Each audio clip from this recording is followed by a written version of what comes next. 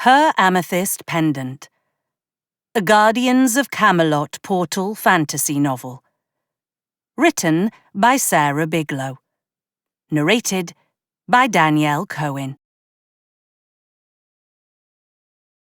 Chapter 1.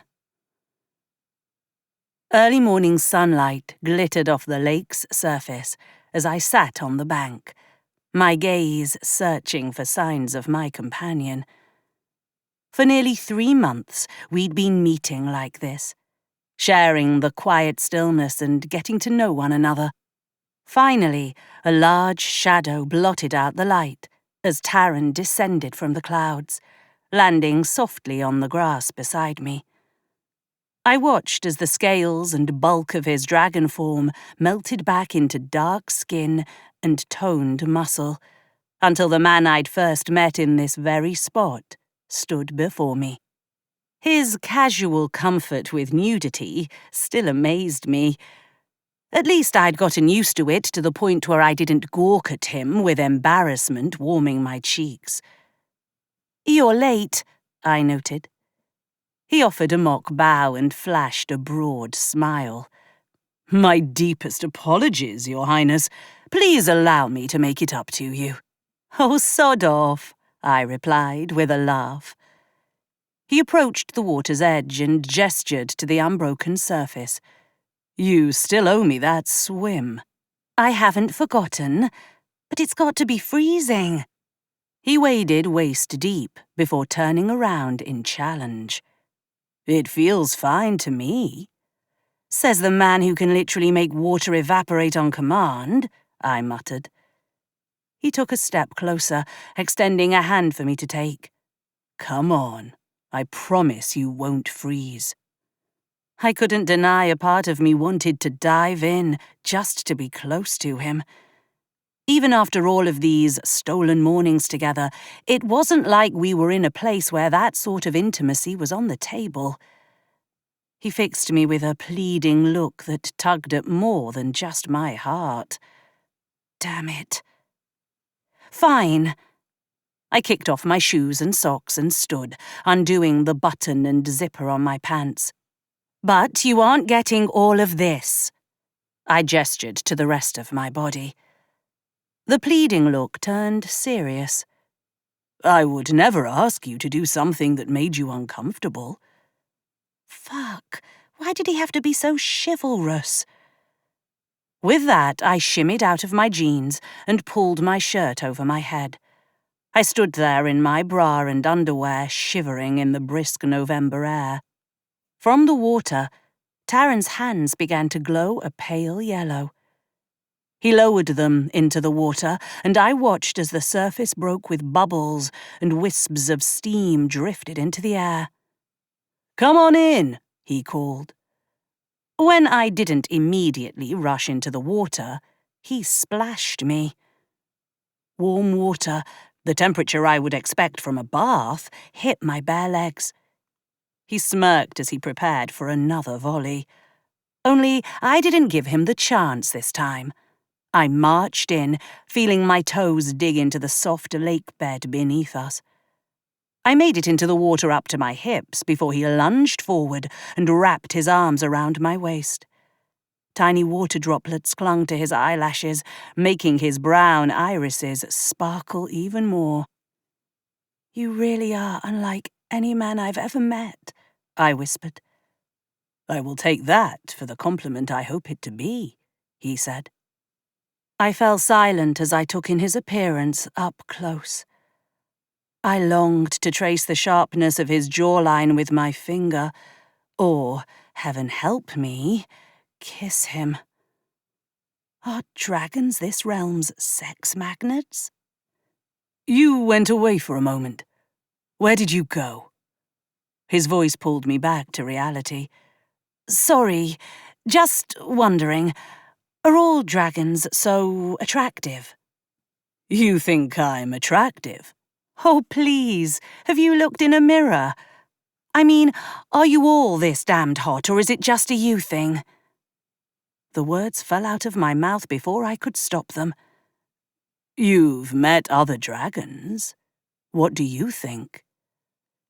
definitely a him thing. I think that you don't have a right to be this gorgeous. How is it no one's already come along and laid claim to you? You make it sound like I'm a piece of property to be owned. I would have thought such archaic things beneath you. I just meant you're a prince and objectively gorgeous. Are all the women in your kingdom blind? Well, there have been suitors, but none have interested me. They lacked the ability to hide their true intentions. And what were those intentions? A crown. So, you stepping down must have pissed off a lot of people then. Only those who believed I should not have the right to step aside and let my sister rule when the time comes. You really just don't want to be king. Some of us are born to lead nations, and some of us are born to craft beautiful things in other ways. His right hand moved from my waist to my wrist. He kicked his feet, pulling me toward the center of the lake. I would think you, of all people, would understand the desire to be something other than the role you were born into. I mean, I never really believed I'd be in line for a throne, but I never thought I'd spend my days slinging drinks either. After a moment, I added, I guess sometimes I'm a little jealous of your freedom. Well, do not be too jealous. Just because I'm no longer destined for a throne doesn't mean I do not have duties that weigh on me. I also can't believe no one notices you sneaking off every morning. I could say the same for you, he retorted, the water rippling around as he kept us both afloat with an effortless grace. It made me wonder if he secretly possessed aquatic powers too. I'd never been an early riser back in London, mostly because of all the late nights working at the bar. But since coming to Camelot, I'd found a reason to wake before sunrise. Plus, it had given me a chance to practice my portal magic. Emrys should be proud that I'd honed this particular skill. Jumping from one place to another was bound to come in handy one of these days. Morgan. His voice drew me out of my head again. Sorry, I murmured. I don't think they're used to me being around the castle full time. I mean, I showed up, stayed, a week, and then flitted off on a quest. My mother keeps joking we ought to have some sort of meet and greet with all the staff so they know who I am. Your subjects should get to know you, especially given what transpired with Arthur. I bristled at the mention of Arthur's name. He'd been absent from my thoughts for months, and I was content for it to stay that way. On some level, I knew I couldn't wholly blame him for taking the life that had been meant for me. Yet I hated him for it. Especially the way he had flaunted his position and power when we first met. The cockiness and swagger made him perennially punchable in my book. I think that's what Emrys worries about with doing such a public gathering. She thinks there are still people loyal to him within the ranks. She is a wise woman, he said. I do not envy your mother the task of rooting out loyalists. I think she's still trying to keep me out of all the court stuff. Like, maybe if I'm distanced from all the bureaucracy, then it'll be easier to protect me. Well, I would argue you are perfectly capable of protecting yourself. He flashed me a flirtatious grin. Especially with what we've been practicing. Heat danced down my spine at his words. We hadn't just been coming here to chat. I knew that whatever else lay ahead of me, this world operated on combat, and a bartender from London who knew how to sling drinks, and not weapons, needed to train. Yeah, well, I still feel like I've got a lot to learn. Should we practice then? He offered, kicking with powerful momentum towards shore. My body protested the change in venue, but my brain knew that getting in some sword practice was a more appropriate use of our time, especially if anyone happened to spy on us. We didn't need some errant courier spreading rumours. Only if you do that whole evaporating water trick on my clothes, too. I'm not taking a portal home soaking wet. I'd freeze. Then perhaps you should have brought a towel, he quipped as he eased me out of the water. With my feet firmly back on solid, grassy ground, I gave him a playful glare as the dampness vanished from his skin. I arched a brow at him as he tugged on his pants. I'm waiting. Milady, he said in an exaggerated bow. With a flourish, he rubbed his hands together as if mimicking starting a fire, and a wave of heat rippled forth from his outstretched fingers. In a matter of moments, my bra and underwear were dry. Thank you. Get dressed. As you said, we've got work to do. I staggered into my jeans and tugged my shirt over my head as he produced a blade from under his shirt. I pressed my left index finger to the tiny sapphire on the bracelet around my right wrist. The silver metal of the jewellery sparkled in the morning light.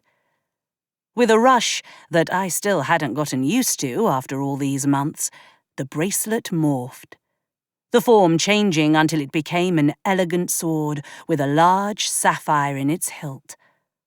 Excalibur. I settled my weight back on my heels and raised the sword. With an elegant movement, Taran advanced on me. I lifted the blade to block his attack, and metal clanged against metal. The way he pressed forward forced me to lose a few steps as I fought to just parry his swings. You're doing it again, he chided. Doing what? I barely dodged a sideswipe directed toward my ribs. Getting distracted. He wasn't wrong. From the start of our little training sessions, I'd found it hard to concentrate fully on the task at hand. The fluidity of his movements was like watching a professional display their craft. It was beautiful. He was made to wield a sword. Well, I'm sorry, but you are very distracting, I replied. I could blindfold you, he offered, and feinted left. I switched my grip on Excalibur's pommel, bringing it down to deflect just in time to avoid him slicing into my thigh. Only if you want everything to end up in tatters. He stopped his advances and settled the sword at his side. The jovial expression he'd worn a moment ago was gone, replaced by a stern look. It is not a joke. It would allow you to hone and rely on your other senses, because the enemies we face are not always what they appear to be. Another shiver danced down my spine as I recalled the way in which the Seelies change their appearance. Sure, dragons could too, but somehow that felt less terrifying. Maybe all of the time I'd been spending around Taran had tempered that fear. Okay, you are probably right. It would help. But I don't like not being able to see what I'm doing. He took a step closer. I know, but that is the whole point. You have to be ready to defend yourself in any situation. He tapped the flat of his sword against Excalibur.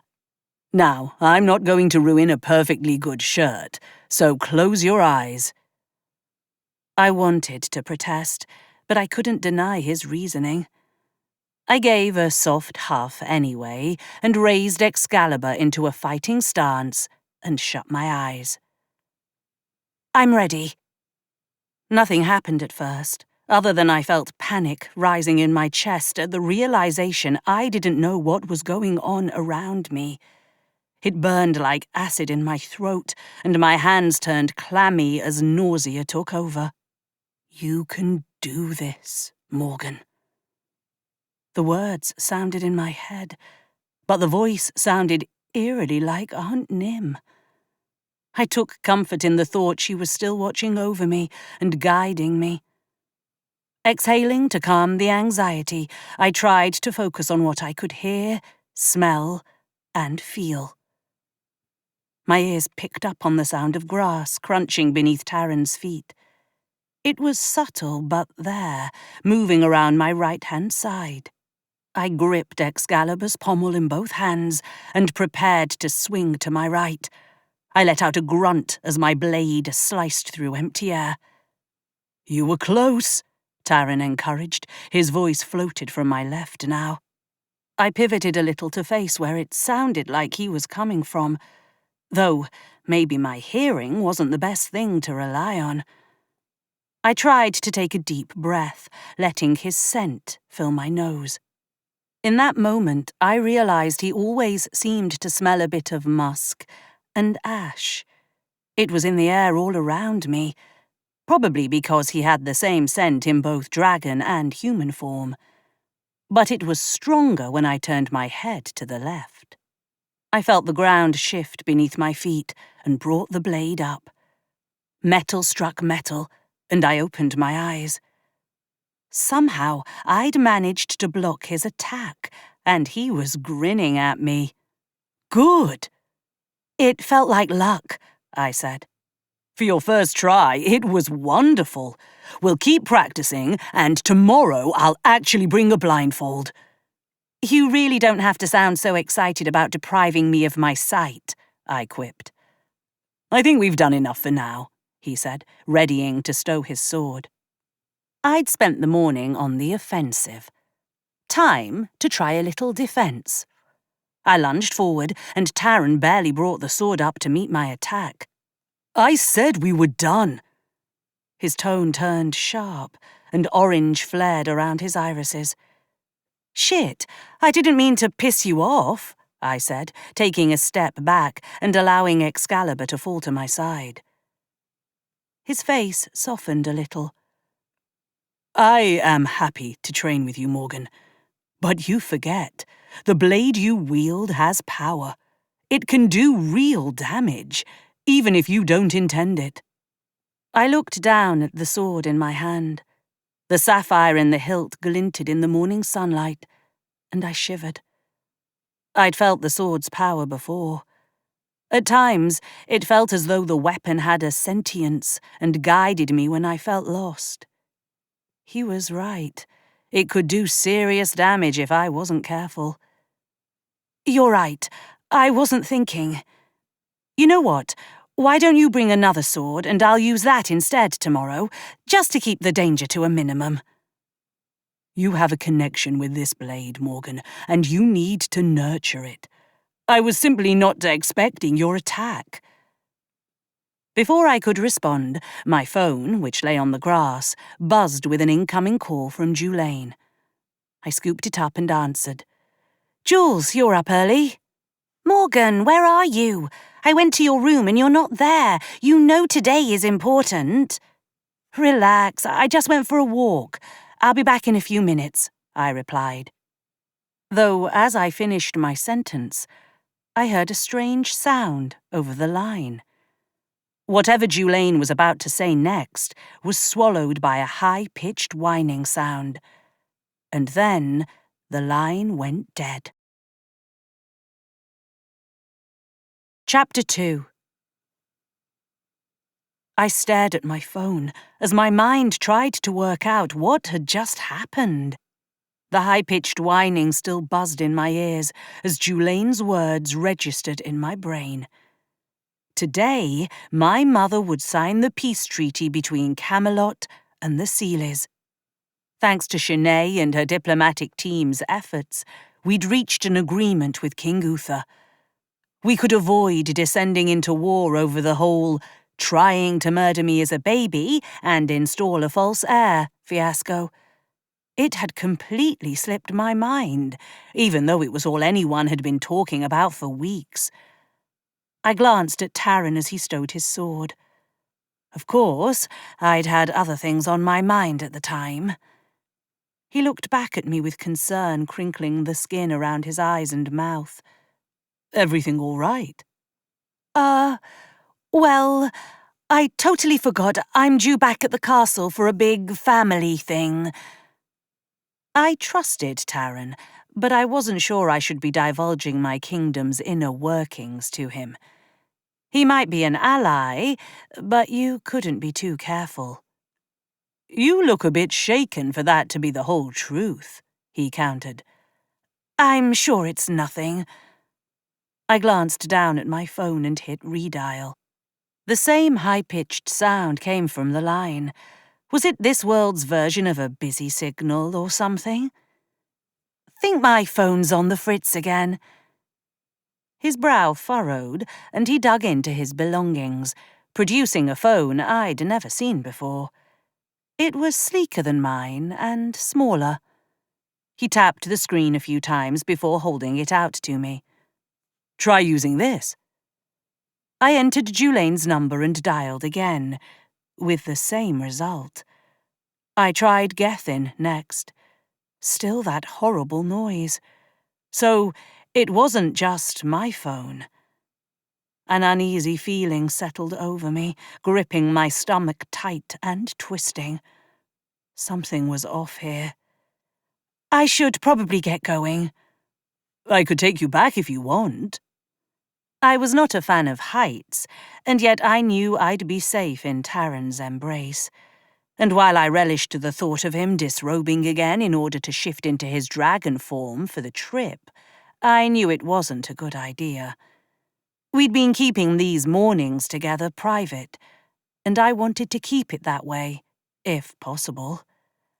I'll be fine. Thanks, though. I glanced at the phone still in my hand.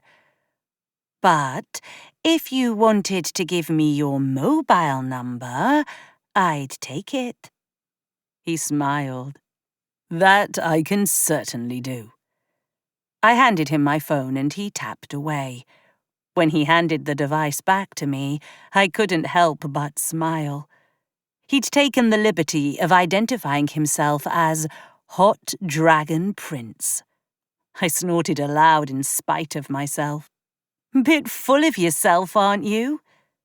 You were the one who accused me of being physically distracting.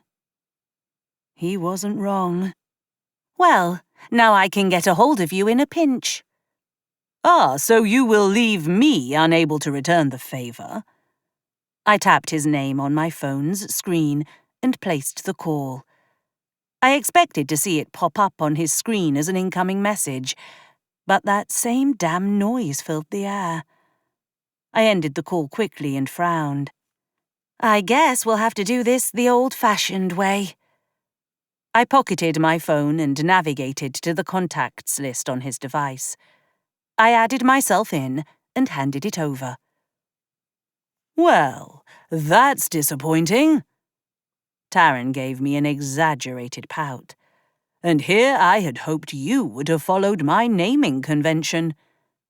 Leaving it to your imagination. The pout faded into an easy smile. Same time tomorrow, then? Assuming there's no grand catastrophe to intervene. He offered me a bow and made like he was going to reach for my hand, but stopped himself. Was he about to kiss my hand? Travel safe, Morgan.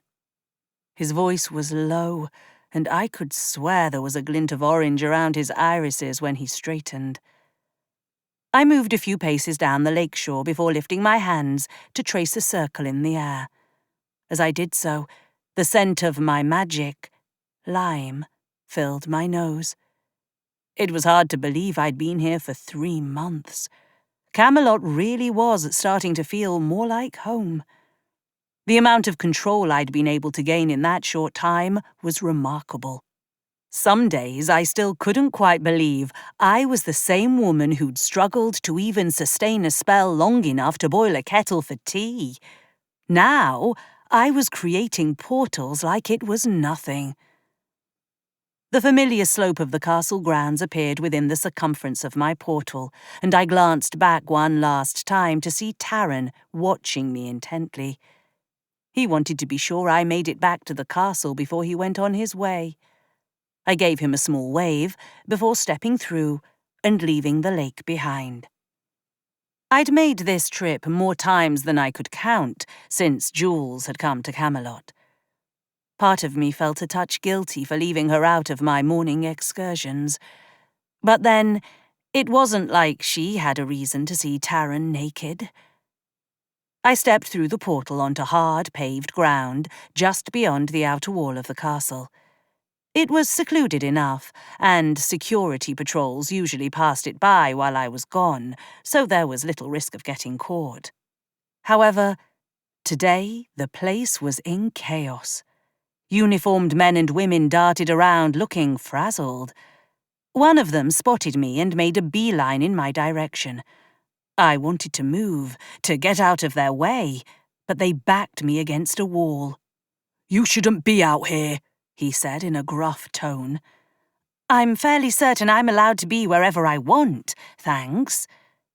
Frustration darkened his features. "You should be with the Queen at a time like this." Without ceremony, he grabbed me by the forearm and hauled me away from the wall.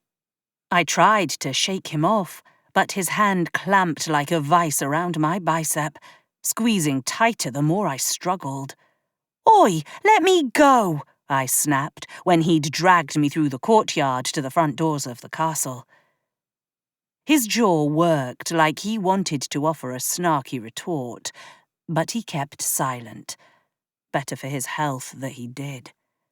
He opened the front door and shoved me unceremoniously over the threshold. Without giving me any more direction, he slammed the door shut at my back. Prick. That left me to stare at my surroundings in confusion. Something was definitely going on. Everyone looked so frantic they weren't interested in stopping to even notice me. Or maybe they still weren't used to my presence in the castle. In a way, I couldn't blame them. For 3 decades, they'd spent their careers serving a man they thought would one day be king. Now, he'd proven to be the heir to the enemy's throne, shoved into my place in a bid for power. Shaking off the unease, I made my way down the hall to my mother's sitting room. Most days I could find her there this early in the morning, sneaking a cup of espresso when she thought no one was looking. The room was in disarray, tea tray overturned, liquid spreading out in a dark pool on the carpet. I reached for my phone again before stopping myself. I had no reason to think the phones would work within the castle either. That left the throne room or the council chamber. Given the chaos, I opted for the latter. Even before I'd made it halfway down the corridor, I could sense the tension in the space. The usual guards who monitored the doors were conspicuously absent. Whatever lay behind the doors was enough to need their presence elsewhere. I swallowed the sudden lump in my throat as I pushed the doors inward. A full-on war room scenario spread out before me. My mother stood at the far side of the table, bent over a small computer. Shanae and a few other council members crowded around her. Emrys and Julaine stood off to one side. Gethin was nowhere to be seen, although I suspected he was either still asleep or busy making breakfast down in the kitchen. Jules was the first to notice my presence and slunk around the perimeter of the room to reach me. "Out for a walk?" she hissed. "It's good for my health." I gestured to the cluster of people at the other end of the room. What the bloody hell's going on? One minute you're on the line, the next there's this awful whining sound, and nothing goes through. "There's been an attack." Emrys's sudden interjection to the conversation made me jump. "What sort of attack?" "Cyber," Jules offered. "The whole network went down all at once. Internet, phones, all normal means of communication." That was enough to draw my mother's attention. The stress lines around her eyes softened ever so slightly when she registered my presence. She waved me over, and I left my companions to join her. This is going to sound ignorant, but we're in a realm full of magic, dragons, fae, and someone is trying to cripple us with computers. Isn't that sort of mundane? "You have much to learn about our world," my mother said. "So many of our systems are imbued with magic. As our civilization grew, so did the way in which we used magic to keep our world connected." I bent to study the screen she was so focused on a moment ago. I hadn't been privy to many cyber assaults in my time, except the odd virus from surfing sketchy websites as a teen. Though even I couldn't deny the message flashing on the screen read as an attack. Free those held unjustly in your prisons, or suffer our wrath. Any idea what this is about? After Arthur was unmasked, we discovered several Seelie sympathizers who had apparently aided him in concealing his identity, Shanae said. They've been imprisoned, pending trial. This is the Seelies. It would certainly appear to be the case, Emrys interjected calmly. I'm assuming we don't negotiate with terrorists. We do not, my mother answered firmly. So, what do we do? I mean, if they've taken out the whole communications network for the kingdom, we can't get the word out that we're even working on a fix. We're working to try and regain some control, but it will take time. The note of fear in my mother's voice came in stark contrast to Emrys's earlier statement. The timing isn't a coincidence, Shanae said. Right, the peace treaty going into effect. Doubt that's happening now, Jules said from the corner. She's not far off. Without an easy means of communication, it's wholly possible Uther will interpret our silence as a sign we're backing out of the deal. But if it's his people doing this, isn't he breaking the peace first? No one responded to my question. Another loud whining sound filled the space, and I clamped my hands over my ears to drown out the obnoxious tone. When it finally dissipated a little, the screen changed. Gone was the message demanding we free the Seelie sympathizers. The words filling the screen now were far worse. Release the prisoners within 5 days, or lose your kingdom forever. They can't believe we'll comply, I railed. And forgive me for saying this, but they went undetected for years here. What's stopping them from just pulling a jailbreak like Arthur did? My mother shot me a stern look, and I realized not everyone in our present company might have been privy to the details of Arthur's escape. Emrys moved to stand at my side and placed a firm hand on my shoulder. The Queen has taken precautions to ensure such escapes could not be replicated. This is fucking ridiculous, I snapped. One of the older council members gave me an incredulous look, and I shrugged. If he expected me to be a perfectly behaved princess, he had another thing coming. Emrys tugged me away from the table. I understand you're upset, but you must understand that there are certain expectations regarding your behaviour. We're literally under attack. Some faceless asshole is threatening to destroy the entire kingdom, and you're lecturing me about my language? Give us the room. My mother's voice cut through the argument brewing between Emrys and I. Shanae opened her mouth to protest, but closed it a moment later, seemingly unable to disobey a directive from her queen. In short order, everyone exited the room, leaving me and my mother alone. You aren't going to lecture me too, are you? No. Quite frankly, you voiced how I feel. I just don't have the luxury of saying it. I want to help, but I don't know how. I'm not great with computers. She glanced at the screen as a glaring red counter ticked down the seconds under the hacker's deadline. In truth, I'm not certain we will be able to regain control as easily as some might hope. She rubbed the bridge of her nose and brushed a few strands of greying hair out of her eyes. Tell me what I can do. Before she could answer, I felt something warm against my breastbone, and I reached beneath my shirt to reveal the compass the crystal cave had bequeathed me at the start of my first quest. the one that had brought jewels into my inner circle in this new world. It vibrated against my skin, and when I opened it, the needle spun wildly, not settling in a direction. Has that happened before? I shook my head. We'd not really discussed my adventure back to London, other than I was able to return the chalice back to Camelot and had a new companion in tow. She'd insisted it was safer that way. Still, I could read the longing in her glances sometimes. She wanted to be a part of my life after missing out on 3 decades of it. It guided me last time, but it's been inactive for months. I'm not an expert at reading signs from the universe, but I would say this might be one that you're meant to follow. Yeah, but follow it where exactly? I think that is for you to determine. I closed the top of the compass and tightened my hand around it.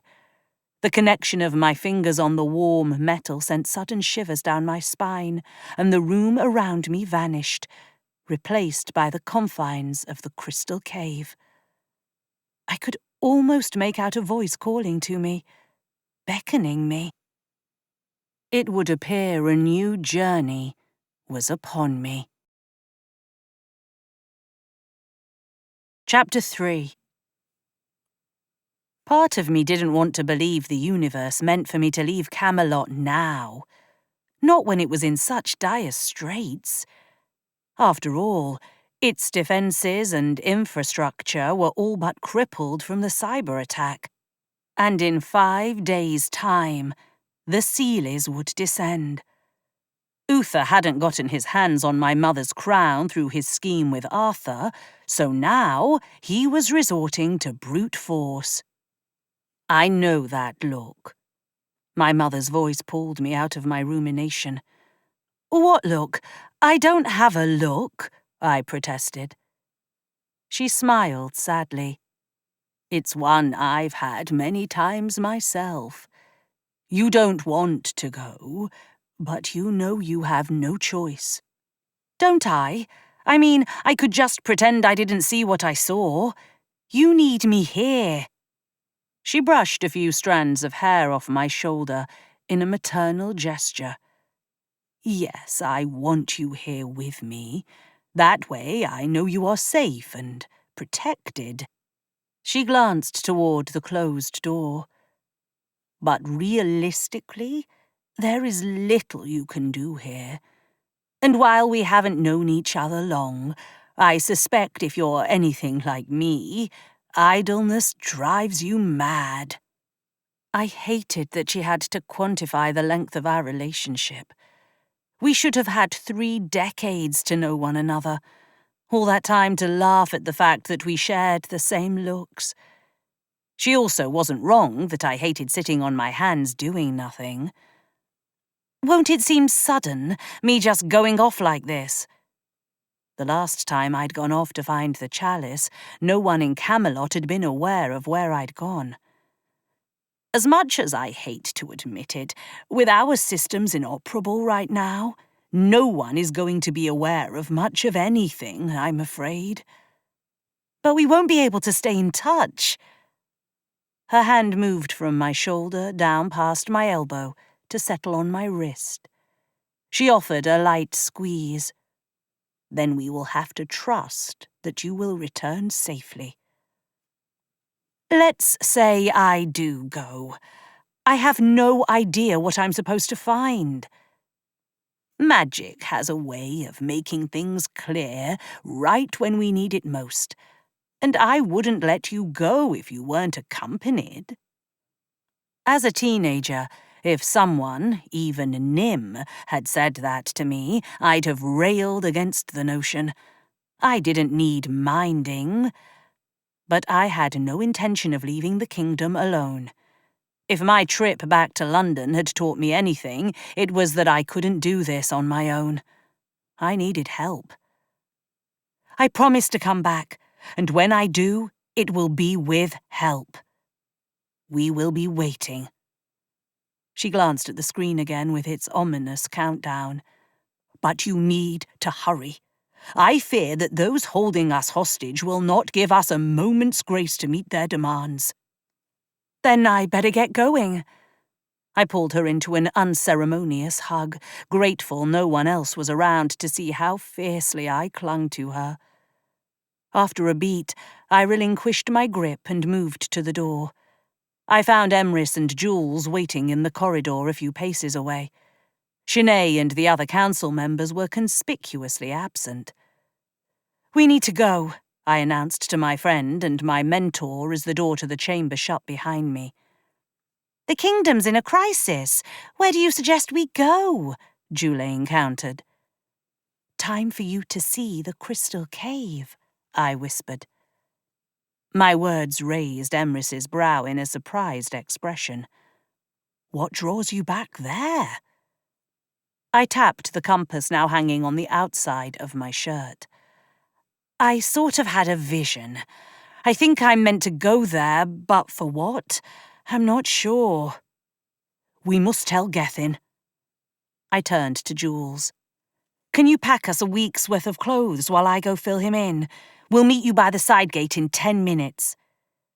She looked ready to argue, but ultimately held her tongue. Emrys turned back toward the council chamber, as if unsure she wanted to leave my mother alone. Or was it unease about fearing I wouldn't ask her to join in?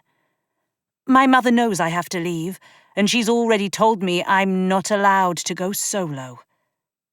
Her shoulders relaxed. "I will prepare a bag for Gethin and I. You should find him down in the kitchen." I left them to their preparations as I wound my way to the kitchen. Either the news hadn't spread to the chefs, or they didn't need technology for their duties. The kitchen was humming with energy, and the air was thick with the aroma of breakfast. Gethin stood at a counter kneading dough between his fingers. "Morning," he greeted, glasses perched precariously on the bridge of his nose. "Sorry to interrupt what I'm sure was going to be a delicious meal, but we need to go."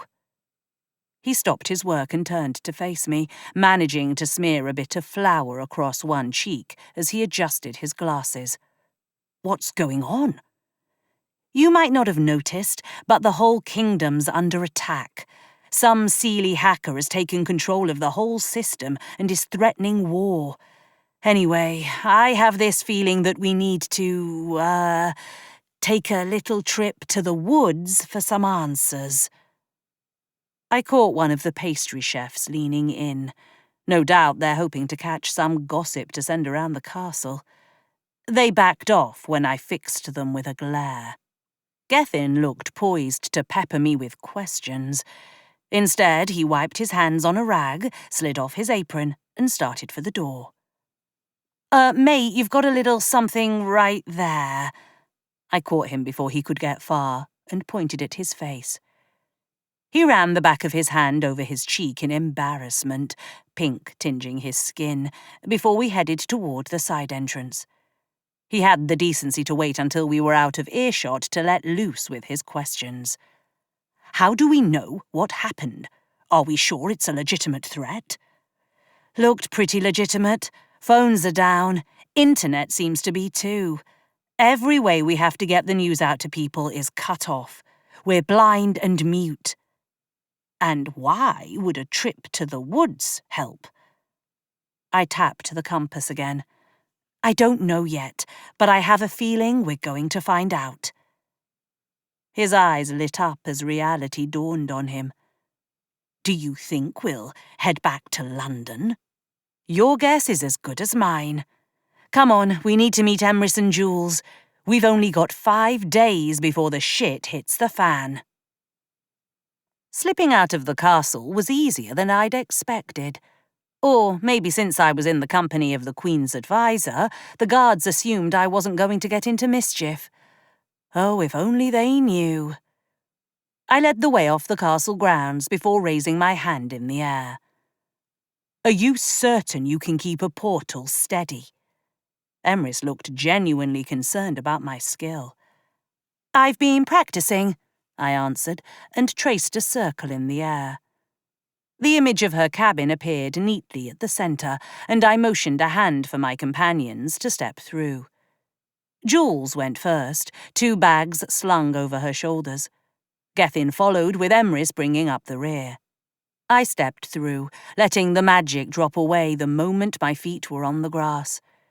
The air around me zapped back together, taking the image of the castle's exterior wall with it. "You have been practicing." Emrys sounded impressed.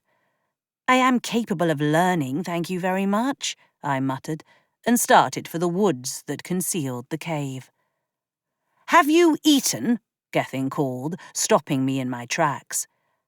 "I appreciate your concern for my digestive health, but I think I can afford to skip breakfast," I retorted. "Oh, come on, Morgan. You know breakfast is the most important meal of the day." Jules bumped my shoulder and gave me a smirk. I let out a slow breath as my stomach gave a rebellious growl of hunger. All 4 of us didn't need to make the trek to the cave, especially not when I didn't know what awaited me. "Fine. We're here at the cabin. Why don't you fix us something to eat? And I promise we'll eat before we do anything else when I get back." Gethin looked more relaxed as he veered off, pressing his hand to the front door of the cabin. I thought I heard the soft, audible sigh it always gave when Emrys walked in. Apparently, the place had accepted Gethin as a permanent fixture too. "What did you see that has led you back to the cave?" Emrys asked, as we made the trek across the hills to the woods that served as the barrier between this realm and the one I'd called home for my entire life. "I'm not sure, really. I touched the compass and saw the cave. It almost sounded like someone was calling to me. I know that's not how it works, but it felt like that." "The cave's offered many miraculous things over the centuries," she admitted, with a wistful note in her voice. Soon enough, we were picking our way through brambles. To my surprise, the greenery was still in full bloom, despite the weather turning cooler. Then again, I hadn't noticed the foliage around the cabin earlier. My trips here of late had been focused solely on the lake. "So, how does this work? I mean, that looks pretty tiny." Jules gestured toward the mouth of the cave and then to the 3 of us. "I suspect Morgan is meant to enter alone," Emrys answered. "But what if she's not meant to go alone? Wouldn't it want us to have all the same information? Things can get lost in translation," she protested. "Relax, Jules. You're not going to miss out on anything important. Maybe a bit of weirdness, but definitely nothing crucial." I stepped up to the opening in the rough-hewn rock and pressed my left palm to the surface. The small sapphire at the bottom of Excalibur in bracelet form brushed against the stone, and my entire body began to vibrate, as if I were a tuning fork and someone had just struck me to find the right pitch. I clenched my jaw as I walked inside, leaving Jules and Emrys to wait outside for me. I heard an indignant grumble as I turned back to see Jules trying to gain entry, and the cave reacted to her attempted intrusion. I sensed a surge of power around me as the magic within this place kept her out, forcing her back. "I'll be right back," I called, hoping I wouldn't be made a liar. The cave looked as it had on each of my last visits, with an impossible light illuminating the shallow pool at the back of the space, and the precariously placed stalactites hanging overhead. I crouched in the cramped space as I moved to settle beside the pool of water and studied my reflection. She looked more settled, somehow. Then again, I felt more at ease in this place, even after just a few months. Albion was beginning to feel more like home by the day. "I'm here. You have something to show me, so let's get on with it. I don't know if you can perceive things like deadlines, but we're working against a bit of a tight one." My voice echoed in the space, filling my ears. A part of me still felt ridiculous talking to myself like this. The tiny voice in the back of my head kept telling me that no one was actually going to answer back. "Well, this is weird," an unfamiliar female voice called from across the pool. Startled, I looked up to find a redhead in jeans and a leather jacket sitting cross-legged. A silver pentacle hung around her neck. Her bright green eyes were inquisitive, if a bit confused by her surroundings. Come again?" My voice caught her attention, and she turned to me. "I didn't think I'd ever be back here. Well, not here exactly, I guess, since I have no idea where I am, but this plane of existence." Her accent betrayed her as American. She looked young, a few years my junior maybe, but I could still sense that she was powerful. "Sorry, I don't mean to be rude, but who are you?" In the blink of an eye, she disappeared from her spot across the water to reappear at my side, hand outstretched. "I'm Esri Trenton." The way she said her name suggested I ought to know her, but I'd never heard the name in my life. Still, I shook her outstretched hand. "Morgan Le Fay." After a beat, I added, "What did you mean by this plane of existence?" "Oh, I'm dead." Her face shifted into a mask of concern. "Don't freak out. It's okay, really. It was supposed to happen." Even though we'd never met before, I couldn't shake the sense that this dead woman was somehow familiar. I could almost see a hint of Emrys's colouring in her complexion. "So, again, why are you here in my cave? Well, it's not my cave, but... Oh, this was so much easier when I was just talking to my own reflection. Well, I guess the universe thought you could use my help. It's funny that way, sometimes. Though usually for me it was all cryptic prophecy bullshit." I let out a laugh. I just get strange visions and hang out in magical caves. I bet it's a lot easier to decipher. Wouldn't bet on that. I was beginning to like her. "I had a vision of the cave today, and I suppose that was thanks to you?" She shrugged. "I learned a long time ago that magic does what it wants and what it needs to keep things balanced. If that means sending me here, who am I to argue?" "Well, we're in a bit of a crisis, and I need to find someone to help fix things before war breaks out." "Yeah, I think I see why I'm here now." "Care to fill me in, then?" "You're a hero," she said directly. "Or you're going to be." "How do you know that?" She gave me a knowing smirk. "Because I'm one, too. Or I was. Hence the whole destined to die thing. Anyway, I think I'm here to help point you in the right direction." "No offense, but I've already got a magical guide, one who is very much alive. Nearly ancient, but alive." "Oh, I know." She held up a hand to keep me quiet. "Don't ask, it'll just hurt your head. The point is, your journey's about to send you into my old stomping grounds, and I couldn't let you go, not without telling you that you shouldn't worry. Where you're headed, you'll find plenty of allies, even if they don't seem like it at first." "And where exactly are your stomping grounds?" "Boston." "Boston? As in America?" "Yep." Well, shit. Chapter 4. Esri stared at me, as if expecting me to say something else. My jaw worked to form words, but nothing came out. I swallowed, took a deep breath, and tried again. "I don't mean to come off as rude, but usually I come in here and get some hint as to what I'm meant to be looking for, or do. Talk to strangers in caves often, then?" she quipped with a smirk. Well, not really. Like I said, usually I'm just talking to myself or get weird visions, not normally seeing dead people. I'm not exactly sure what you're supposed to be looking for.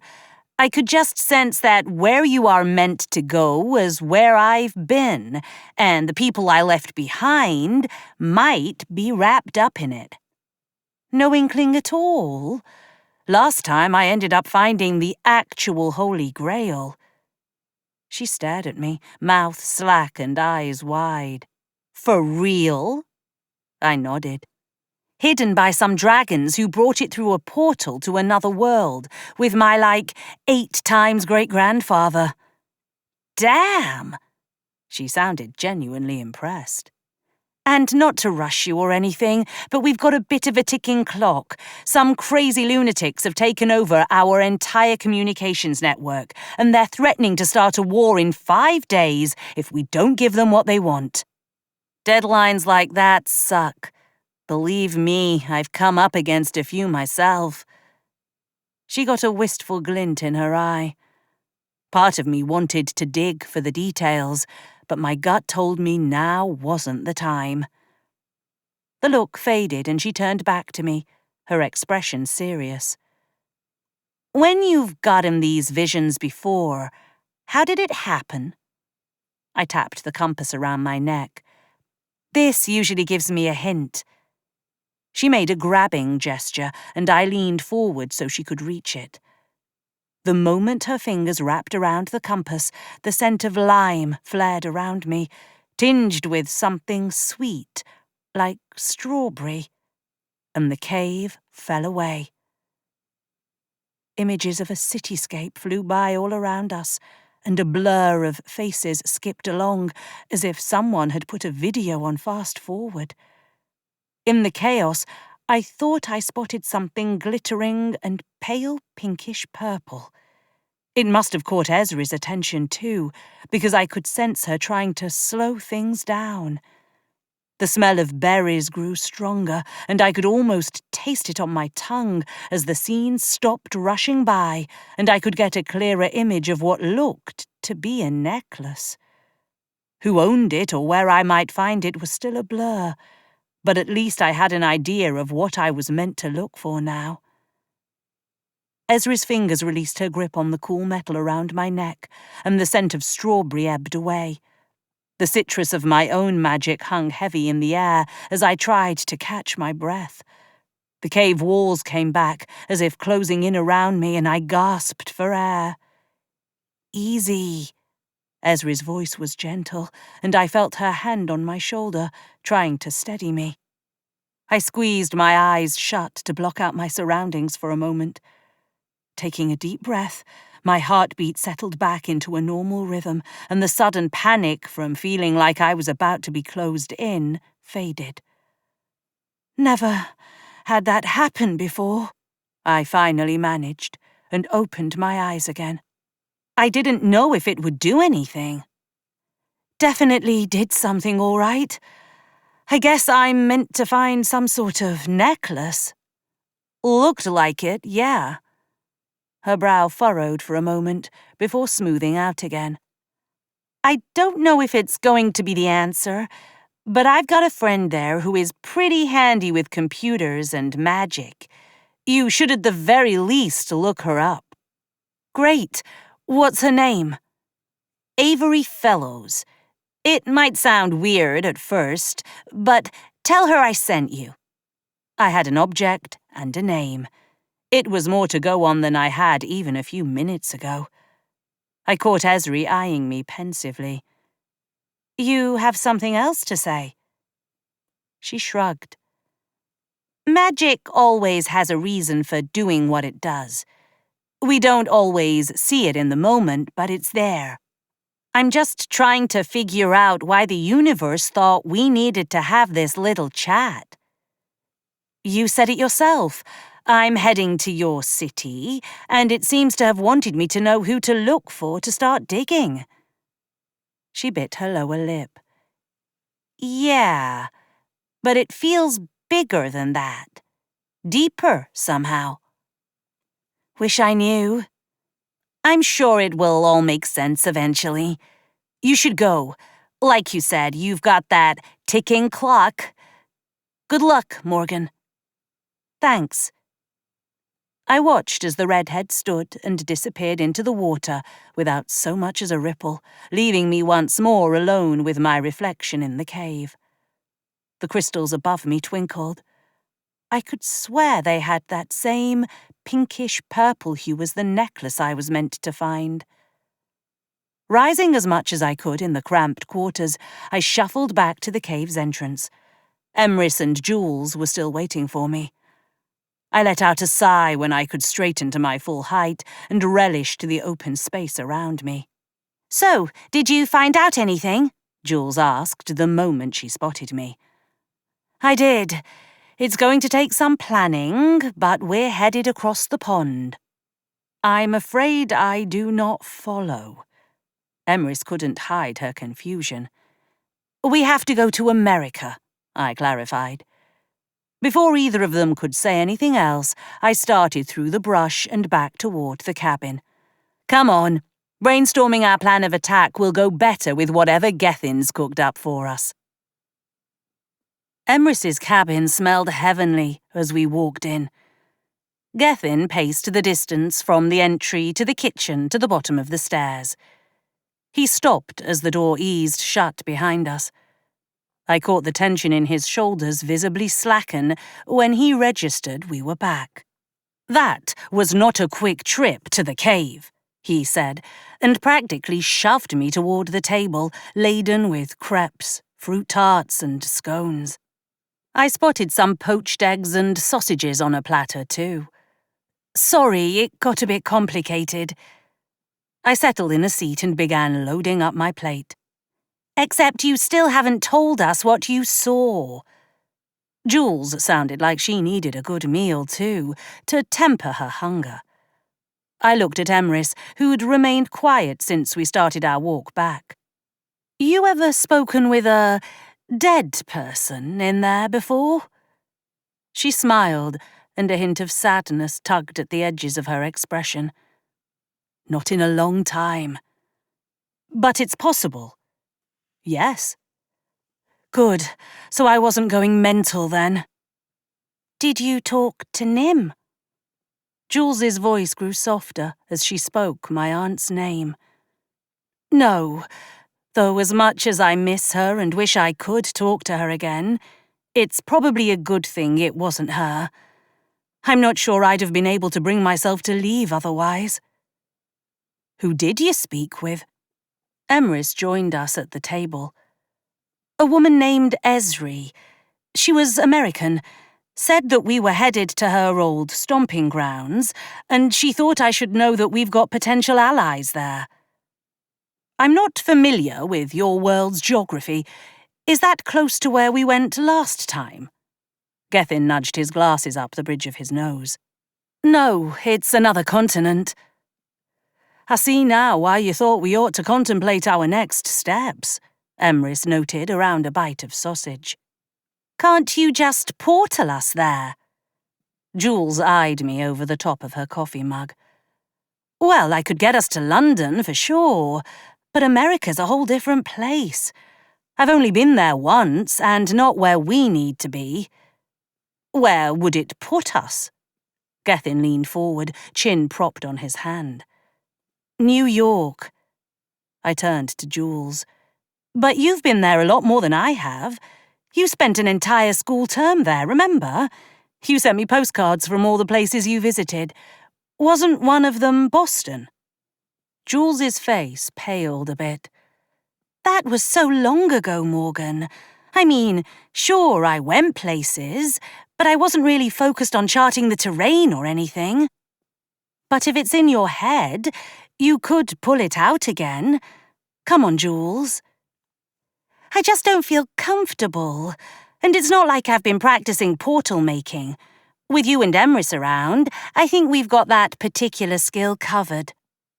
"We could attempt to revive the memory through magic and allow Morgan to see it. It could be enough to get us where we need to be." Emrys arched a brow at both of us.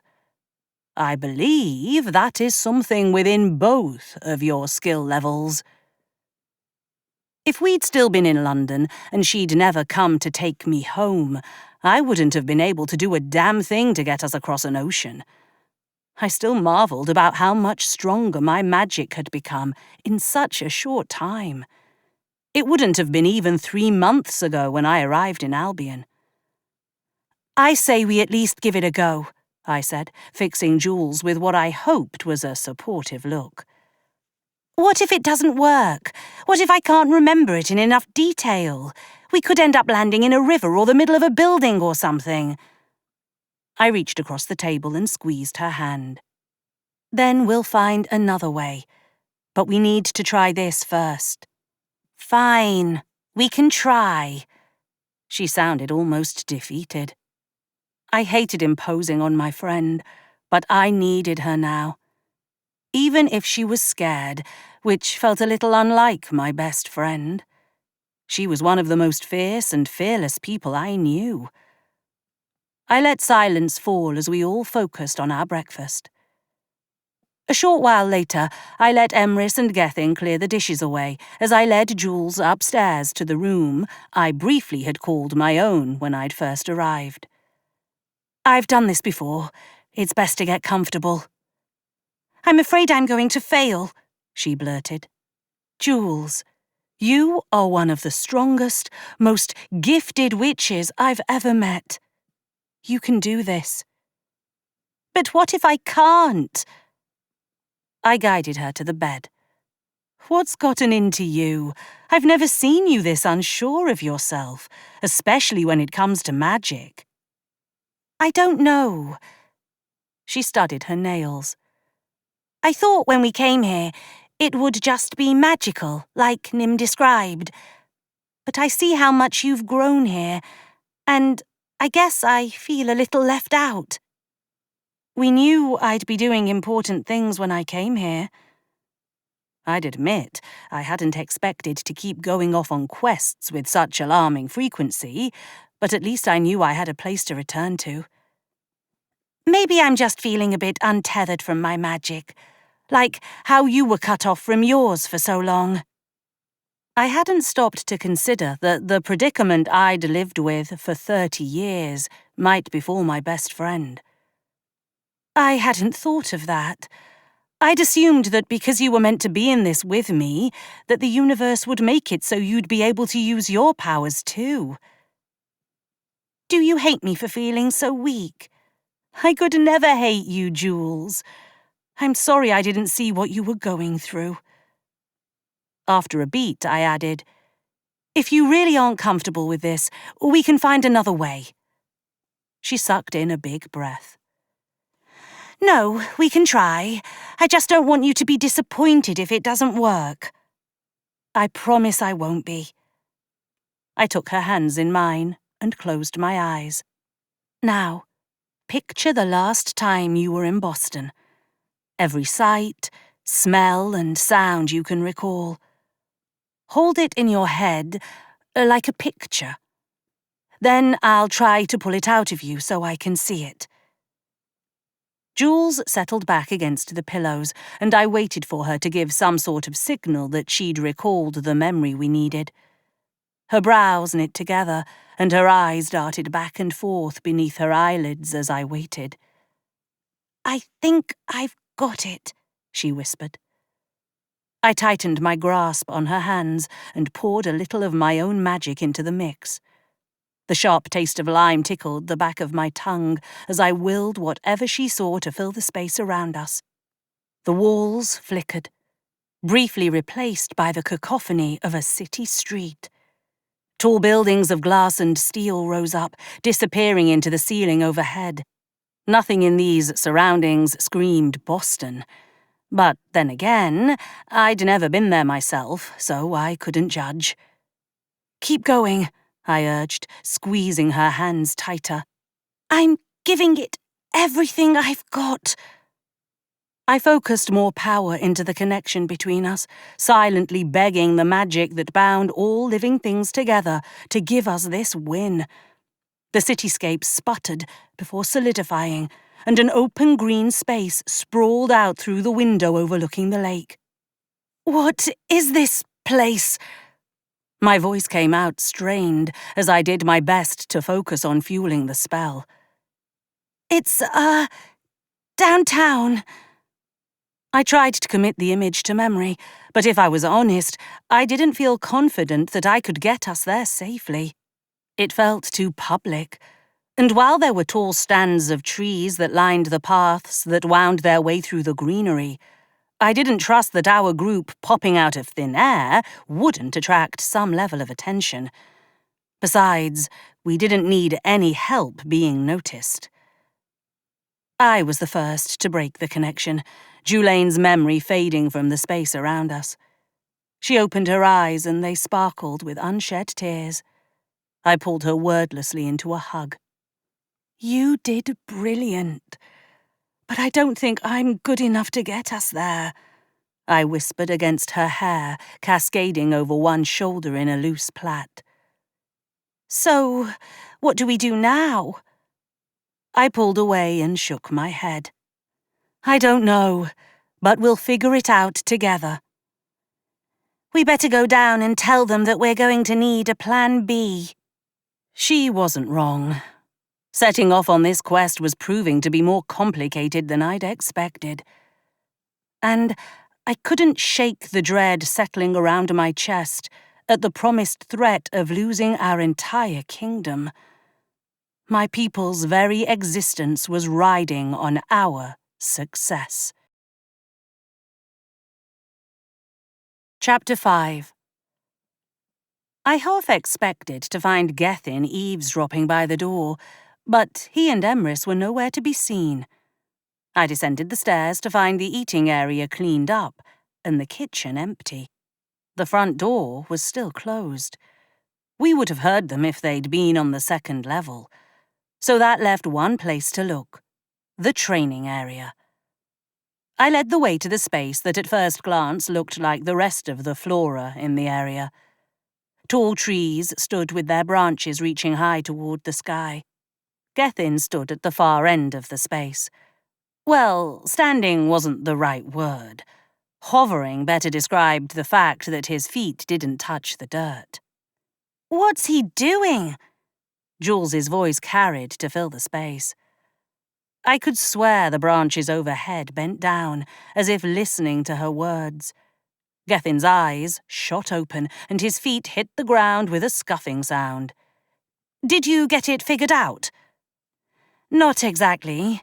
I mean, Jules was able to recall a memory, and I could project it around us, but honestly, I don't think I'm good enough yet to get us there without sending us into a tree." "So, we need to find another way there," Jules proposed. "Emrys thought you might." I didn't love that my supposed mentor doubted my skills. Sure, I could doubt myself from here until the sun froze. I'd been doing it my entire life. But it stung that Emrys didn't believe in me enough to think I could be able to do it. "Is that why she's not here?" Jules moved to perch on one of the stumps near the farthest tree. "She went back to Camelot to confer with the Queen."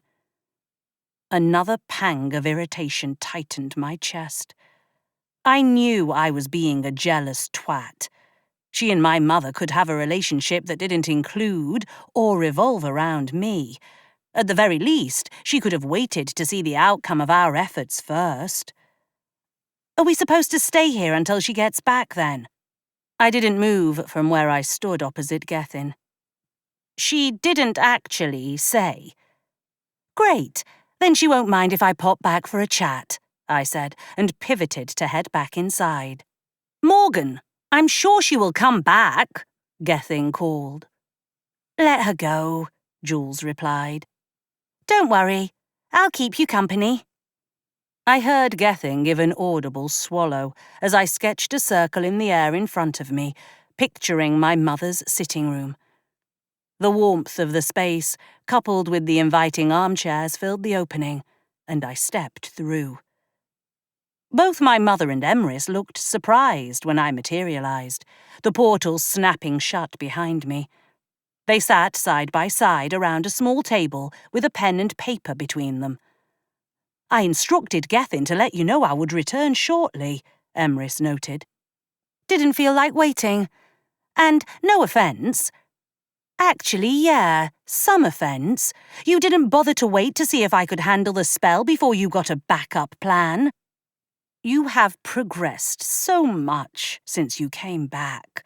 But 3 months of being in the place you're meant to be doesn't make up for 3 missed decades working against you," my mother replied gently. "Are you able to portal us to where we need to go?" Emrys looked at me, an expectant look arching her right eyebrow. "No." "Then I would say it is fortuitous that we are already seeking an alternative."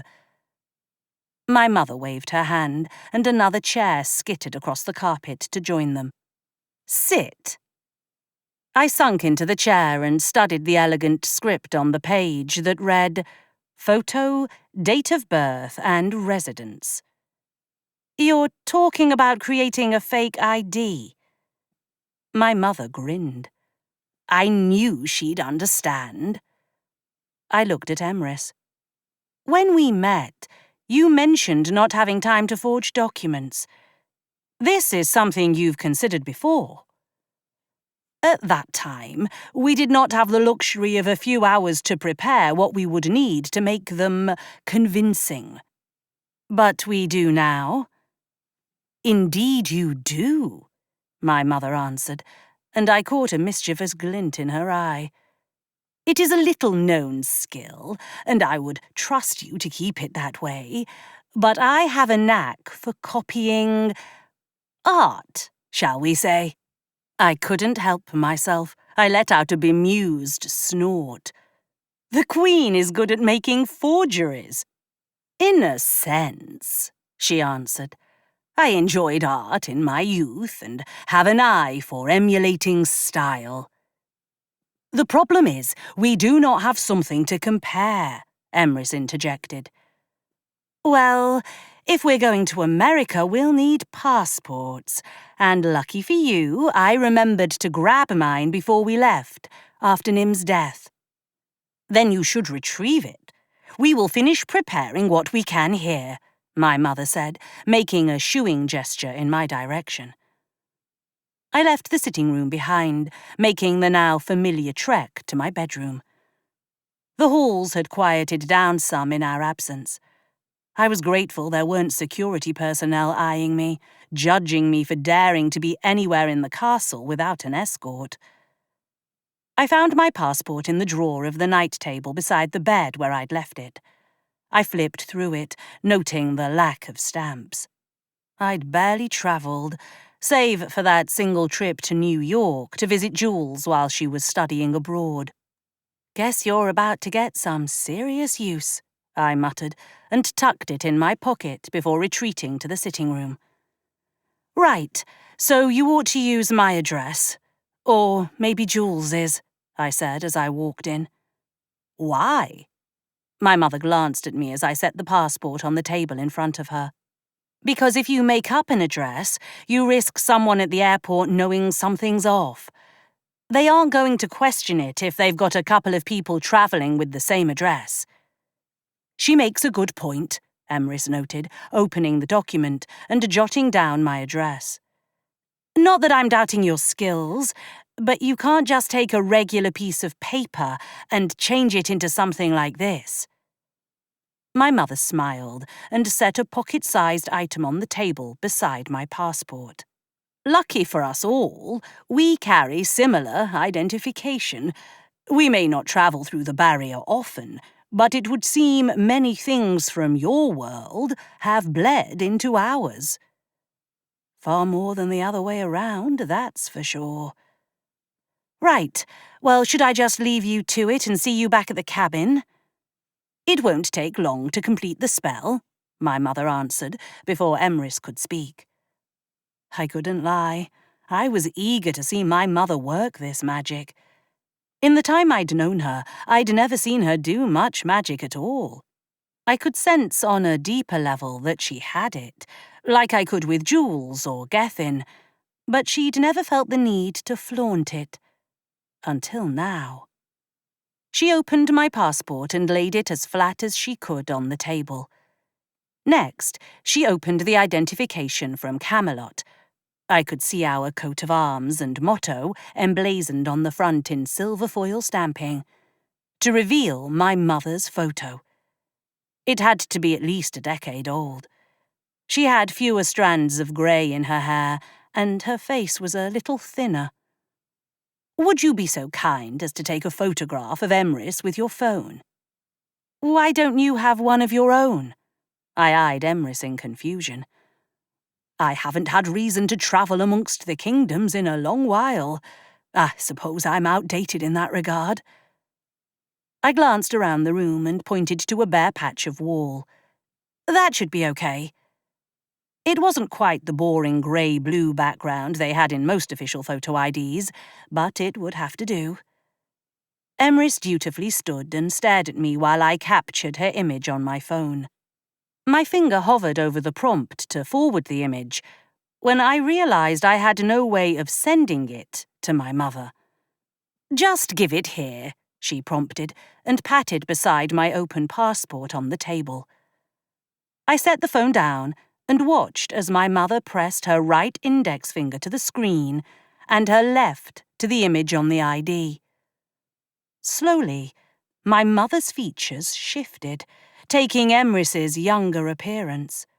Her hair shimmered, taking on reddish hues instead of brown. "Bloody brilliant," I murmured under my breath. "I'm not done yet," my mother said, with a note of confidence in her tone. The text shifted next, changing to my address and Emrys's pertinent physical details. I marvelled as the date of birth jumped, and couldn't help but wonder if the date she'd chosen was accurate, at least as to the month and date. No one would believe if it said she were 800 years old. "Nearly there." My mother's forehead creased as she turned the two IDs over, so the outsides lay flat. First the front covers, and then the backs changed to match mine. When she pulled her hands away, I could see the sweat popping out along her hairline. I picked up the forged passport and looked it over. "Yeah, I think this will do." After a moment, a thought occurred to me. "We're going to need one for Gethin." "I'm afraid that's all I have in me right now," my mother admitted. I wasn't going to push her, and as much as I wanted Gethin along with us, getting 3 people across an ocean was going to be difficult enough. I looked at Emrys. "I'm not breaking the news to him." She picked up the ID and stowed it in a pocket before handing my passport over to me. "I will address that. You and Julaine should prepare to leave. Pack her a bag and we'll be on our way." She didn't need to add that time was of the essence. I offered my mother a hug. "I promise we'll be back with something that's going to fix this whole mess." "I know you're going to try." There wasn't time to let her words sting me. I left them alone again and retreated first to my room and then to Julaine's, double-checking that we had enough clothing for 4 days. I refused to pack for a 5th, because we weren't going to be gone that long. There was simply no other option. I found Emrys waiting for me outside the sitting room, a pack slung over her shoulder as well. "We're going to have to wait until we're in London to get plane tickets to Boston," I reminded her. "Then we should get Julaine and depart immediately." We returned to the cabin to find Jules and Gethin sparring in the outside training room. Gethin was hanging upside down from a string of leaves wound around his ankle. His glasses sat in the dirt beneath him. I couldn't help but snicker. "Sorry to break up the party, but we've got a plan B and we need to get going." Jules waved her hand. The leaves released their grip on Gethin, righting him so he didn't come crashing down head first. He scooped up his glasses, reseating them on his nose. "So, what's the plan?" "We're going to portal to London and catch a flight out to Boston," I explained, eyeing Jules. "You're going to need your passport." "Then I guess we'll be portaling to my flat," she replied. Unlike Nim and I, Jules owned her flat outright. No fear of angry landlords coming around for overdue rent. "How are we going to get through their identification measures?" Gethin directed his question to Emrys. "I am afraid we won't. I was only able to secure identification for myself. But Her Majesty has assured me that she can use your skills at the castle. From what I've heard, the staff have come to rely heavily on your culinary gifts." Gethin's cheeks flushed momentarily before he straightened. "Right, I can do that." I could read the disappointment in his face, but his tone didn't waver or betray any of that emotion. Emrys waved a hand, and a portal opened up in front of Gethin, leading to his room at the castle. "We will return before the deadline." "You better." He stepped through, and the opening closed with a soft pop. That left the three of us standing surrounded by tall trees and pale blue sky. I was going to miss this place. Still, I couldn't deny a sense of excitement about this quest leading us to a new place. "Right, here we go." We left the cabin behind and started for the woods that would eventually take us to and through the barrier back into the world I'd grown up in. While I knew I could portal us to Jules's flat, I couldn't do it from this side of the gate. The trek through the brambles and brush felt like second nature now. The shift as we passed from Albion into Ireland wasn't as drastic as it had been the first few times. Maybe the worlds were getting used to me passing from one to the other. Before long, we found ourselves at the bottom of the shallow incline. "This should be good," I said, halting my companions before they started up the hill. My nerves jangled as I traced a circle in the air. I pictured Jules's flat. I could see the table in the front room, the small kitchen off to the corner, and the front window that overlooked the street. For a split second, the image of one of the Seelies soldiers Uther had dispatched to kill me and Nim flashed through my mind. Somehow, I banished him from my mind and focused on the place that had always felt like a second home to me. When I opened my eyes, the familiar image greeted me through the circular confines of my spell. I nodded towards Emrys and Jules. "After you." Jules shouldered one of the bags I'd brought and stepped through. I thought I heard her give a sigh of relief to be back in familiar surroundings as she moved out of the way. Emrys followed after her, her feet landing softly on the hard wood. That left me standing in the clearing alone. I cast one last look at the open space of Ishna before moving through myself, letting the magic fade behind me. We were one step closer to finding the pendant and the allies who could hopefully keep my kingdom and my people safe. Chapter 6. Making our way to Heathrow hadn't been hard. Jules had protested at the idea of taking a cheap airline, but we had a limited time and didn't need to worry about checked luggage. So, I booked the earliest flight I could that got us into Boston 6 hours from now. It was time we weren't going to get back, but I had to believe we could still find the necklace and return to Camelot in 5 days or less to save the kingdom. As we waited to board, I caught Emrys staring out the floor-to-ceiling windows. I nudged her shoulder to get her attention. "You aren't scared of confined spaces, are you?" She offered me a small smirk. "No." After a moment, she added, I was thinking that until I'd stepped through the barrier from this world into Albion for the first time so many centuries ago, I had never left my homeland. I had never dreamed of the world beyond my small corner of existence. However, I find myself filled with a sense of anticipation. I have never been to Boston, and yet I feel as though it calls to me. "Maybe you can sense what's waiting for us in America," I suggested, as an announcement on the loudspeaker overhead blared that it was our zone's turn to board. We joined Jules in line and waited to hand over our boarding passes. The woman at the ticket counter eyed us and our light packs skeptically before waving us down the jetway and onto the plane. Given the late purchase of our tickets, I was surprised that we'd gotten decent seats in the middle of the plane. We stood in an awkward cluster, blocking the aisle as we tried to sort out who would sit where.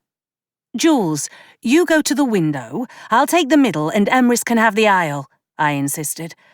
I felt the irritated glares of the other passengers waiting to board as we clogged up the flow of foot traffic. Jules scooted past the armrests and settled against the window. I sat beside her, and Emrys took the spot along the aisle. In short order, everyone had boarded, and I buckled my safety belt, tuning out the speech about safety procedures. I was vaguely aware of Emrys hanging on the flight attendant's every word. Blood rushed in my ears as the plane took off, and my temples throbbed painfully as we left London behind. Even though it was still morning, I felt an urge to sleep, and found it almost impossible to keep my eyes open once the plane reached cruising altitude. "You should rest while you have the time," Emrys whispered in my ear, somehow cutting through the thrum of the plane's engines. "Just a little nap," I murmured. The world around me shifted, replacing the interior of the plane with a bustling cityscape I only vaguely recognized. That same hint of strawberry I'd sensed before from the cave tickled the edges of my senses, like Esri was still trying to guide me. Everything looked frozen in place, like a video where I still needed to hit play.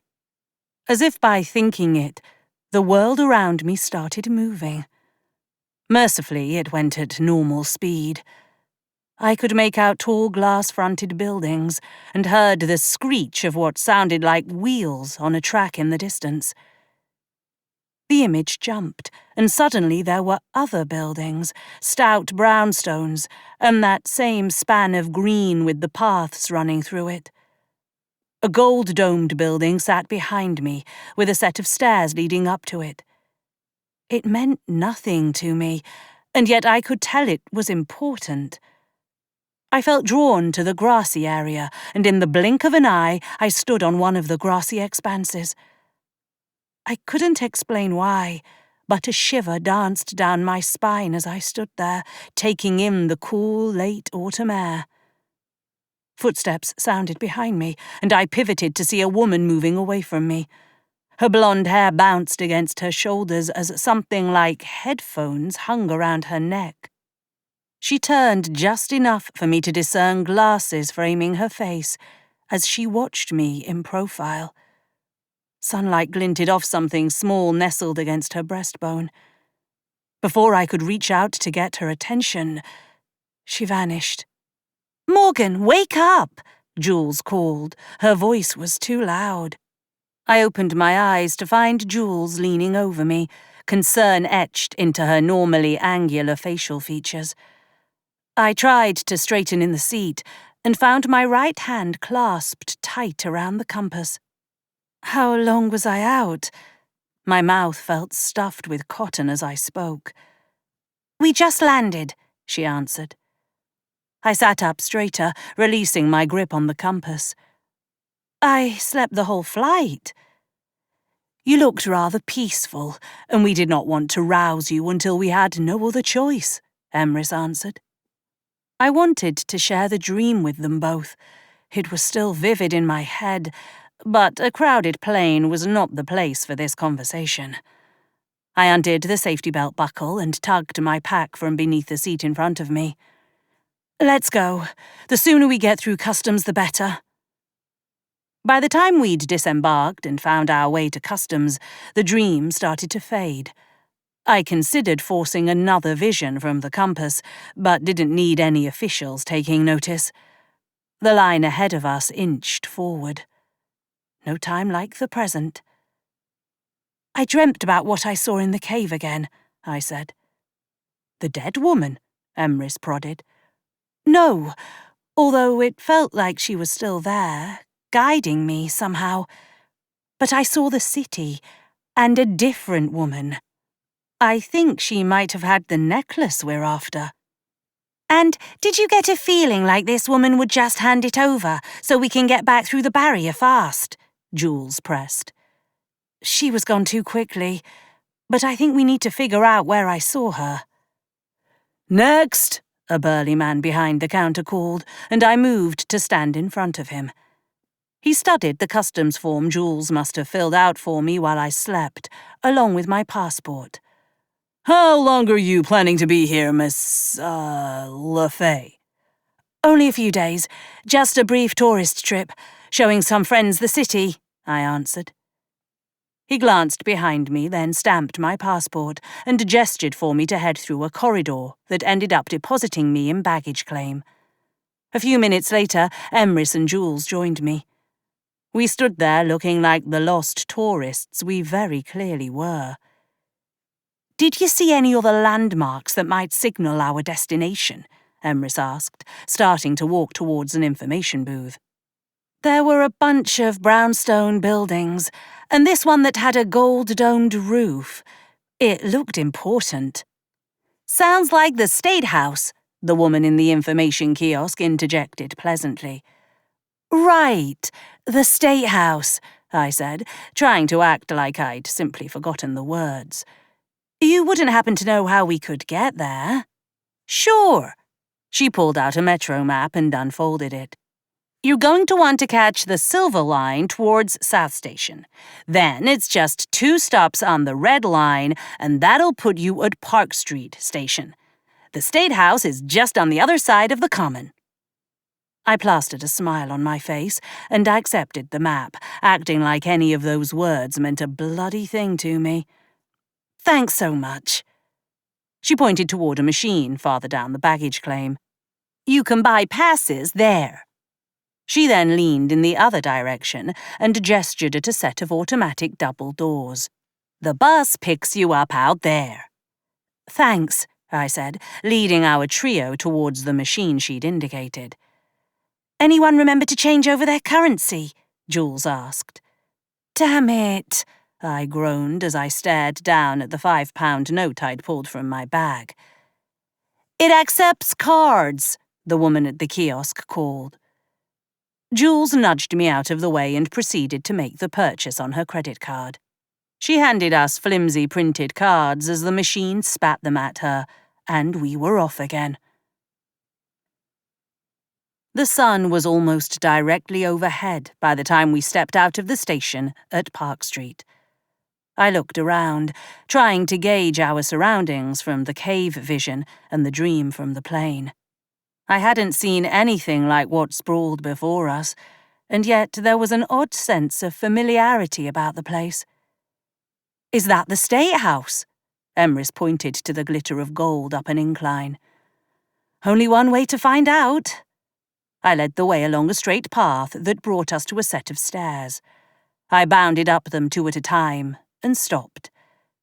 Yeah, this sort of looks right. I turned my back to the gold-topped building and cast my gaze down at the greenery below. I didn't see any blonde women sporting headphones in close proximity. That would have been too simple. Time to rely on a little magic.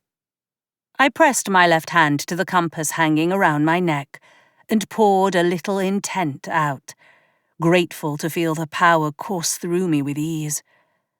Every time we crossed through the barrier, I couldn't help but worry the connection I'd finally found to my magic would disappear again. Show me where to go.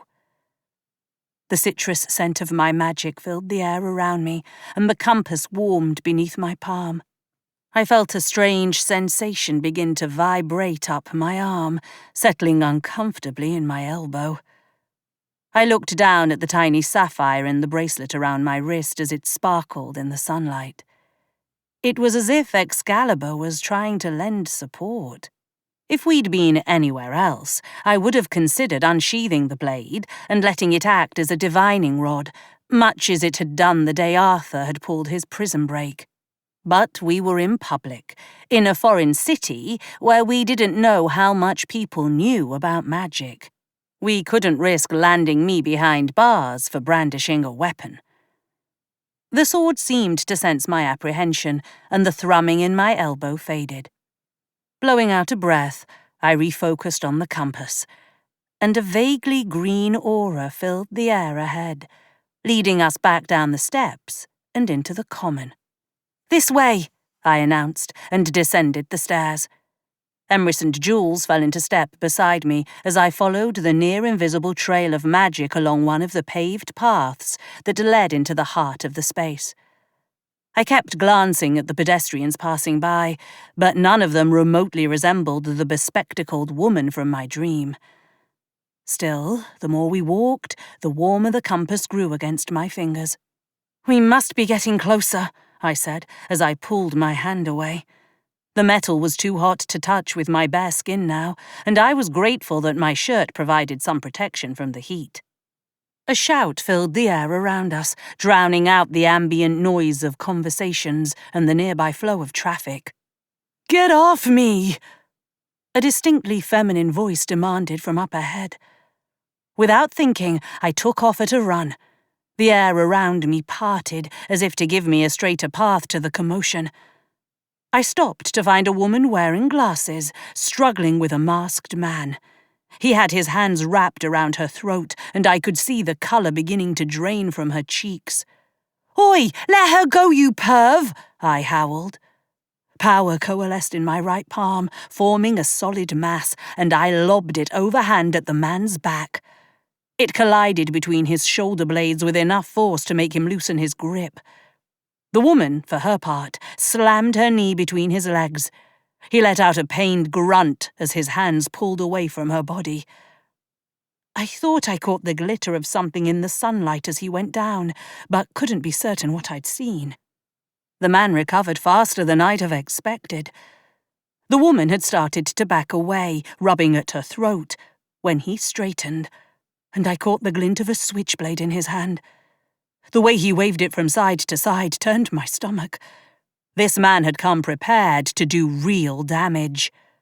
"Run!" I shouted at the woman as I closed the distance between us.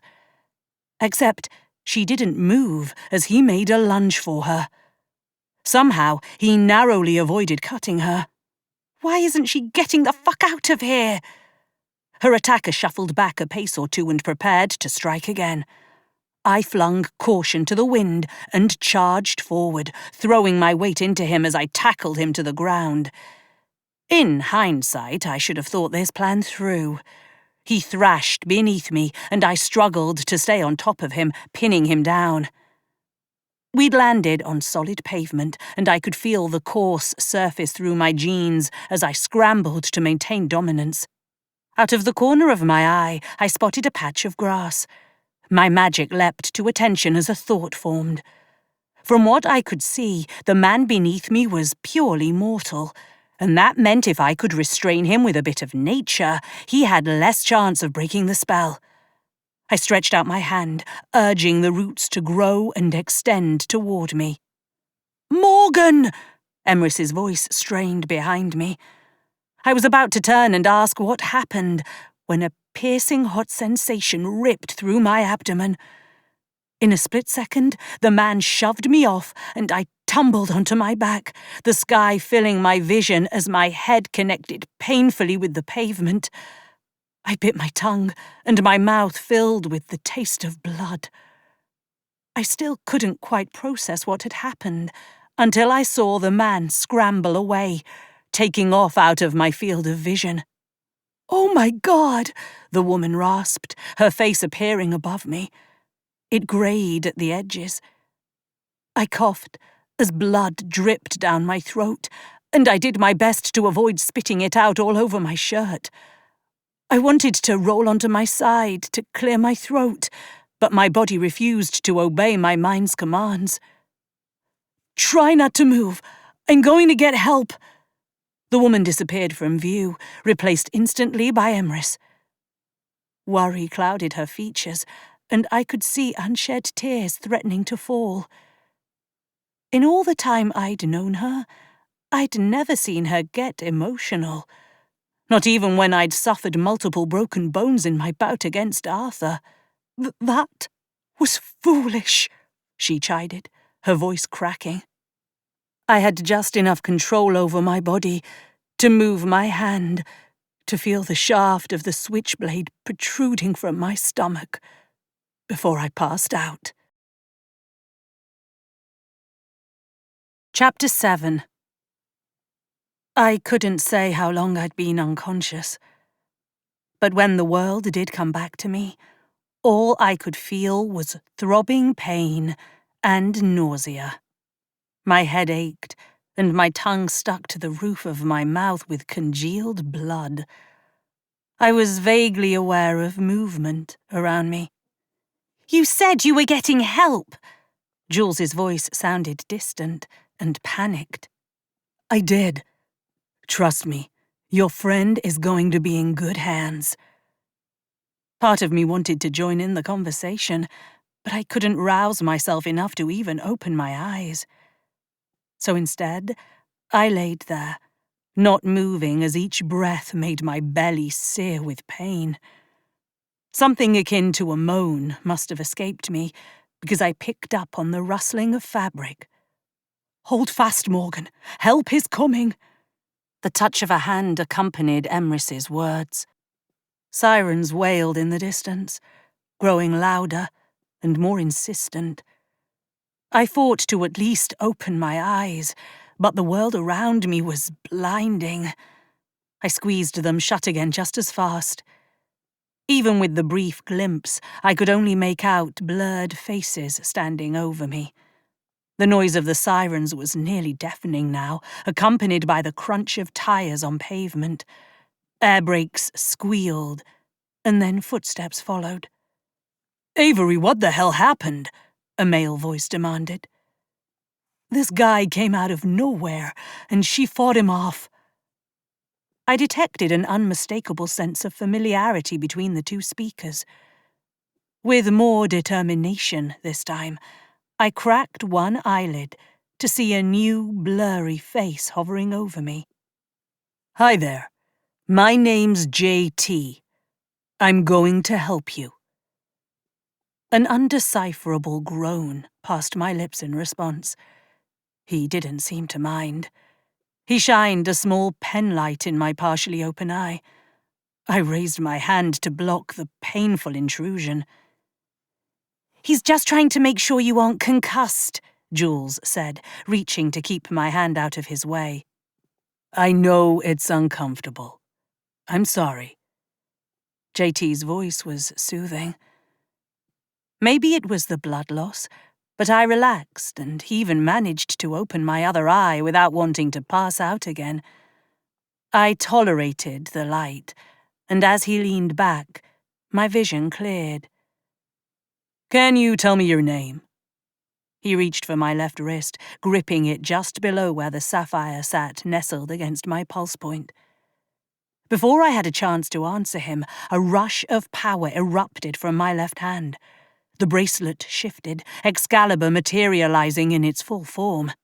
JT skittered back as the blade hovered in front of me, as if an invisible entity held it in a defensive posture. "He's not trying to harm you," Emrys said. "Not me," I managed through the mess of blood and saliva in my mouth. I watched as she reached out and gently wrapped her right hand around the hilt of the sword.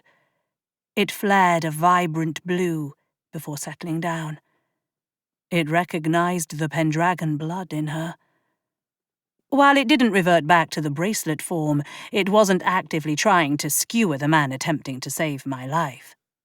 "That's a new one," JT muttered before bending down again. "Let's try this again. Can you tell me your name?" Morgan, I answered. "Great. Your pulse is pretty fast right now, Morgan. I know this is scary, but I need you to try and take a couple of deep breaths for me." I inhaled deep through my nose and blew it out as best I could through my mouth. The queasy feeling subsided minimally as I repeated the exercise. He checked my pulse again. "Good. Just keep breathing like that while I take a look at the wound here." He donned medical gloves and probed at my stomach, peeling away the blood-soaked fabric of my shirt. He glanced over at the blonde woman. What had he called her? "Did you see how big the blade was?" "A couple of inches," Jules answered for her. I watched my friend point to the ambulance. "She needs to go to hospital." "I'm going to do everything I can to help your friend." He nodded towards Emrys and Excalibur. "I think I have somewhere safer than a hospital that we can take her to, because I'm guessing none of you want to explain why you're walking around Boston with a magic sword." The way he threw around the word magic so casually surprised me. "You thinking what I think you are?" the other woman said. "Headquarters. I should be able to handle everything there." He pivoted his attention back to me. "Morgan, I'm sure it's no fun having this thing sticking out of you, but I'm going to need to keep it in there just a little longer, okay?" "Better to keep it in," I said. "Keeping all my innards where they're supposed to stay." "Exactly. I'm going to stabilize it for now, and then we're going to get you out of here." Jules squeezed my hand tight as JT produced a roll of gauze and began wrapping it around the switchblade. The pain appeared to dissipate as he moved, and I could swear I tasted something sweet on my tongue that overpowered the coppery taste of blood. Then again, for all I knew, I was going into shock from being stabbed. Either way, there was little I could do but lay still while he worked. "I'm going to need you to help me roll her," he said, addressing the blonde woman as he produced a backboard. Awkwardly, they rolled me onto the board and loaded me into the back of the ambulance. It was only then that it occurred to me that someone else would need to drive the vehicle. Medics came in pairs, didn't they? JT settled in the back of the rig with me, as did Jules and Emrys. That left the other woman, whose name I still couldn't recall, to drive. "You sure you're qualified for this?" Jules called up to her in the driver's seat as she started the engine. "Trust me, you'd rather have me up here than back there." The engine revved and we headed out. The sweetness I'd picked up on before seemed to permeate the back of the ambulance. As it draped over me like a comforting blanket, I was able to identify it as honey. "You're using magic?" I looked at JT for confirmation. "Just trying to keep you comfortable until we get where we're headed." It wasn't an outright admission, but it wasn't a denial either. As I studied him, his tousled hair and kind eyes, I was struck with a pang of loss that gripped my chest. His pain stole my breath for a moment, just long enough for him to notice and press a stethoscope to my chest. Could she have suffered other injuries we cannot see? Emrys still clutched Excalibur tight. "It's possible," he replied. "I'm fine," I managed. "That's debatable," JT muttered as he turned in his seat and unhooked an oxygen mask from a contraption on the interior wall of the vehicle. "Just until we get there," he said, and slid the mask over my head. Part of me wanted to protest that I didn't need the extra air. Despite that, it did make breathing easier, and I no longer felt as though I had an elephant sitting on my chest. The ambulance made a sharp turn, and JT's hands flew out to steady me, one hand pressed to my side, and the other clamped down on the handle of the knife. "Sorry," the woman up front called. As we trundled along, a flurry of questions danced through my mind.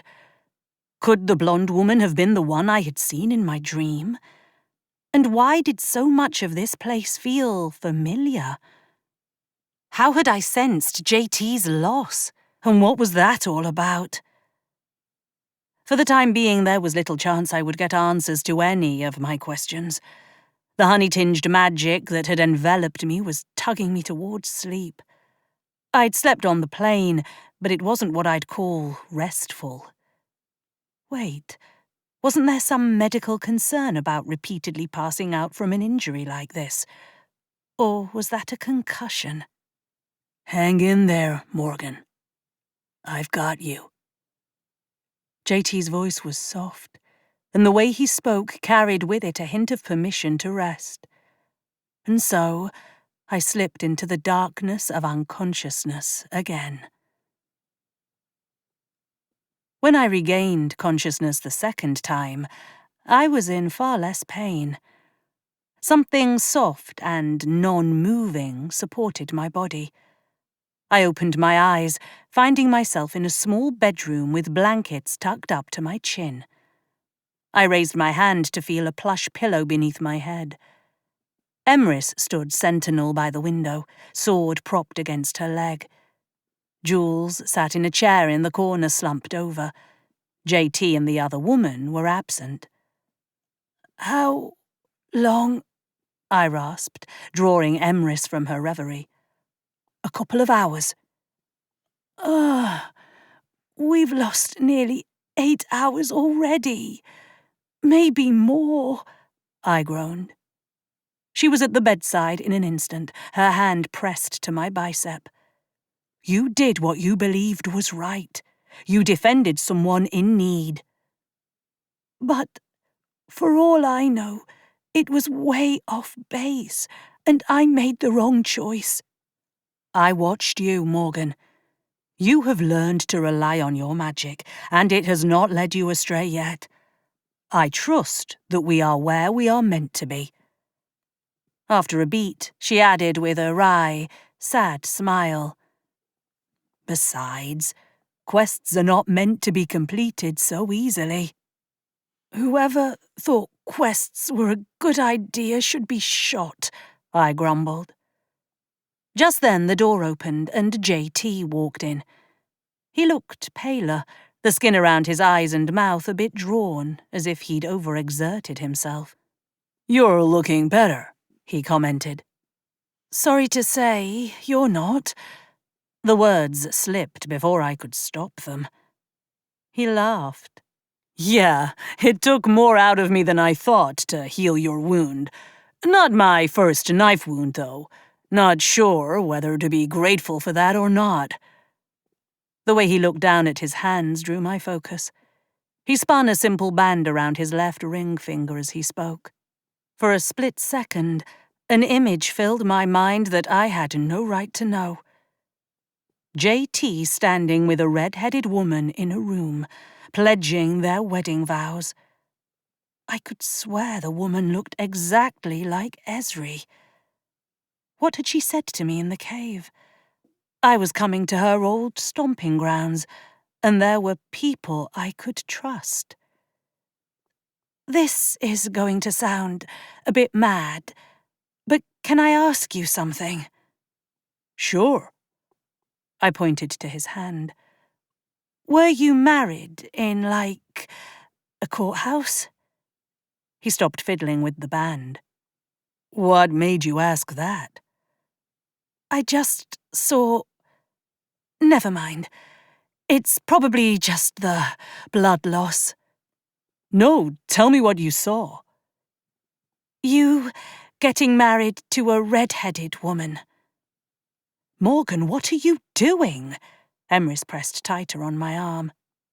You can't have known that, JT said, his voice catching in his throat.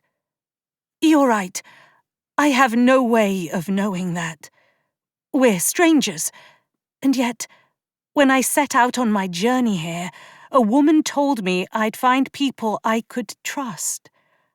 And I think maybe that's her way of telling me you're one of those people. What woman? She said her name was Esri. JT's face visibly clouded with emotion. His Adam's apple bobbed in his throat as he sunk to a seated position on the edge of the bed.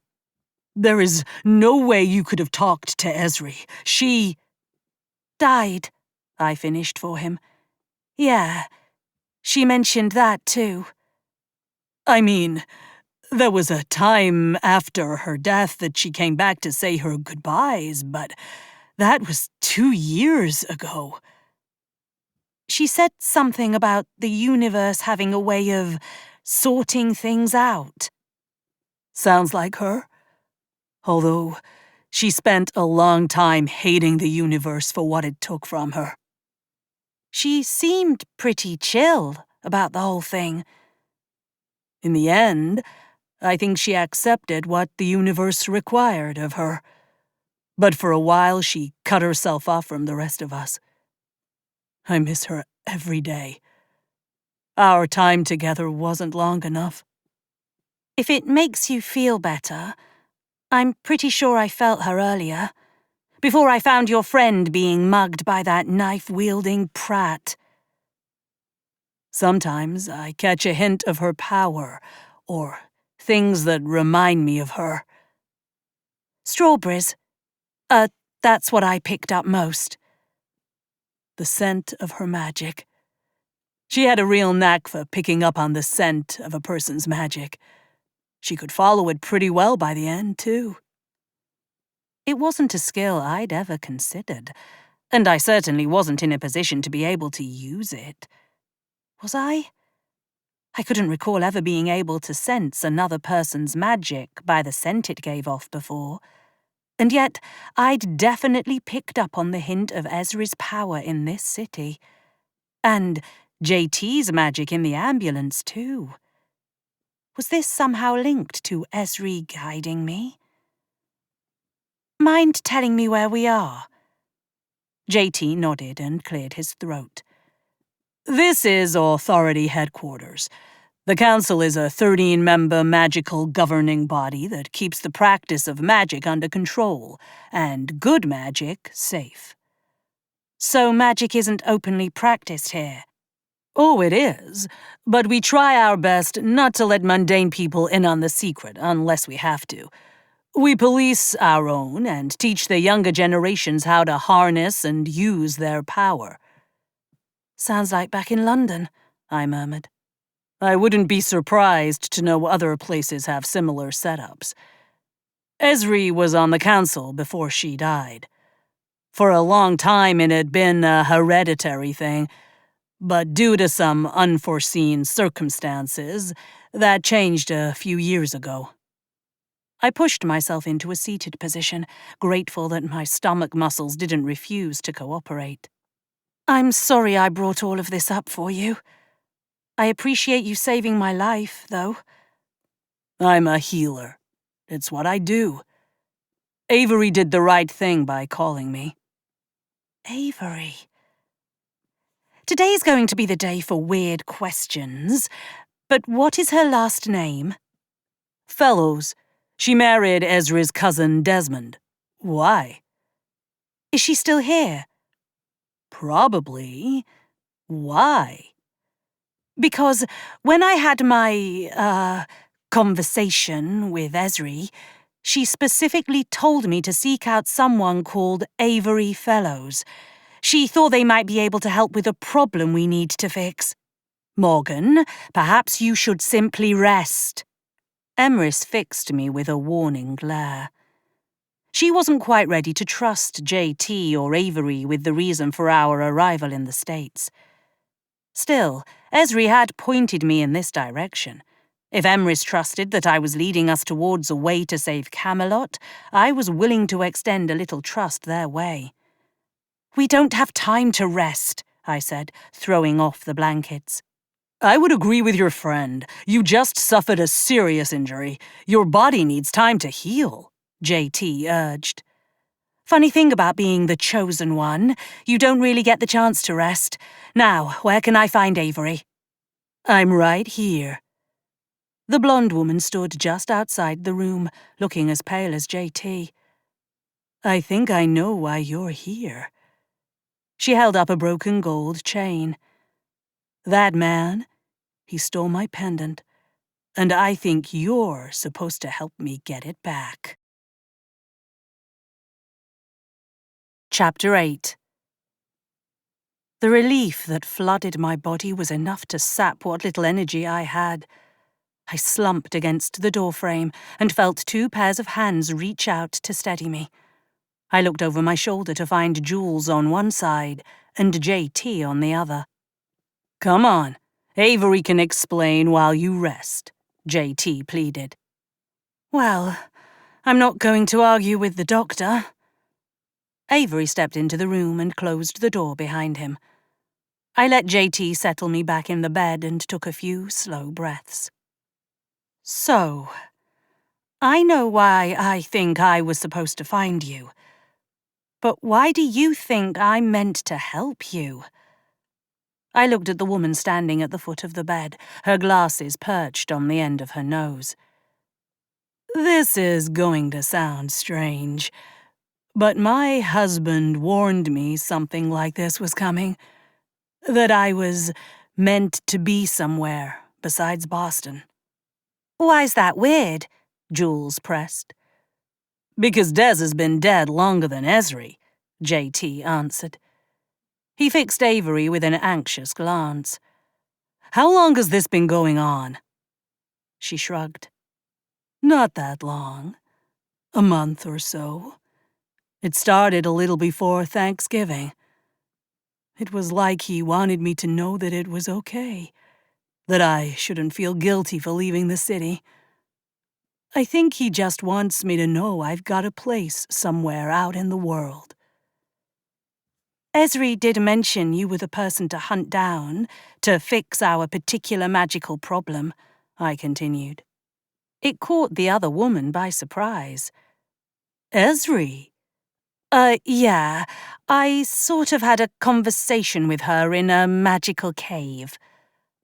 "I'm going to need more than that." "We do not have time for drawn-out explanations." Emrys moved to stand at the head of the bed, Excalibur pressed to her left leg. I could feel the blade's magic reaching out, as if making certain I was still nearby. Without thinking, I reached over and wrapped my fingers around the hilt, pressing my palm to the large sapphire.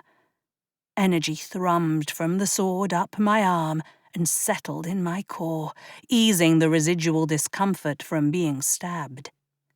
The short version is, we came through a portal from another realm, one that exists alongside this world. While I was there, I had a magical encounter with Ezri, and she told me to find you. She said we'd have allies here," I repeated. "She's not wrong about the allies part," JT admitted. "Why did she think I could specifically help?" Avery fiddled with the broken part of her necklace. "She said you're good with magic and technology. We're currently dealing with a magical cyber attack. It took down our kingdom's entire infrastructure. If we don't find a way to undo it in the next 4 days, we're fucked." "She means the assholes in the next kingdom over are going to start a war," Jules offered helpfully. "No pressure there," Avery muttered. "Do you think you could help them, Avery?" JT glanced from her to me and back again. "Well, I'd have to see the system and... I'm sorry, but another realm? That's going to take me some time to wrap my head around." "Believe me, I understand. I spent the first 3 decades of my life here, in this world, in London. But I promise that Camelot is real, and we need all the help we can get. If I can, I will help. Great. Now, about that necklace. I think you're right that we're meant to help you too. I prodded the compass, still hanging around my neck. This thing has sent me on a couple of quests now, and I think it showed me what looked like your necklace. I don't know why it's so important, though. Last time we went off on one of these, it brought us to the Holy Grail.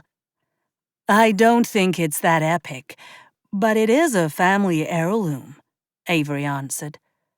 I've never seen you wear it before, JT noted. For a moment, I wondered just how close the pair were really. They certainly looked like they'd spent a lot of time in each other's orbits. Still, the way Avery rolled her eyes at his words suggested they hadn't been close in a long time. I hadn't worn it since I moved to the East Coast. Like I said, it's a family heirloom. But I've been having this recurring dream about it the last couple of weeks, and this morning I decided to put it on. Only now it's been stolen, and I feel like a piece of me is missing. We'll do everything we can to get it back to you. I sat up a little straighter, unsupported. I'll be honest, though, I didn't get that good of a look at it.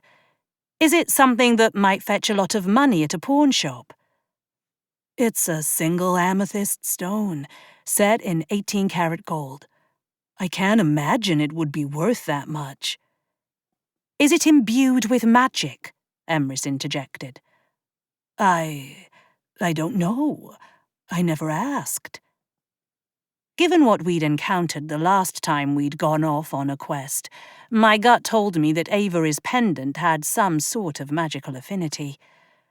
But as I lay back on the pillows, a realization crashed down upon me. We were in an unfamiliar city looking for a thief none of us knew. Did they have magical police here? Surely we weren't meant to just rely on mundane authorities for this. Anyone have a suggestion on where we start looking? Well, I could reach out to some contacts to see about accessing the video cameras in the area. See if we could at least get a good still image of the guy, Avery said. Why do I get the feeling this wouldn't be legal? Well, it's not strictly illegal, but it would definitely be off the book. She grinned. Sometimes it pays to know law enforcement. Are they someone we can trust? There's no one I would trust more. Avery pulled out her phone. Let me make a call. You should sleep a little more. Something tells me you're going to need your strength. Except I didn't want to sleep. It would mean losing precious time in getting back to Camelot before all hell broke loose. And yet, a sudden wave of exhaustion cascaded over me, and I couldn't help but nestle back against the pillows. My right hand still held Excalibur, and as I started to slip into slumber, I almost expected Emrys to relieve me of the blade. Instead, she lifted it up and laid the sword across my torso. Sleepily, I pressed my right index finger to the gem in the hilt, and the sword transformed back into a bracelet, settling safely around my left wrist. The sunlight had dimmed when I woke again. This time, the unease at being in an unfamiliar place vanished when I opened my eyes. The room was cast in shadows, but it was almost peaceful. The chair where Julaine had been dozing earlier sat empty. Emrys remained at the window. You know, you don't have to watch over me like I'm a child, I pointed out, and sat up, feeling more refreshed. We are in a strange place, and I am worried for your safety. Her brow creased. I did not expect you to throw yourself headfirst into the path of oncoming harm so easily. Guess I'm learning to be a hero. Isn't that what I'm supposed to do? After a moment of silence, I added, Besides, it's not like you batted an eye when I was getting tossed around like a rag doll during the tournament a few months back. Forgive an old woman for worrying over the safety of her kin, she murmured. I wanted to point out that she didn't look the part of an old woman in the least, but I could appreciate her concern. We were blood, after all. It still felt weird to have kin, let alone think that without her, I wouldn't have existed. Look, I'm bound to get into scrapes. We just have to trust that I'm going to bounce back from it. I didn't want to think about the alternative. I gestured to the empty chair. Where's Jules? She went to see about some food with your healer friend. On cue, my stomach rumbled. I couldn't recall the last time I'd eaten. Kicking the blankets off, I stood and stretched. My body didn't feel sore or encumbered by the recent trauma anymore. I took it as a good sign and started for the door. Morgan, I'm sorry if you feel I've treated you as if you're not capable of protecting yourself. It's fine. You spent just as long worrying you'd never find me as I did thinking I'd never amount to anything. Both of us still need to adjust. Now, come on. Jules had the right idea about food. In hindsight, I shouldn't have just marched off as if I knew where a bloody thing was located. I'd entered this place unconscious and easily wound up in a closet before long. I backed out and eased the door shut, moving down the hall until I found a set of winding stairs. It looked promising, and I descended to find the first floor with several rooms off either side of the staircase. Portraits adorned the walls, and I spotted one of Esri. It was less a portrait and more a simple framed photograph, but it stood out amongst the rest. She was so very young, Emrys said in my ear. She reached out her hand and traced the tip of her index finger along the woman's jawline. She almost looks like... She trailed off as a door to our right opened, and Jules materialized. Good, you're up. Come on, we've got food. I followed my friend, leaving Emrys to stare at Esri's photo.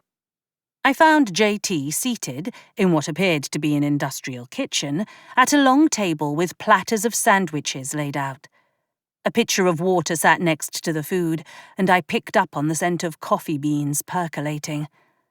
I eyed the machine sitting on the counter, some empty mugs beside it, and made a stop to fill up on caffeine.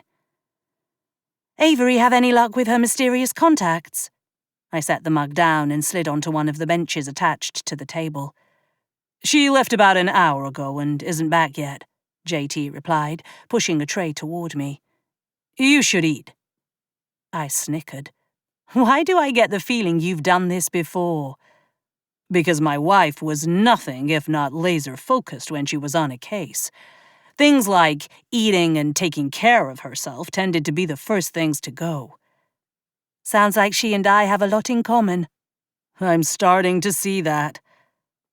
I took a bite of ham and Swiss sandwich with a hint of mustard and studied the man across from me. I wanted to apologize again for just dropping into your life and bringing up your wife. It's fine. Really. His cheeks flushed. But, if I'm being honest, I had actually gone a few months without her filling my every thought. You really must have loved her, Jules said. I did.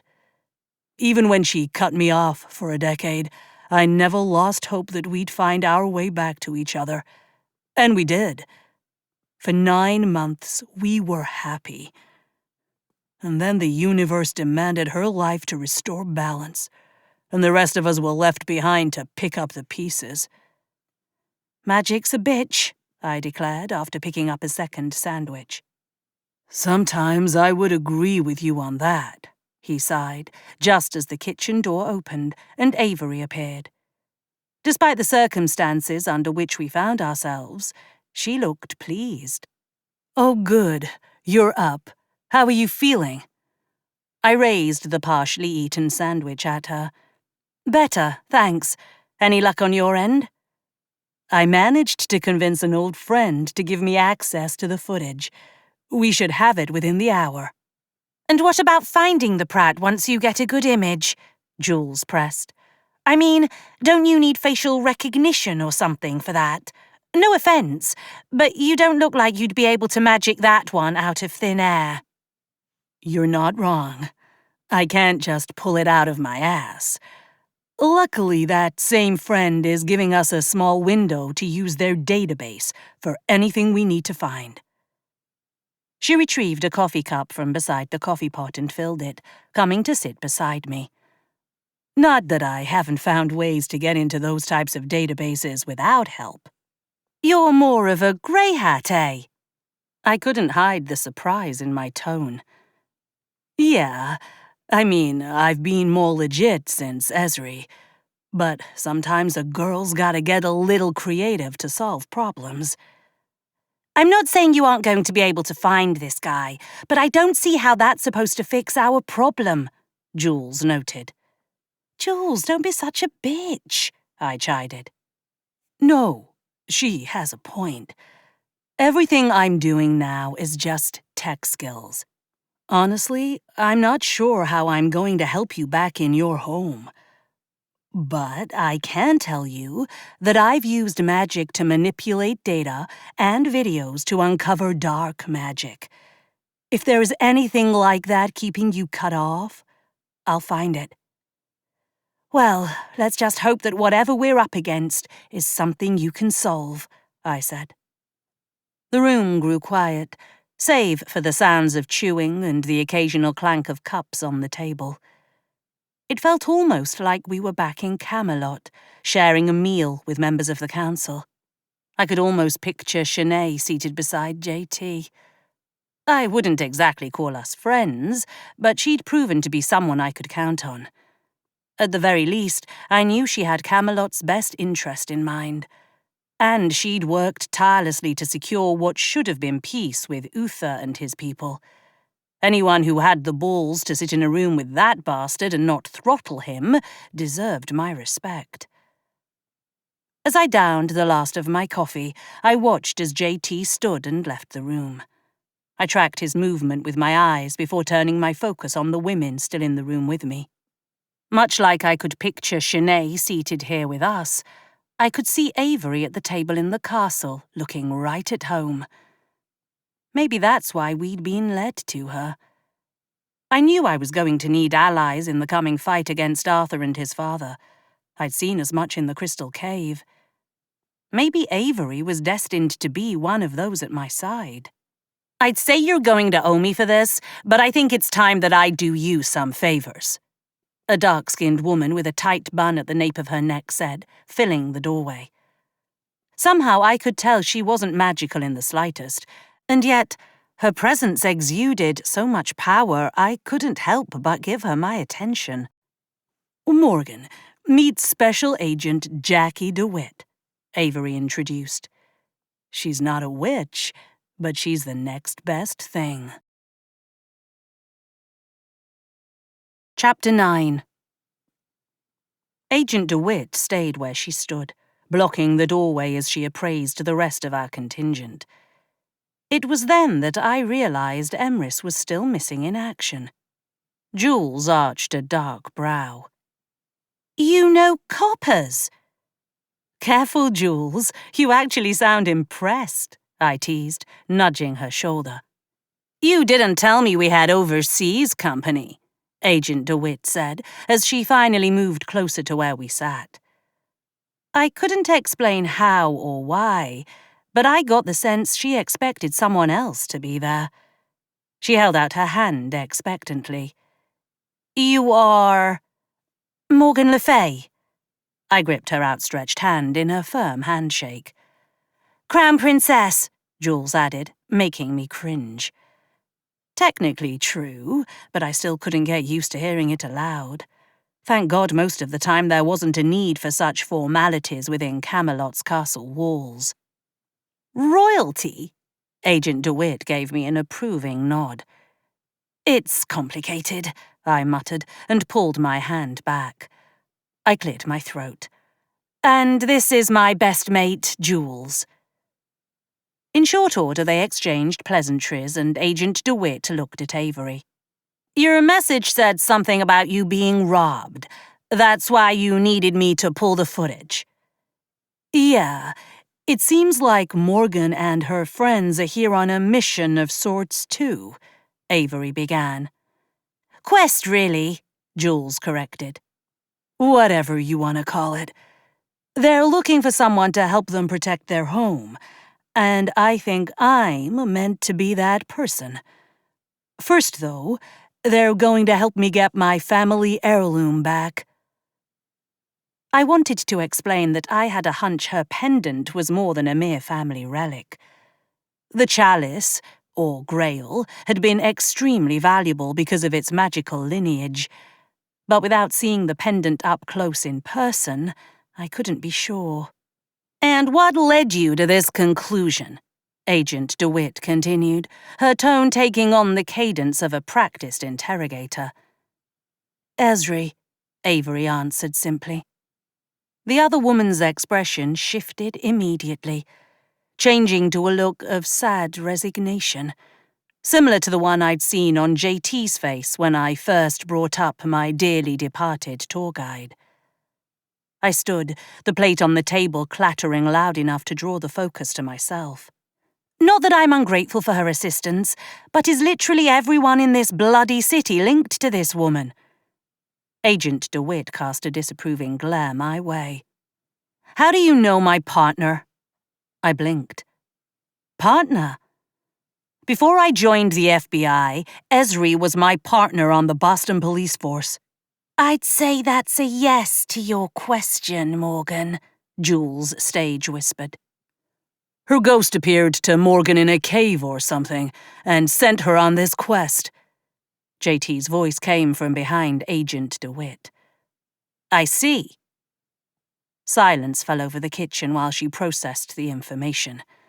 Finally, she produced a small computer drive and passed it to Avery. This is what I could pull in the area. Work your magic. It must be such a strange thing, to be so rooted to this world and not able to fully partake. Emrys's reappearance made me jump. I pivoted to see her addressing the agent. That's one way of putting it. But I don't see how people like Esri could do what she needed to do, not without the rest of us mundane folks to give her the cover she needed. I regret I didn't have a chance to meet her. The way Emrys moved through the space in a daze was unnerving. The tiny hairs on the nape of my neck bristled in warning. This was not the woman who'd banished 2 sword-wielding Seelies assassins from my flat with a wave of her hand. Now that we have the footage, we should see if we can find out where the asshole went, Avery announced. You said you were on a clock. I set my empty coffee cup in the industrial sink, along with the plate, and followed Avery out of the space and back upstairs. Instead of heading for the area where I'd convalesced, she marched straight to a set of double doors. She threw them open without losing a step.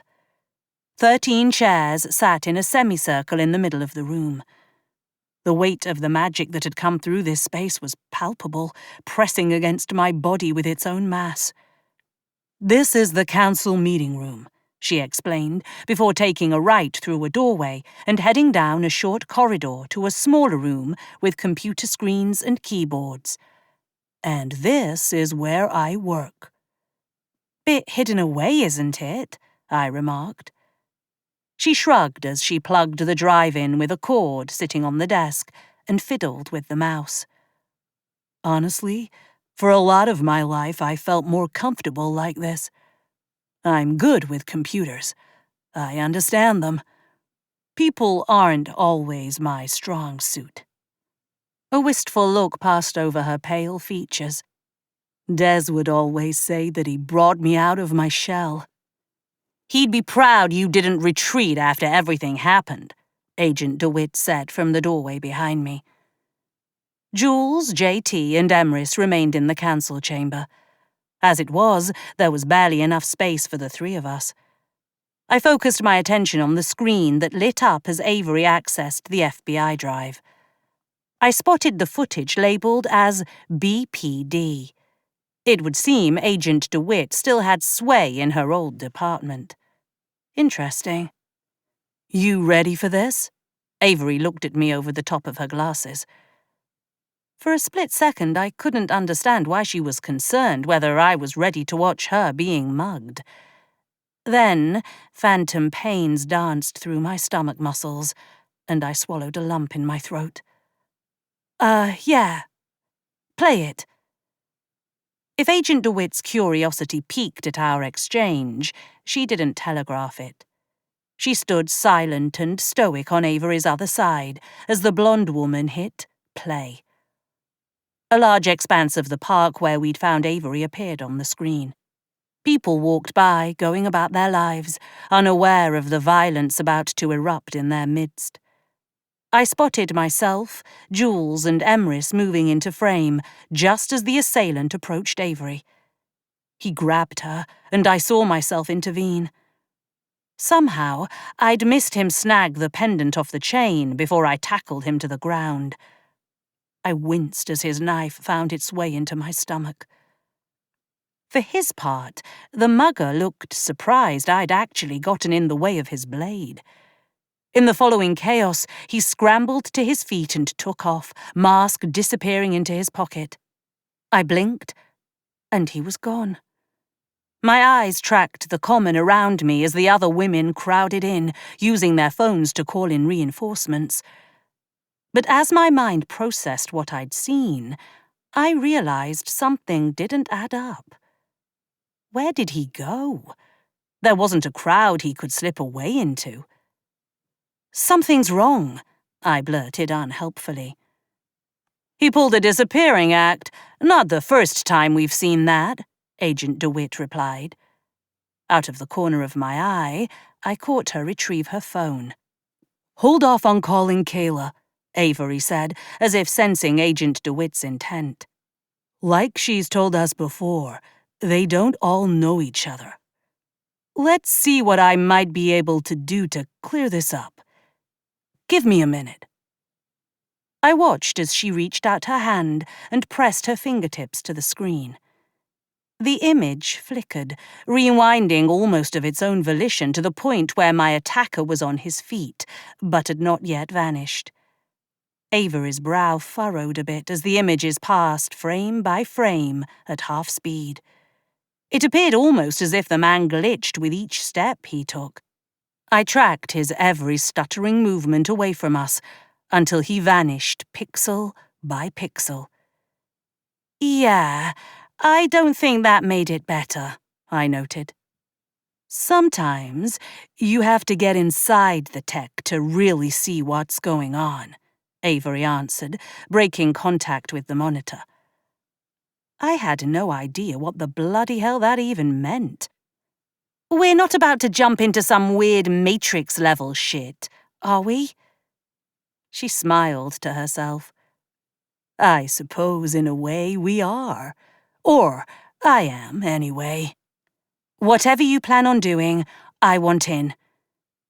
She pivoted in her chair to look me directly in the eye. No offense, but I work better with people whose magic I know as well as my own. This is delicate work. And that fucker tried to kill me. Her Highness has a point, Agent DeWitt snickered. Fine, I get it, okay. But you have to do whatever I tell you. And try to remember that what we're seeing has already happened. We can't change anything. Got it. She held out her right hand and I took it in my left. As she reached back toward the computer monitor, I felt the sapphire at the heart of the bracelet warm against my skin. My magic came unbidden to mind, ready to wash over everything. It was a feeling I hadn't had since my initial arrival in Camelot, and certainly not one I'd ever experienced in this world. It sent a shiver of nerves through my body. Before I could voice my concern, the tiny computer room vanished, replaced by the park scene we'd been watching in slow motion. I wasn't certain whether I could safely let go of Avery's hand, so I waited for her to break contact first. If she was comfortable moving independently, then there was a good chance it wouldn't result in anything catastrophic happening. "This is sort of like reliving a memory," I commented, mostly to myself. "Yeah, just it's the computer's memory. Come on, he went this way." She took off away from the scene where I lay bleeding out on the pavement, and I was grateful that we weren't focused on my injury. It wasn't that I couldn't handle the sight of blood. I'd gotten through life so far not having to witness my own bodily injury, and I wasn't sure I wouldn't see Nim's body superimposed over mine. The wounds were eerily similar. "So, how exactly would this prick be able to just vanish?" I asked. The scenery around us shifted as the video footage played on, still at half speed. "Magic," Avery deadpanned. "Obviously." "Some people are really good at hiding in plain sight. Sometimes that comes back to bite them in the ass, though. The number of people who it's happened to is bigger than you might expect. They call themselves whisperers. Sometimes turning invisible sounds like a nice existence." "I've got a friend who would disagree." She pointed ahead of us. "There."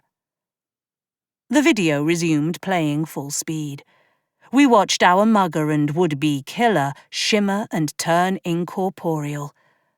I reached out a hand, and magic flooded my nerve endings.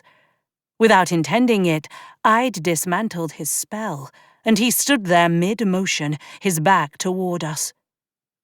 "Okay, that's neat." Avery sounded genuinely impressed. "Sometimes my magic is a bit overzealous." "No, this is good.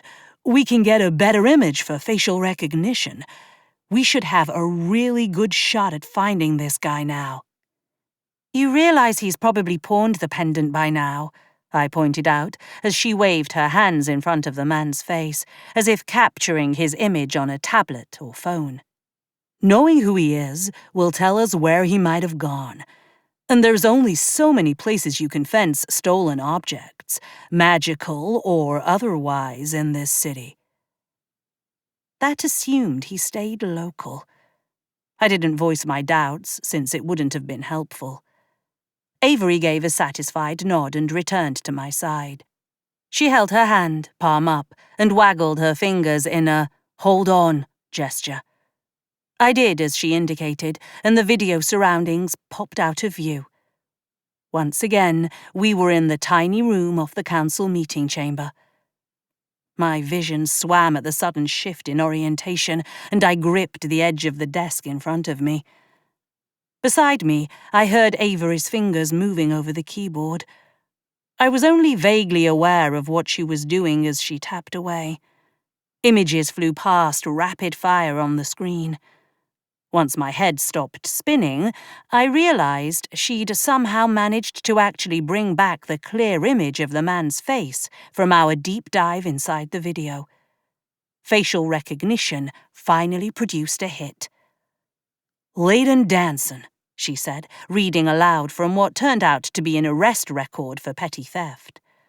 At least he was consistent. "His name doesn't sound familiar from my current circles," Jackie said from the doorway. "But that doesn't mean he hasn't crossed paths with people who would have reason to want a magical object." "His name doesn't ring any bells for me either, but I want to check one other thing." Avery's fingers went rat-a-tat-tat on the keyboard again, and a directory appeared on screen. She entered his name and waited for the search to populate results. She frowned and pushed her glasses up the bridge of her nose. "Well, he's not specifically listed in the authorities' database, but we do have someone with the same last name. We might not know where he could have pawned the pendant, but that stuff would tell you if he's got a job, right?" I leaned over, pointing at the edge of his police mugshot. I mean, technically it would be in his police file. This is just surface stuff, though. Things you could find with a creative civilian search. Fabric rustled, and Agent DeWitt stepped up, making a shooing gesture. Avery spun in the chair, averting her gaze. I was a little slower on the uptake as Agent DeWitt entered her credentials, paving the way for the deeper dive we needed to determine where our search for Leighton Danson would lead next. I saw nothing, Avery professed as she turned around, studying the newly revealed information. A moment later, her features brightened. We're in luck. He's got a job at Notre Dame. Come again? I'll explain on the way. Come on. You're on your own for this part. I don't want any part of whatever happens next, Agent DeWitt said, stepping out of our way. Her words filled me with unease as Avery led the way from the computer room and back into the more spacious council chamber. JT had left in the intervening time. Emrys and Jules waited in two of the chairs on the outer edges of the semicircle of chairs. Where's JT? His employer required his assistance for an additional shift, Emrys answered. She still had that dazed look. Now wasn't the time to press her about the change in her demeanor. We had more pressing matters to attend. Please tell me you found something. Jules sounded irritated. Apparently, we're going to some place called Notre Dame. Chapter 10. Afternoon had faded into evening by the time we made our way into the bustling college hub of the city. I'd been so out of it during the ambulance ride, I hadn't been aware of how far we'd travelled. However, it had taken a solid 25 minutes to get from our starting point to our apparent destination through traffic. I marvelled at how similar the club scene pace was to London nightlife, even down to the young women in ridiculously short skirts and leggings. Brings back memories, eh? Jules noted with a chuckle. Oh, come on, our clientele was way posher than this, I countered. Avery arched a brow at us, and I smiled. Tended bar back home in London. Then you're going to fit right in. We moved along the sidewalk in a small cluster. I took in the hazy streetlights overhead and managed to hide the fact the loud screeching of a train speeding by behind us hadn't made me nearly jump out of my skin. I needed to not give off tourist vibes right now. I knew what that did to the London locals, and I could only imagine Boston was the same. Avery stopped walking and gestured to a sign overhead that read, Notre Dame. The line of would-be patrons waiting to get inside snaked down the street and around the corner of an adjacent building out of sight. The witching hour never had lines this long. What do they serve here? Magic-infused booze? You know, I've never asked, but part of me wouldn't be surprised. I didn't envy the crowd waiting to get in. The November air had chilled with the sun well sunk past the horizon, and I shivered. But we also didn't have time to play nice and wait our turn to get inside. If Leighton worked here, the window to catch him off guard would be shrinking with every minute we wasted. Any thoughts on how we're going to get in? That's easy, Avery said as she marched right up to the beefy-looking bouncer. I couldn't sense any magic coming from him, but the fact he stood out in this weather in short sleeves with no hint of chill suggested something otherworldly was going on. Avery whispered something to the man, and his gaze slid over me, then Jules and Emrys. I'd say you're running low on the boss's goodwill, but I think he actually kind of likes you, he noted in a deep bass as we cut the line. Music thrummed in my breastbone the moment the door shut behind us. We were in a small dark entryway that led into a larger interior. Bass beats pulsed with every step, and I could feel a headache threatening to settle behind my eyes the longer we were in here. Fuck, I hated techno music. The pressure on my head only grew once we stepped into the bar proper. There was an open space in the center for a dance floor with high-top tables spread out around it. A high wooden bar ran the length of the wall nearest us, and I spotted a handful of patrons dotting the length of it. My vision blurred as the pain in my head did a crescendo in time with the music. The scent of lime coated my tongue, and my skin felt almost sticky with it as my magic rose up to try and relieve the discomfort. Take the pain away. The magic obeyed in an instant, and my vision cleared. It allowed me to take stock of the setup behind the bar. It wasn't the worst layout I'd seen in a place like this, but it wasn't how I'd have laid things out.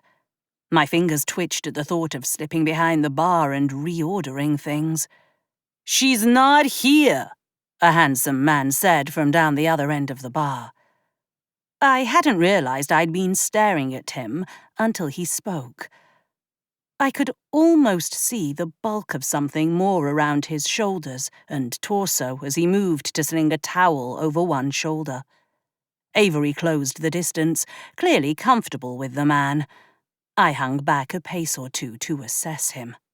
"Good thing that isn't who I'm here to see," Avery said over the din of the bar's cacophony. The man leaned his thick forearms on the bar.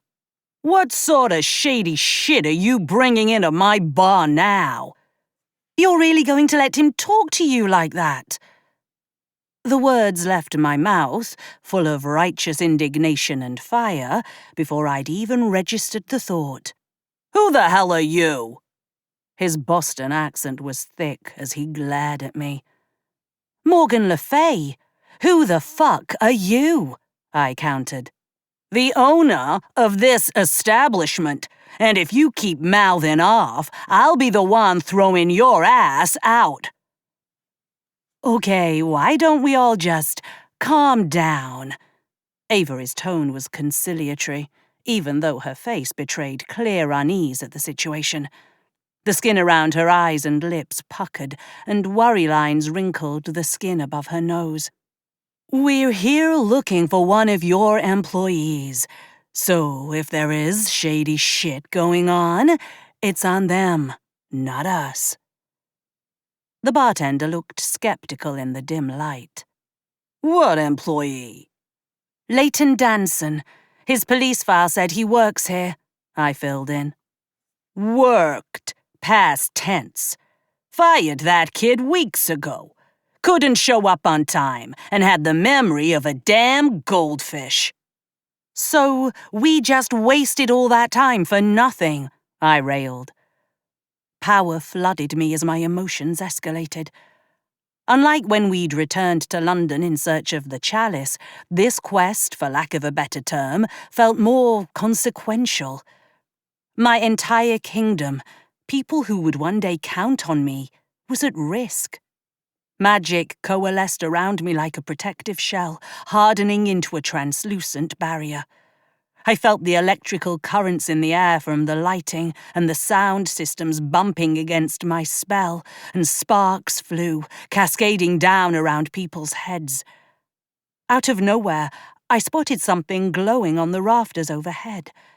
My spell cracked before it shattered, and I fell to my knees. Emrys was at my side in an instant, one hand pressed against my back for support, the other hand reaching to pull me onto my feet again. What the hell was that? I looked across the space at the bartender, whose gaze had drifted upward for a moment. "Nice to know those are working again." "You always treat your guests like criminals," I spat, as my body finally regained equilibrium. "Look, lady, I've had enough shit go down in this bar that I'm not taking any more chances. Now keep your power in check or get the hell out of my bar." "How about we all just take a breath and calm down?" Avery said, her tone still conciliatory, if a bit high-pitched. "We aren't trying to do damage to your bar. We really are just looking for information. And I told you I fired that punk." "Perhaps there is other information you might know about him, besides his lack of punctuality, which could assist us in locating him." When Emrys spoke, her words cut through the din and background noise of the bar. "There's not much to tell. He was lazy, so I got rid of him." "How'd you find him in the first place?" I asked, leaning on the edge of the bar. "You don't seem the type of bloke to just hire anyone off the street." I waved my hand around. "Not in a place like this." "What would you know about hiring in a place like this?" "Back home in London, I basically am you." I didn't add that I wasn't the owner of the witching hour. It didn't feel important, or maybe I just needed the ego boost in front of this smarmy prick. He arched a brow at me, signalling he didn't believe me. My fingers itched to get behind the bar and prove it to him. I felt a firm hand on my wrist and glanced to my left to see Jules giving me a pointed look.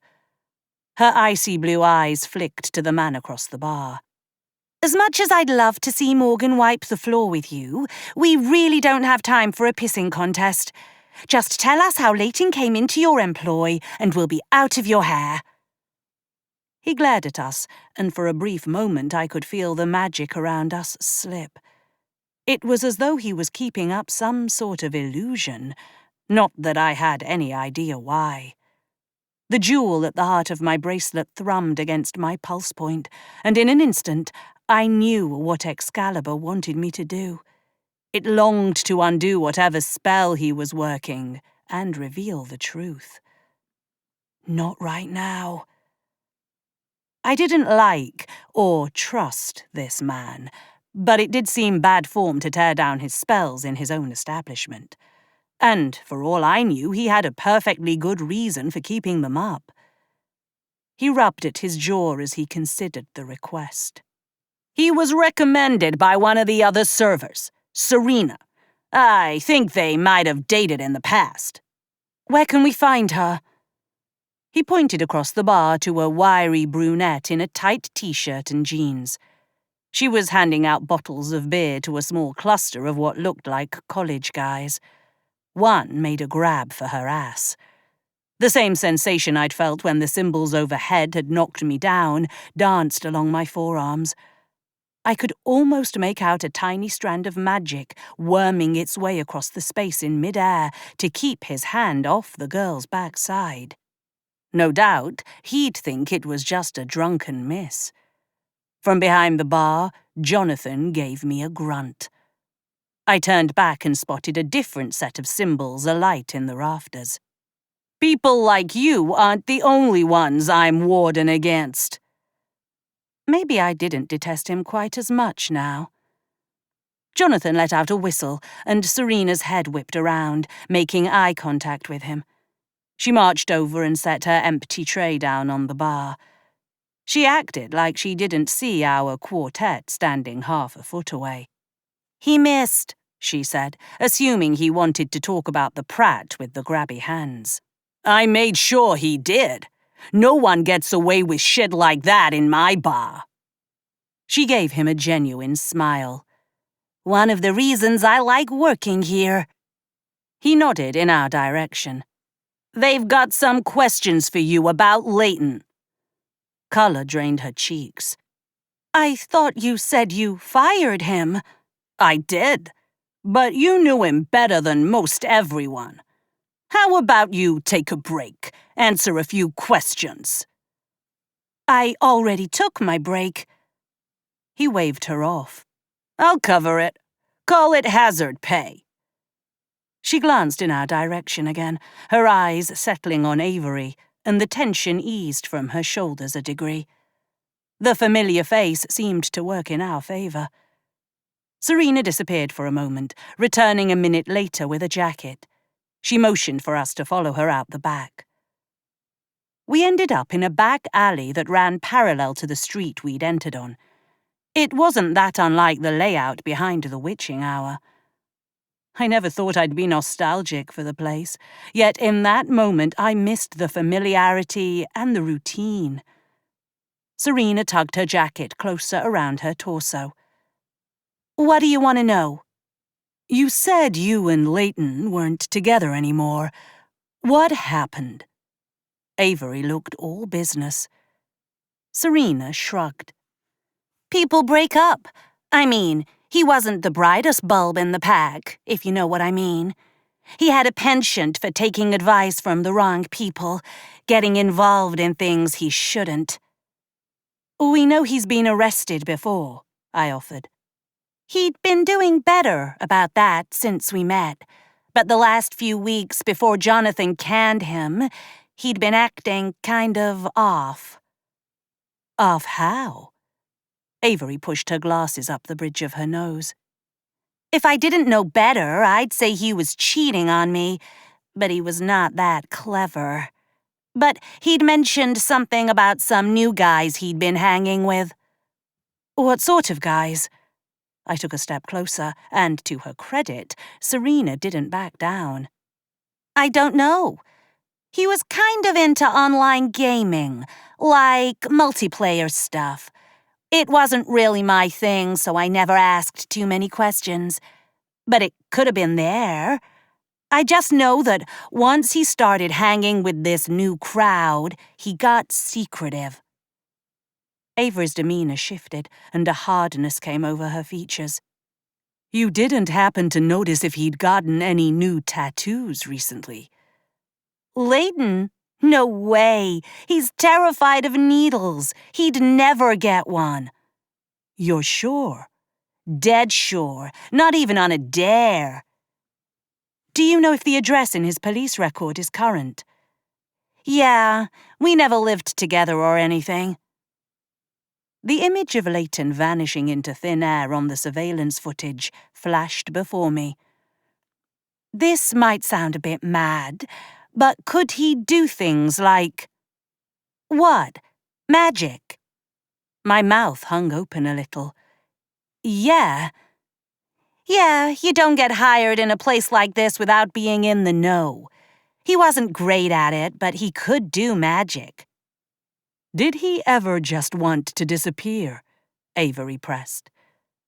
Serena shook her head. "I know what you're asking. But no, it hadn't turned on him. Horrible as it sounds, he wasn't strong-willed enough to let it do that to him." "Thanks. You've been really helpful."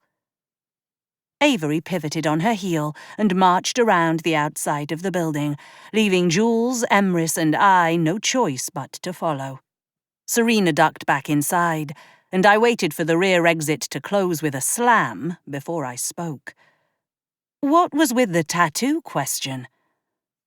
"For a while, we had a bad group operating out of the city, and they, branded their members."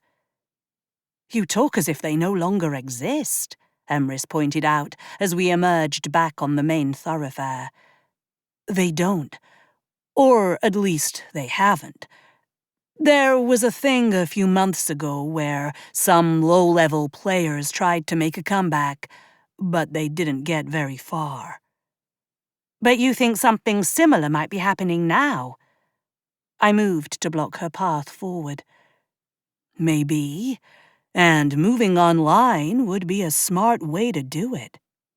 "Even if that is true, why take your pendant? What's so special about it?" She shook her head. "That's the thing. I don't know." Worry lines creased her forehead. "But I think I might know where we should look to find out." Chapter 11. Avery took us back to her flat, her energy far surpassing mine. I could tell my companions were also flagging. We needed answers, but we weren't going to be worth a damn without rest. "I think we should get some sleep," I announced as Avery eased the front door shut. Haven't you been telling me that time is of the essence? She countered. Yeah, but we're all still exhausted, and we'll be in far better shape to find Leighton with a few hours' rest, don't you think? The brightness in her eyes faded a touch. I know you're right. I just feel like, for the first time in a while, my help's been important, crucial to solving the problem, and I don't want to mess it up. What do you mean? I moved out here because I wanted to do something good with my life. I didn't feel like I could accomplish what I was meant to back home. It felt too small. I know that probably sounds stupid. Where we are born is not always where we are meant to be, Emrys said. Anyway, I came here and I met Des and everyone. For a while, I thought I had a purpose working as a consultant for the police and the FBI, but it never felt quite fulfilling enough. Sure, I found the things they needed and used my skills like that, but I wasn't the one making the real difference. That was the people with the badges and guns, and stronger magic swooping in to save the day. You've got a bit of a sidekick complex, Jules said. Happens to the best of us, especially those of us not born with a destiny written in the stars. I guess so. But with this, it feels like I'm meant to be more than just a side player. Getting some sleep and coming back fresh does not mean you will be any less crucial to our endeavour, Emrys assured her. We would not be here without you, after all. You guys are welcome to the couch, and I have a pull-out bed in the office. I'm going to stay up a little longer and see if I can find anything useful. Make sure you get some rest too. I patted her shoulder as I made my way in the direction of what I assumed was the office. True to her word, there was a small camp bed stowed in a closet. It was tiny, but it would do for a few hours' rest. I turned to find Emrys standing behind me in the doorway. I took in the slump of her posture and the lack of colour in her cheeks. What's going on with you? I pointed to the bed and didn't move. She studied me for a moment before letting out an audible sigh and sinking onto the thin mattress. I moved to lean against the wall, waiting for her to explain what had made her so distracted and out of sorts. Seeing the woman who'd been so strong and fierce upon our first meeting look so worn out was unnerving. I hate to admit it, but I believe I am a bit homesick. For Camelot. For my ancestral home. What's brought this on? You weren't like this when we were in London. She smoothed the fabric of her shirt and didn't meet my gaze. While you convalesced, I spoke with our healer friend. About? I prodded. It would seem there is a deeper bond tethering you and the woman who appeared to you in the cave. Look, it's late. I'm tired. You're tired. Can you just cut the cryptic shit? I never told you, but not long before I left my home and passed through the gate into Albion, I nearly lost kin. There had been tension amongst our band of druids, and one that had broken away who was prone to chaos and darkness. My cousin, Aoife, had sought peace with their leader. We were meant to meet where the gate connects this realm to Albion for a truce. But when we arrived, their leader was dead. He'd been slaughtered by his second-in-command. Brutal, but I still don't see the point. Some might say it was a miracle any of us walked away that day. But in truth, it was Aoife's doing. She was nearly slain, And then she pooled our collective magic to heal herself and grant her more power. She won the day. I did not know then that her bloodline would go on to bear a hero destined to die for this world. A saviour. Esri. The pieces clicked into place a minute later. Oh shit! She's like a distant relative. Emrys nodded slowly. It is why I believe she came to you in the cave. To guide you. It wasn't just because we were coming to her city. It was blood calling to blood. She waved a hand around her. JT told me that he and their council believe when she sacrificed herself for them all in the end, she cast protection over this place. This city's magic is woven with her magic, like a shield. I'd sensed Esri was powerful when we'd met, but to cast a spell so powerful as to linger in the world years later, the notion made me shiver. So, you've been missing your family? The one you left behind? I do not know if I would have been granted such a long life if I'd stayed. I doubt I would have known this young woman in her time.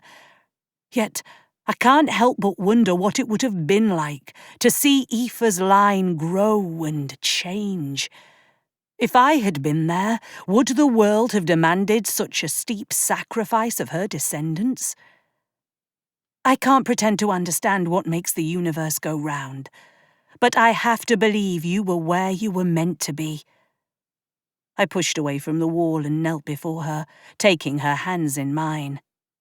Besides, if you'd stayed, I'd have never been born, and who knows what sort of chaos Uther and his assholes would be wreaking right now. That brought a wan smile to her lips. That is true. Come on, why don't you have a lie down in here?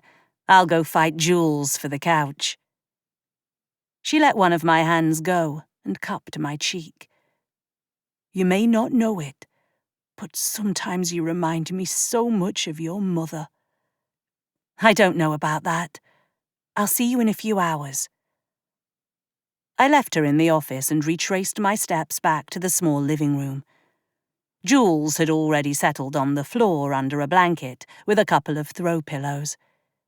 She snored softly when I tiptoed past her. The door to the bedroom sat ajar, and I could see a sliver of light peeking through.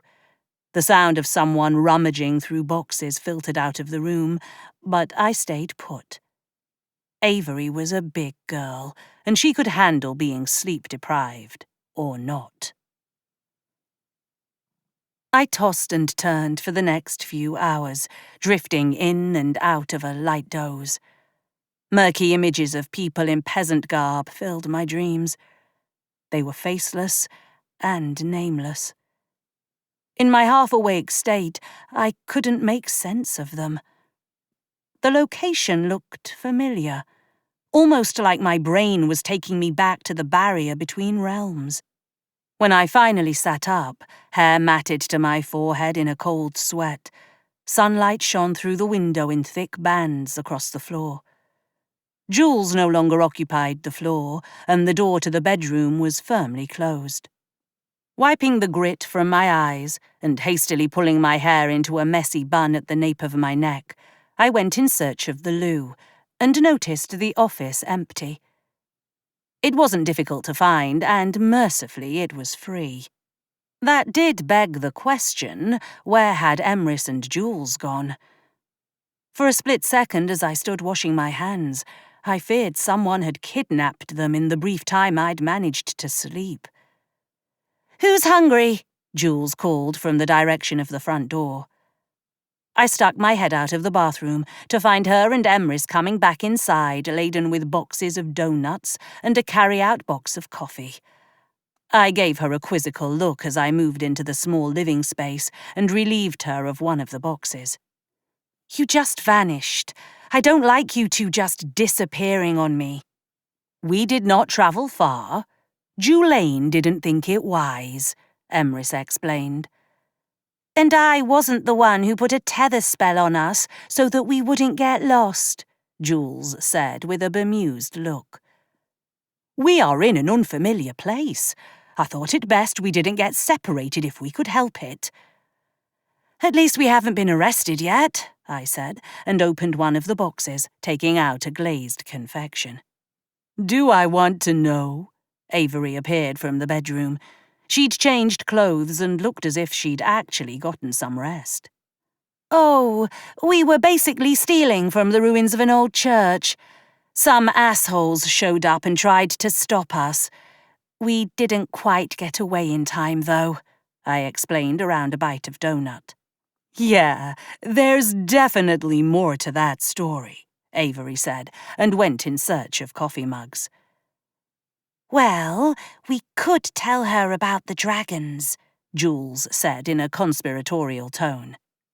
Avery reappeared, coffee mugs hanging off 4 of her fingers. I'm sorry. Dragons? Albion, where I'm, originally from, it's home to more than just humans. There's fae and dragons, too. We were on the hunt for a magical object that had been brought over to your world by some dragons, and happened to run into them. I relieved her of 2 of the mugs and passed them to Jules and Emrys before taking a third and pouring coffee from the box set on a table in the living room. Sorry, I'm just having trouble wrapping my head around this. Dragons are huge. How would we not see them? She began to pace, empty mug still swinging from her index finger. Unless they could camouflage themselves. But still, we'd have picked up on something like that, right? They can turn human, I explained. That weirdly makes more sense. Morgan's on quite good terms with the royal dragons, Jules drawled. Oh, sod off. What? You are. Right, just because I bested the Crown Princess in a tournament, which makes us best mates. I wasn't talking about the princess. As important as I'm sure this is, Avery moved her hand in a circular motion before she continued. I think we should focus on Leighton and the pendant. Did you have any luck determining why someone might want it, aside from sentimental or monetary value? Emrys sipped from her mug, grasping it with her whole hands. I found some old boxes of stuff my parents sent after I moved here. I think they were clearing out their place before they downsized. Anyway, I hadn't looked at it. I figured it was just junk from elementary school, or things like that. But it turns out it contained a family history of the pendant. And your magic goes back generations, I'm assuming? I honestly don't know. My mom is a witch, though my grandparents on both sides died before I was born. But the pendant is older than that. A lot older. She finally realized she was holding an empty mug and filled it from the carry-out box. There were some bills of sale in there, and some appraisals, too. I knew it had some decent stones in it, but the most recent appraisal from about 10 years ago valued it at $10,000. I let out a whistle. For a guy who just got fired from his dead-end job, 10 grand would be a pretty sweet payday. But how would he know its value before taking it? Avery rubbed at her throat, as if the phantom memory of him ripping it free from the chain was still fresh. Did you talk about it with anyone recently? Bring it up at all? No, I hadn't even thought about it in years. But you were wearing it yesterday, out in public just for a stroll. I don't know. It just seemed like I really needed to have it with me. Was anything out of the ordinary leading up to yesterday? You stated you felt this was coming, that your husband warned you. Emrys stepped closer to Avery. In dreams? Des told me not to worry because there was something bigger coming for me, that I was meant to do something really important. She gestured with the rim of her coffee mug at us. I assumed it was meeting you all. Did he appear to you and tell you to wear the pendant? Not that I remember, and believe me, I don't forget dreams featuring my husband. After a beat, she added, Now that I think about it, though, I think I was having dreams about the pendant lately. Like, somehow my subconscious reminded me it existed. Serena said that Leighton might have gotten into some gaming group. Could you have crossed paths that way?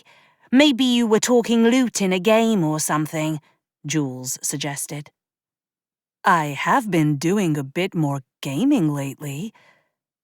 She frowned, drumming her fingers on the outside of the mug.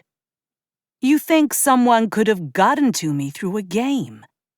I mean, you basically marry magic and tech for a living. It stands to reason someone else could do that too, I pointed out. And it's not beyond the realm of possibility, seeing as we literally had a magical cyber attack in Camelot. It feels too much like a coincidence.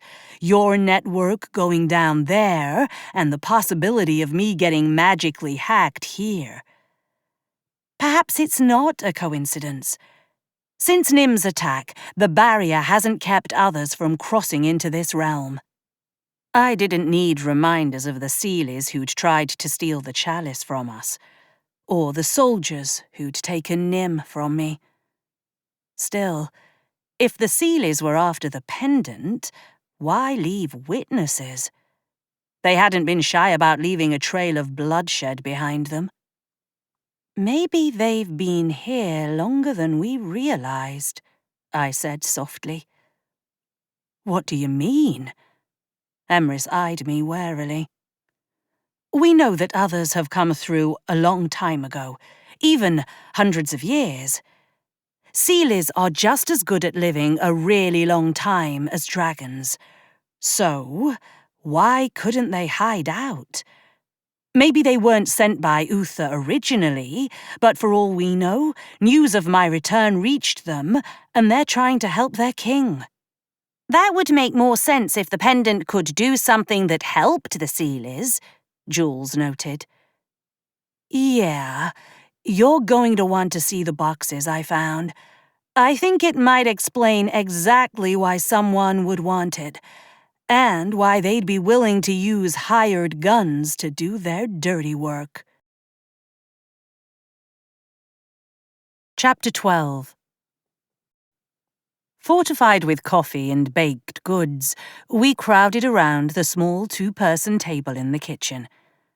Avery produced a pair of handwritten journals that a quick skim told me went back at least 150 years. She set a few more documents on the small surface and turned to her phone, running her finger over the screen as she read through some notes. So, from what I could figure out, the pendant was first gifted to my great-great-great-great-grandmother in 1867. It might have been a wedding present, as there's some reference to it being received right before she and her husband married. Being a gift could mean many things, Emrys said, bending over to scrutinize one of the appraisal documents. This does say it was made of 24-karat gold and had a large amethyst pendant. Estimated value of $10,000. What does it say about the gift? Anything about who it was from? I picked up one of the journals. Studying the delicate script on the page from an entry dated 17 May 1867, I read it aloud. 17 May, 1867. I cannot believe our good fortune. Father insists we cannot keep the pendant, as it would arouse too many suspicions. We are not people of great means, and yet it has been presented as a gift for my impending nuptials. It is unlike anything I have seen before. I dare not touch it without a gloved hand for fear of tarnishing the jewel or the gold. I do wonder about its provenance, as no one we know could afford such an exquisite object. Mother believes me blessed beyond measure and insists that I must wear it on my wedding day. She says it will bring me great fortune and blessings for my marriage. However, I cannot deny that being near it gives me an odd sense of peace. It doesn't say much about who gave her the pendant, but it does sound like something strange was going on with it. There was an entry before that. I flagged it, Avery said, and gestured for me to flip the pages back. I did so until I found the tiniest sliver of sticky note protruding from a page. The brief entry was dated 22 February, 1867. 22 February, 1867. I fear we will be made to leave our home and end my engagement with Michael. I meant no harm, but Mother fears I have been seen performing magic by our neighbours. I attempted to assure her that it was merely a simple washing spell, but she warned that women like us were burned and hung for such crimes. I know that I need be fearful that Michael knows the truth. I have witnessed him perform such spells in our brief time unchaperoned. Mother may have given up on her gift, but the magic lives on in me and will pass to our children. We have been blessed by the universe, and 'tis our duty to give back. Well, that answered the question of how far back Avery's ancestral magic went. At least 3 generations, likely more. And it also suggested why someone might have gifted her ancestors what appeared to be a magical pendant. They had either known about their abilities or suspected it. But it did beg the question as to what exactly the pendant could do. Were there any other entries that talked about the pendant and its abilities? I scanned the rest of the journal, keeping an eye out for sticky notes that might give me a hint of where to look. Yeah, it looks like there was one towards the end. I wrote down the date. Check for June 16, Avery answered, glancing at her phone. I flipped back to the end of the journal where the entries grew shorter still and further spaced out. Apparently, our author had less time to devote to documenting her innermost thoughts. I found the entry dated 16 June, 1867. 16 June, 1867. I have not yet processed the events following my wedding to Michael. I cannot put into words what I witnessed, and yet I must try, so that I can hope to protect myself and my family. Following our celebrations, we prepared to return to our new home, when we were accosted by a group of angry citizens, claiming I had somehow cursed their water supply. Despite our refusal to the contrary, they insisted they would take action against us. One brute moved to strike me down, and yet he could not lay a hand on me. So long as I held fast to Michael, he too was unharmed. At first I could not discern what magic would have protected us, and then, as we fled for our lives, I felt the weight of that strange gift against my breast. It warmed to my touch, and in an instant, I understood it had given us protection. We must leave this place for our safety. I have begged Mother and Father to join us, as I fear they will be accosted, but they refuse to leave the place they have always known. I do not wish to abandon my blood, but I must look to the future. We must do all we can to ensure the continuation of our lineage. Sounds like they got cornered by an angry mob, but something protected them, Jules noted. I looked up from the book and back to Avery. You wouldn't happen to have a photograph of her on her wedding day? Anything we did have would be in the same box where these came from. Let me get it. That left Jules, Emrys, and I standing together in the kitchen. It sounds like the pendant shielded her from harm, Emrys said. It did indeed. But why would someone want to give this random family protection? We still don't know who might have been the benefactor, Emrys continued. There is also no clear evidence to support that whoever gifted the pendant knew of its abilities. Wait, I thought we weren't dealing in coincidences, Jules replied. I believe whoever handed it over to them knew it had power. Just because they knew it had power didn't necessarily mean they knew the specifics of what it could do. What had happened to Avery's great-great-great-grandparents might have been an accident, or possibly a test.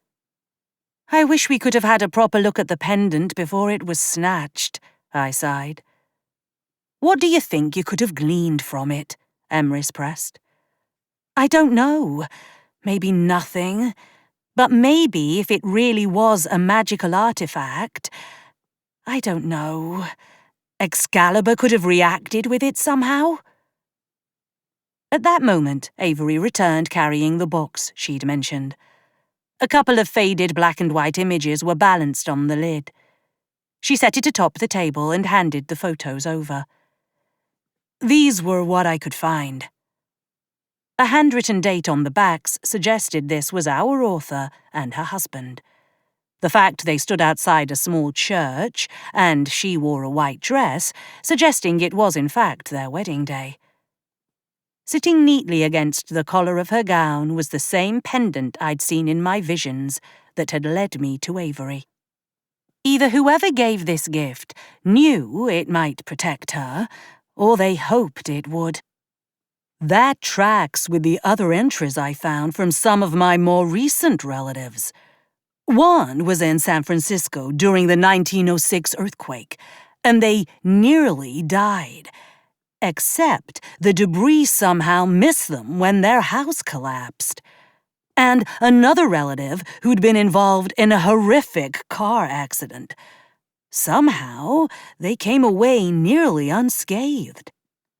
Well, now we know that the pendant grants protection. That explains why someone would want it, I said, eyeing Avery. Doesn't explain why they would just come take it off you. Or mind-fuck you into handing it over. I actually read something in one of the later diaries about that.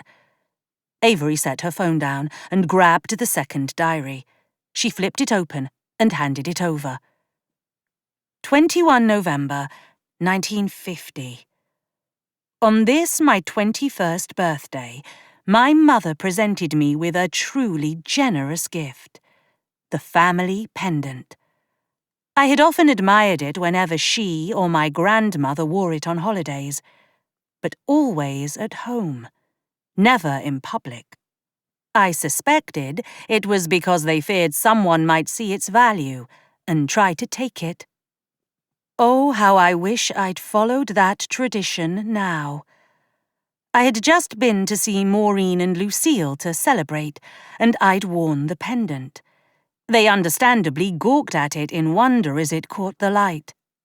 It caught the eye of some lowlife on the street as we made our way back to my house. If I had been alone, I am almost certain he would have killed me. It was as if he were possessed. He reached for the pendant as if drawn to it, and I could almost feel a power about the thing, something not of my own doing. As he grabbed for it, his hands turned blistered and red.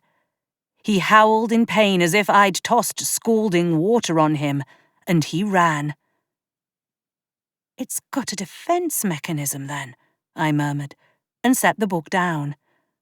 So, Why didn't that happen with Leighton? Avery shrugged. Maybe it worked, and we just didn't know about it because we haven't been able to find him yet. And if it does, maybe it only attacks the first person who tries to take it from its rightful owner, Jules filled in, beginning to pace the short distance between the counter and the opposite wall. So, whoever wanted it could have known about the protection and figured this bloke was someone no one would miss if he ended up wounded or dead.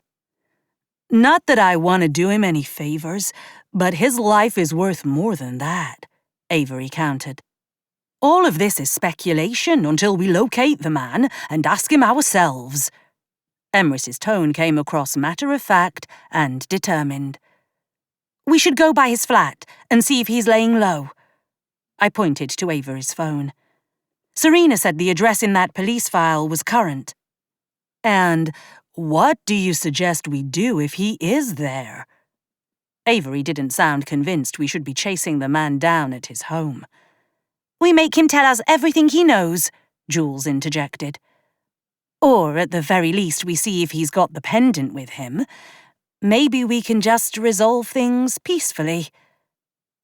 I doubted the reality of my own words, but I still felt compelled to voice it. Maybe the universe would be kind for once and make things simple. Then we should get going. Emrys had already donned her coat and was halfway to the front door.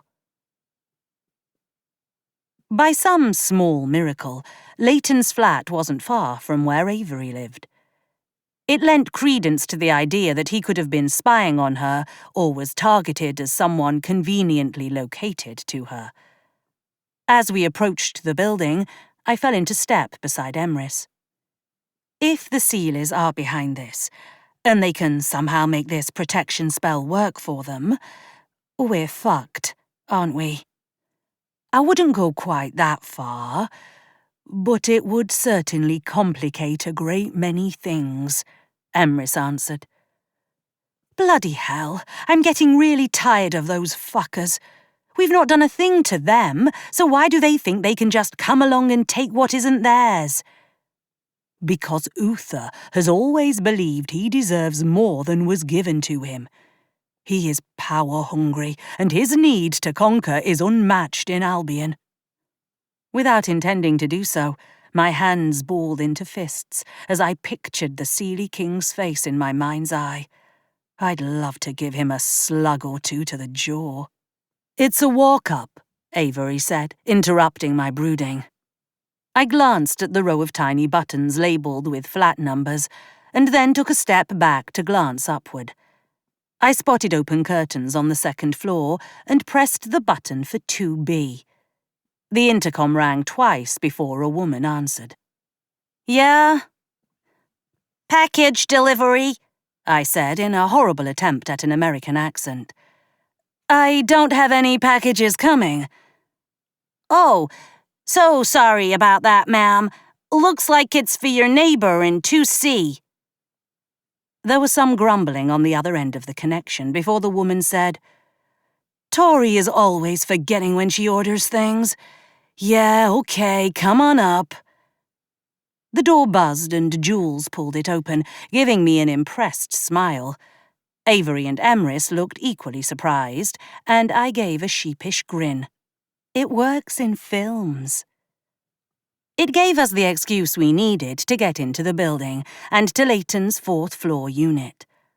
As we made the trek up several flights of stairs, I couldn't decide whether I wanted him to be there or not. I wanted this bloody quest done so we could go home and rescue my kingdom from potential ruin. Yet I couldn't deny the thrill of being on the hunt for something magical. It fulfilled some little bit of adrenaline-seeking I'd never let myself indulge before. Here we are. Avery's words came out in a whisper as we approached the door to 4A. I tried the handle. Locked. Unsurprising. I pressed an ear to the door and listened, holding my breath to catch any hints of movement. I thought I picked up the brief hint of a groan. "He might be in there." Jules shooed me back and pressed her hand to the doorframe. The handle turned almost molten as she worked literal magic to permit us entry into the flat. It wasn't something I'd seen her do before, but fully believed she was capable of doing. Then again, there was the time she'd spent in America where we'd been apart. She could have gotten up to all kinds of naughty things that never made it into her letters. "Good thing we've got a federal agent on our side, seeing as we're breaking and entering right now," I said. Avery gave a bitter laugh. "Yeah, Jackie isn't exactly the type to look the other way most of the time. We'd better put things back the way we found them." Noted. Jules pushed the door inward, and the scene that greeted us turned my stomach. The stench of antiseptic and illness filled my nose, choking off any clean air I might have been able to take in. I spotted smears of what looked like blood on one of the walls at arm height, sliding towards the ground. I moved ahead of the rest of our group. Leighton lay curled in a tight ball on the floor, not far from an open doorway leading to a toilet. He gave another groan and pressed his hand to his chest, cradling the blistering flesh. "Well, I'd say we know for sure that taking the pendant by force ends up having some pretty nasty consequences." Now we just had to hope we could get Leighton into some sort of state to help point us in the right direction. Time was running out. Chapter 13. We needed to divide and conquer. As Leighton rocked on the floor, groaning in pain, I glanced around the small flat. It was sparsely furnished, and I could see things were amiss. Pillows and cushions from the couch lay scattered on the floor, and I spotted shards of broken glass leading into the small kitchenette. Beside me, Avery eased the door closed with her foot, careful not to touch the frame or handle. "Could your friend help?" Emrys's words disrupted the unease that had settled over the place. "Honestly, I don't know. He's done a lot of amazing things, and he's a great healer. But this, I don't think anyone would have any idea how to treat this," Avery answered. "Give him a ring and see anyway. We need Leighton to tell us what he knows," I said, and stepped into the kitchenette. The trail of broken glass came from a dish that sat discarded in the sink, filled with dirty, soapy water. Like he'd tried to clean his hand injury. I didn't see evidence that anyone else had been here. That meant either he still had the pendant somewhere on the premises, or he'd handed it off before coming home. The fact the place appeared trashed suggested he'd come here with it first. Had whoever roped him into the theft already collected the pendant? I returned to the living room and knelt beside the man. "Leighton, my name's Morgan," I said softly. He groaned and grimaced in response, but he forced his eyes open. They were bloodshot and red-rimmed, but with some effort they focused on me. His brows knit together as confusion washed over him. "You were—" His voice was hoarse. "Yeah, we met," I filled in, hoping that by taking the lead in the conversation he'd save his strength. He weakly gestured to my stomach. "And I got better. Seems you're in a pretty bad way, though." "Didn't know." He strained to sit up, but his body refused to cooperate. "Just a job." "You couldn't have known what the pendant would do when you tried to take it," Avery said, her tone lacking any hint of animosity. "I would bet whoever hired you to take it, they didn't fill you in on all the nitty-gritty, painful details." He shook his head. hurts so bad. JT's on shift. His phone went right to voicemail, Avery said when I made eye contact with her. You've got to have other healers, Jules said. None I'd trust with this. It meant we were going to have to get our hands dirty. I wasn't anything like a healer, yet I had to believe that if I really needed it, my magic would do what was required, especially since I'd finally reconnected with the source of it back in Camelot. I grabbed one of the discarded pillows and slid it under Leighton's head, trying to get him more comfortable. I'm going to try to help, but can't stop everything. I can't cure what's being done to you either, but I think I might be able to take the pain away for even just a little bit. He nodded his consent, tears streaking his cheeks. Emrys was at my side as I knelt on the hardwood next to him. I am sorry to say I do not think there is anything we can do to save this man's life.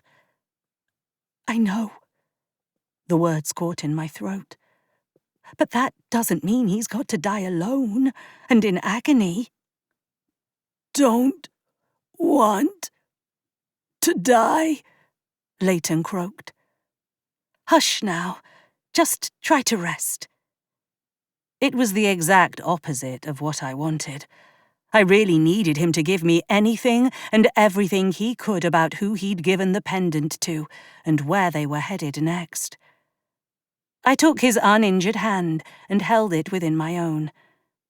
Without meaning to, I pressed my left wrist to his hand so that the silver band that represented Excalibur's blade made contact with both of us. Almost instantly, without doing anything else, Leighton's breathing evened out and became less laboured. Emrys disappeared briefly into the kitchenette, returning with a damp cloth. She sat on his other side and pressed the cloth to his face. I turned my attention to Avery and Jules. I'll try to keep him calm and comfortable, but one of you will need to see what you can get out of him.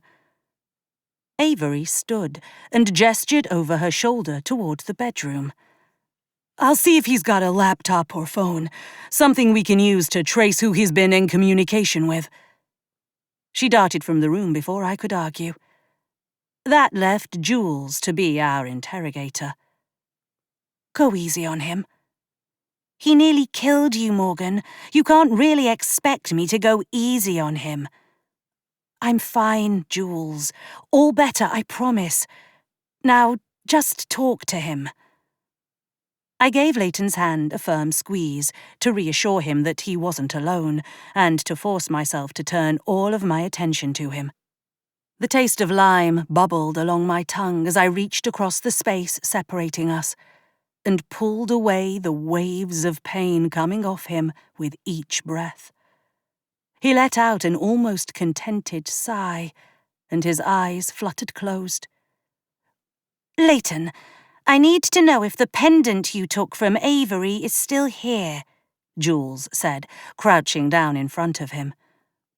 Not here, he replied. Where is it? Don't know. They took it. Who took it? Who hired you for this insane job? Didn't get names. You're lying. His hand trembled in mine, and I gave it another squeeze. Maybe there's another way we can do this, I said, and moved to sit across from Leighton while still holding tight to his hand. Did you see who trashed your place? He nodded. Good. That's good. We're just going to try and take a little walk through that memory. Nice and simple. His whole body shuddered in response to my words, but I was committed now. The question and answer session wasn't going to get us what we needed, and I could feel his pulse beginning to slow. Taking a deep breath in through my nose and out through my mouth, I shifted my magic's focus from easing his pain to getting inside his head. His grip stiffened against my fingers as my magic tried to pry into his mind to see what he'd experienced. His body jerked away, and I nearly lost my grip on him. If it weren't for Emrys wrapping her arms around his shoulders to keep him still, I'd have lost the connection entirely. Leighton, I know it's not something you want to relive, but it's going to help, Emrys said calmly. It will ease your suffering. The hint of lime intensified, zipping down my arms like an electrical current as it bridged the gap between me and him. Something that I could almost identify as rotting basil rose up in response, putting up a barrier. His magic, tainted as it was by a defensive spell running through him, was trying to protect him. We don't have time for this. I pushed, and my magic surged forward, poking holes in his defenses. It wasn't enough to fully get into his mind, but I could see snippets of images flashing through at 2 times speed. A tall, dark-haired man with some sort of neck tattoo stood over Leighton in the living room. He sneered, and the image changed to Leighton laying face down on the floor. Something akin to a claw showed in the corner of his vision, all shadowy and portending pain. It flashed to a glimpse of the pendant catching the sunlight outside as the figure vanished. Leighton's body stiffened as the images faded, and his skin grew damp and clammy against mine.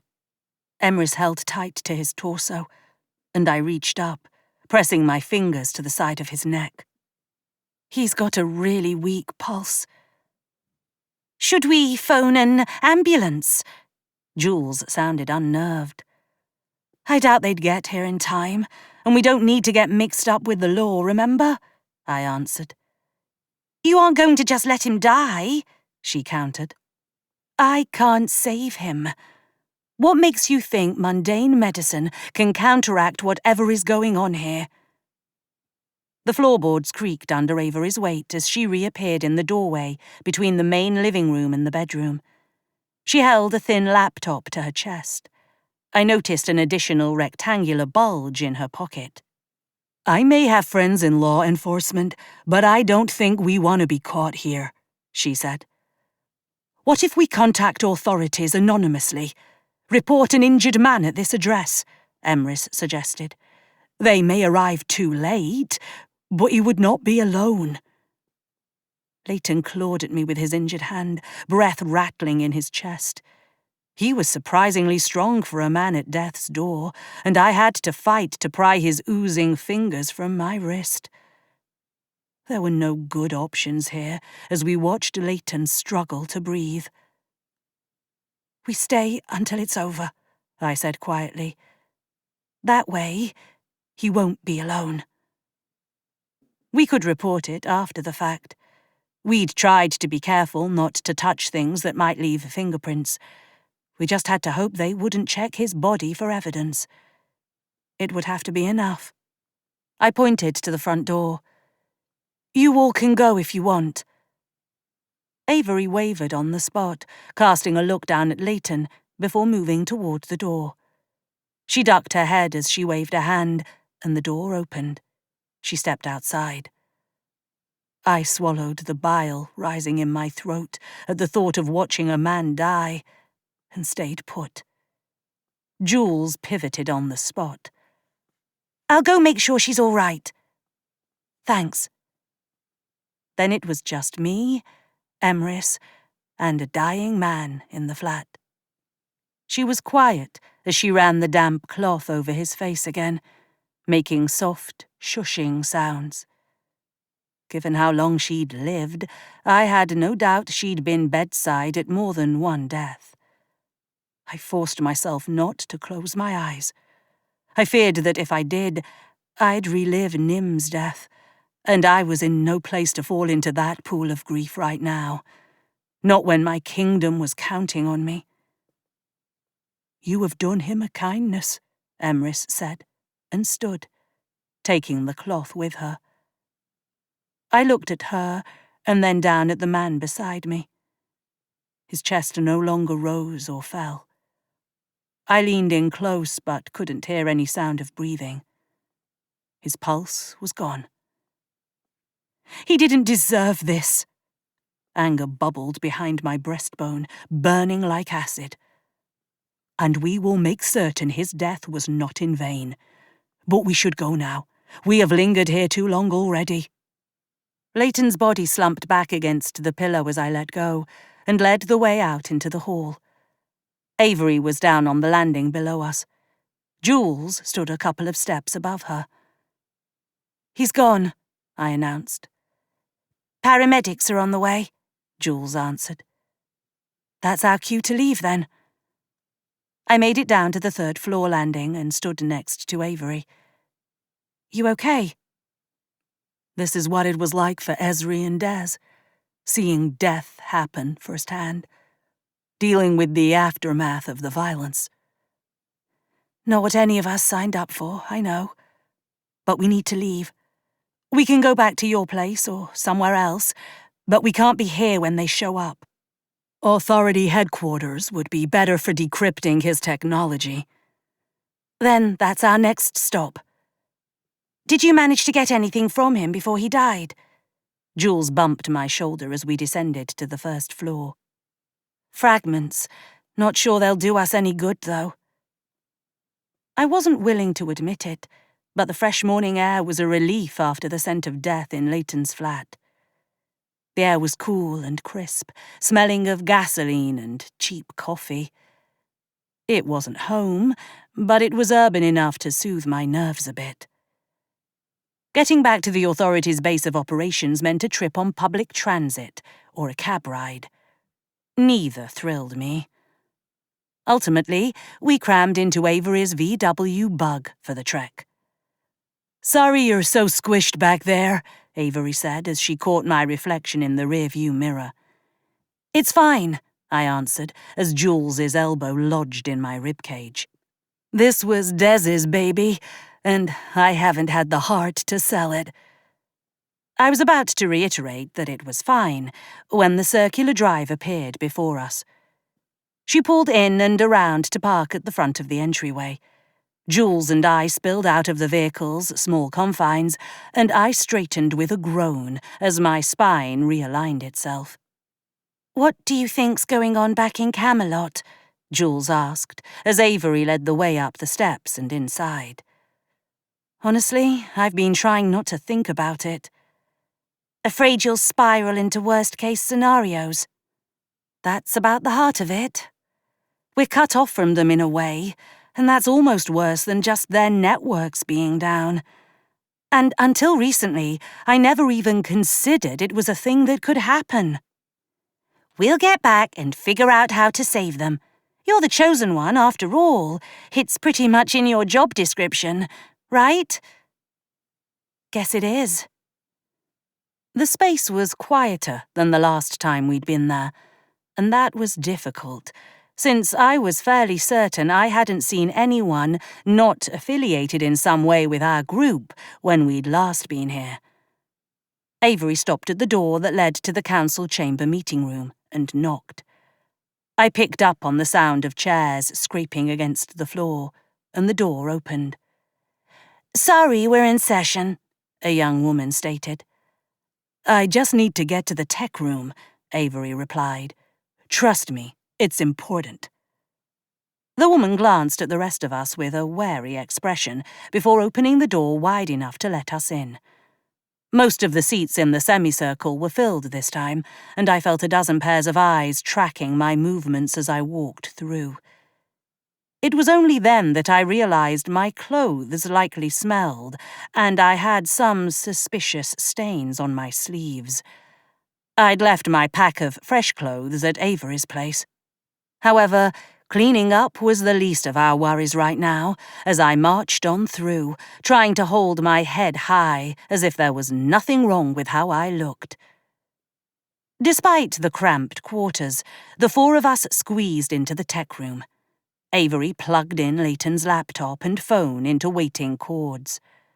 The monitor flickered, displaying a larger version of the screen, asking for a password. I don't suppose your magic means you're an expert hacker, does it? I asked, hopefully. Avery gave me a smile that was equal parts sadness and mischief. Before I moved out here, I may have dabbled in some grey hat stuff. Snooping through surveillance footage is going to look like child's play. We just had to hope that Avery's skills were up to the task. Otherwise, our leads had just died with the man in the flat. Chapter 14.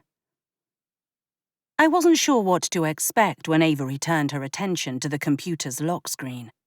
I doubted she'd found his password taped to the underside of a desk drawer, and it wasn't like I'd gotten anything from Leighton that would give us a hint as to how to access his tech.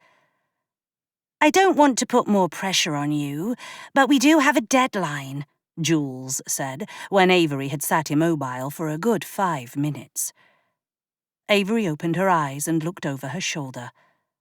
I'm fully aware there's a deadline, thank you. Then why are you just sitting there? Why don't we give Avery some space, I suggested, and nudged Jules towards the door. Emrys followed my lead and opened it. I think Morgan is correct. Jules let out an irritated huff, but left the room with Emrys hot on her heels. That left Avery and I in the space alone. I started for the door too, but she reached out her hand to grab mine. You can stay. I would just be in the way, I protested. When I'm breaking magical codes, I always do it with a partner. You never know what might be hiding just out of sight. I need someone to have my back. And you said you prefer to work with people whose magic you know. And I know yours now. You really think Leighton was sophisticated enough to have that sort of magic protecting his laptop? Honestly, I don't know, and it's the part that worries me. From the outside, it looks like he's just a guy that got in over his head and paid a price he'd never expected to pay. But people are complicated and layered. I'll stay. Just tell me how I can help. Pull up a chair and just sit, for now. I did as she instructed and settled shoulder to shoulder with her at the desk. I could feel her magic building as she worked. She pressed her hand to the screen just like she'd done the other day when accessing the video footage.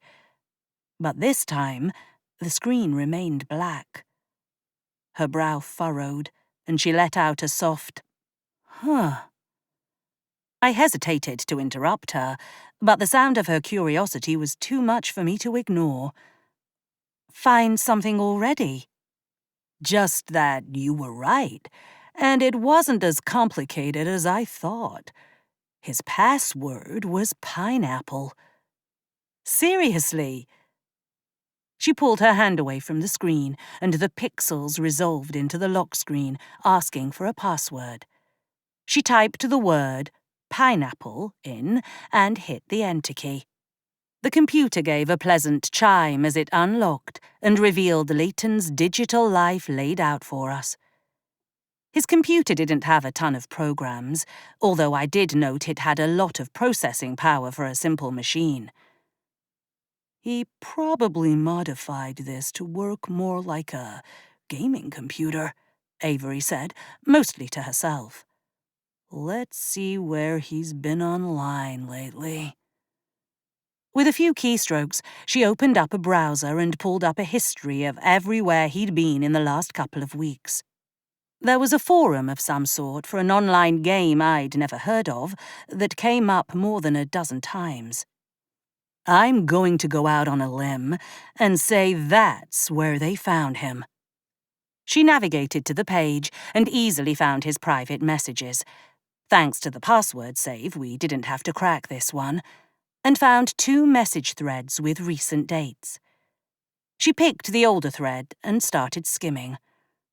A lot of it was written in code, or at least it looked that way to me. But I wasn't a gamer. "Anything useful in there?" I prompted. "Oh, they definitely groomed him for this.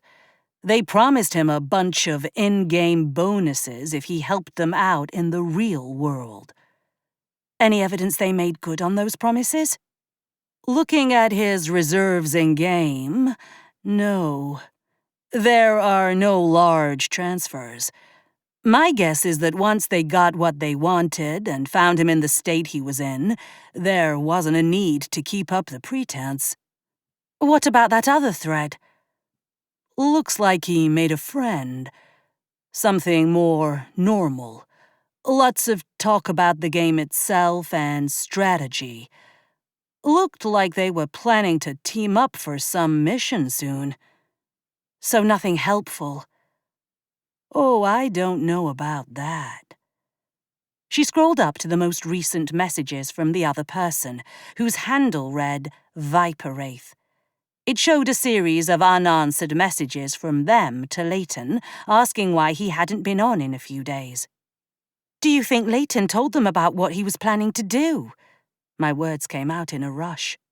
"I mean, it looks like there's a chat function that you can use while you're actually playing, but it doesn't store afterward." "So we have no idea." "Well, there is one way to find out." I didn't like the glint in her eyes. "Please don't tell me you want to pretend to be Leighton." "Nope. You are." "Bullshit. You know I'm not a gamer. I'm a bloody bartender. Ask me about cocktails or wine vintages and I'm your girl. Online gaming, I wouldn't know where to start. They'd spot me as a fraud a mile off." "Not if I'm giving you the answers." "Why does it have to be me?" "Because there's a chance that Leighton clued Viper in on who I am. If they shared photos in chat or anything, they'd know something was up." "There is also the small problem that I'm not a bloke." "From these messages, it's unclear whether Viper knew that Leighton was a guy. Besides, plenty of women play male characters. Sometimes it's the only way they get taken seriously." I didn't have trouble believing that point. It also probably helped that the male characters in most games had decent clothing and armor, rather than the barely there female characters' clothing. Still, I doubted my ability to grift believably. "I think we should just let you do this, and take the risk that he showed your picture to this Viper person," I protested. "I believe you can do this. Besides, we want them to cooperate with us, not feel antagonized if the person their buddy was supposed to steal from shows up demanding information." "What if they don't even want to meet in person?" "Then it's even easier, since you can definitely bluff your way through a text conversation," she replied cheerily. I swallowed my nerves and gave her a nod. "All right. Let's see if Viper wants to meet up." Avery set her fingers to the keys and typed out a message, apologizing for not responding sooner, because they'd been busy dealing with the fallout. "The story is epic. Better if I told you in person."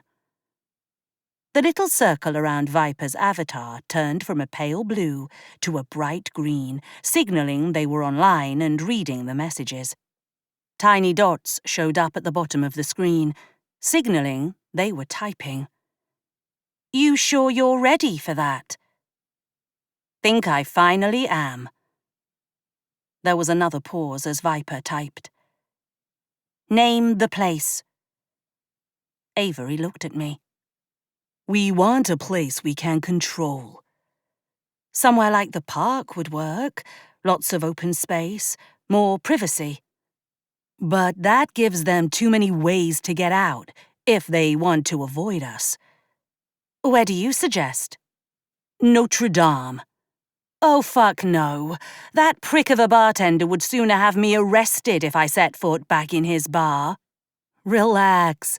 I'll get Molly to sweet-talk him into agreeing. I didn't have the time to ask who Molly was, or why she held such sway over the man I'd clashed with. If you think it will work... She flashed me a smirk before typing her reply to Viper. There's a bar I used to work at called Notre Dame. Meet there tonight, 8 o'clock. I'll be at the last table in the back. Viper's reply came slower this time, like they had to really contemplate what they wanted to do.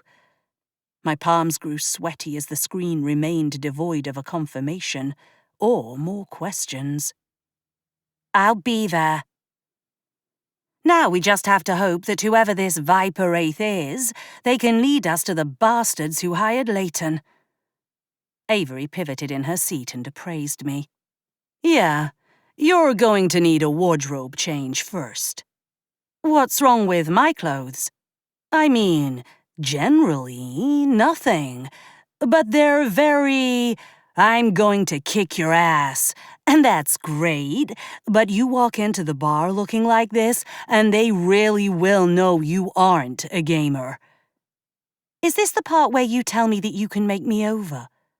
Well, I have always wanted to do an epic makeover montage, she joked. I checked the time. It was only noon now. We had plenty of time to get me made over and secure our location. Fine. Remake me in your gamer image. We made it back to Avery's flat by 2 o'clock with lunch and a little light shopping. I sat in the bedroom as she sorted through shirts. Emrys and Jules were in the other room, conspiring in low voices. I got the sense neither of them was pleased about me putting myself out there like bait. You know, you really aren't what I'd expect for a princess, Avery commented as she held up a shirt to see if it was the right one. Didn't grow up as one, I replied. My Aunt Nim raised me here, back in London. So she was royalty too? No, actually she wasn't a blood relative at all. She was meant to kill me as a baby, but she couldn't do it. She ran and brought me here where she thought I'd be safe. Wow, that's a lot. Gets better. About 4 months ago, I finally made it home again, and had to dethrone the asshole who'd been living in my place all this time. A real piece of work called Arthur. Lots of drama. Is it always going to be that intense? I gave her a sobering look. Part of me wants to say no, but given how the last few months have gone, I can't see it calming down for very long. Not when the Seelies are trying to end our existence, or steal our crown at every turn. Is that just a different kingdom, or... She trailed off. The way you say it, I don't know. It sounds like a different species. I never thought about it that hard before, but I guess they are different from us. They don't age, or at least they take a really long time to grow old. They've got pointed ears, and most of them can't be trusted. Most? Like I said, Nim saved my life and raised me like I was her own. But she never let me forget where I really came from. You mentioned dragons, too. They're the good ones, at least the ones I've met so far. They've been honorable, noble, and kind. And beautiful. I mean, some are the most strikingly handsome people I've ever met. I wonder if I'll get to meet one someday. I'd say you've got a pretty high chance. Honestly, I wouldn't be surprised if Taran swoops in the minute we're back through the barrier. Taran? Former Crown Prince of the Dragons. He gave up the throne for his sister. He'd rather hang around his cave and build things. I take it he's one of the strikingly handsome ones. Heat warmed every part of my body. Yeah, you could say that. Well, I look forward to meeting him when this is all over and we've saved your kingdom." She held up a different shirt and gave it an approving nod. "Here, change into this." She left me alone to change out of my shirt and pants. At least she let me keep the boots. I tugged the graphic t-shirt over my head and settled it against my torso. The neckline was higher than I was used to, but not uncomfortable. I pulled on the bracelets she'd left for me, making sure to put them on my right wrist. The sapphire at the heart of Excalibur circling my left wrist warmed against my skin. I know you've felt left out. Something tells me before this is over, you'll get your chance to shine. A soft knock came at the door, and I looked up to find Jules standing there. I motioned for her to come in, and she sat beside me, wrapping her arms around my shoulders. "I'm sorry," she said into my shoulder. "For what?" "For being a bitch lately. I don't know, I think maybe I'm just a little jealous." "You're being daft." "I see you with her, and I don't see a place for me." "Oh, come off it, Jules. You're my best mate. No one is going to change that. Not in a million years. But I think it's pretty obvious we're going to need some extra help to stop Arthur and his batshit crazy father from ruining our lives." "I know. I just haven't had to share you before. Not like this, anyway." "We'll get through it," I assured her, and leaned over to plant a light kiss on the top of her head. "Besides, I wouldn't even be here without you." "Yeah, that is basically true." After a beat, she added, "Emrys and I talked it over, and we're going to be at the bar as your backup." "Wouldn't have it any other way. Just have to hope the bloody brute of a bartender doesn't get his knickers in a twist about us doing this in his bar." "You just don't like that he's as good as you at tending bar." "What? I am not mad about that. I haven't had a drink in his bar to compare. He's just a dick." Avery appeared in the doorway. "We're set for tonight." She held up a tiny box and tossed it at me overhand. I caught it, flipping open the lid. A tiny flesh-coloured earpiece sat nestled inside against some pristine white padding. I feel like a proper spy now. Where's my Aston Martin cue? "Well then, I guess it's time to go play princess, witch, hacker, and spy," Avery said with a laugh and a broad grin. For someone who'd been unable to be in the presence of a dying man only a few hours ago, she was awfully chipper about the whole bloody thing. Maybe it was her way of coping with the trauma. I no doubt would be seeing Leighton in my dreams for a while. I just had to find the bastards who'd used him and make them pay for ruining the man's life. There was no way in hell I was going to let the Seelies get their hands on such potent magic. I twisted my hair up into a knot at the nape of my neck and donned a pair of glasses with non-prescription lenses in them. I turned to Jules, and she gave me an approving nod.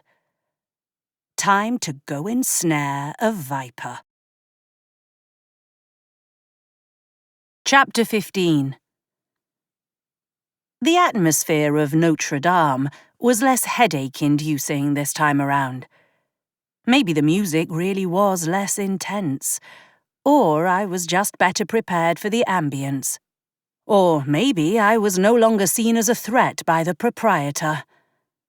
No matter. I was grateful that my skull wasn't trying to split down the middle when I arrived at 7:45. I'd fretted that we should have arrived earlier, but Avery assured me that we would be fine.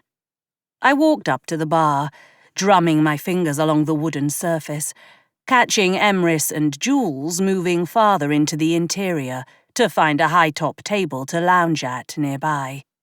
It wasn't close enough to overhear my conversation once I moved to the last table, but at least they had a solid view of the entrance and the back. "You really shouldn't be drinking at a time like this," Avery's voice came through the earpiece nestled in my left ear. I wasn't going to actually drink it. Much. Talking to yourself isn't a good look, Jonathan said, appearing as if out of thin air. I gestured to my ear. Not talking to myself, and I'll take a pint of your darkest. Coming right up. He filled the beer glass with more flourish and finesse than I'd expect, before setting it on the bar between us. And just because I agreed to let you do whatever this is in my bar, doesn't mean you get a free pass. That's $15. Now I knew how our patrons back home felt about our prices. I glared at him, but handed over the $20 bill Avery had given me for emergencies. I promise I won't blow up your precious bar. I'll hold you to that, princess. Oh, fuck off. That earned me a genuine smile as he moved on to attend to other patrons. I took my beer and artfully manoeuvred through the crowd toward the rear. As promised, he'd ensured the table at the very back was empty. I slid into the seat facing the entrance. My phone ticked over to 8 o'clock, and my gaze shifted to the front door, my body flinching every time someone new entered the space. Take a deep breath. You got this, Avery's voice chimed in my ear. It had to be fueled by magic for me to hear her so clearly above the background noise of the bar. How am I even supposed to know who we're looking for? Just then, a woman walked in, and she stood out for 2 reasons. First, she was dressed eerily similar to what I wore, and second, she had a visible forearm tattoo of a giant snake wrapped around a reaper's scythe. I took a sip from my beer and straightened a little. I think I've got our girl after all. From across the bar, I spotted Jules flashing me a thumbs up as she bopped along to the music. Emrys leaned against the table, watching the crowd. Despite the fact she was over 800 years old, she looked remarkably hip and like she could slide onto the dance floor with the rest of them without a problem.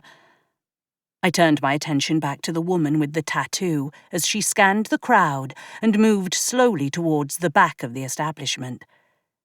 She scanned each table as she got to the rear, no doubt looking for a man.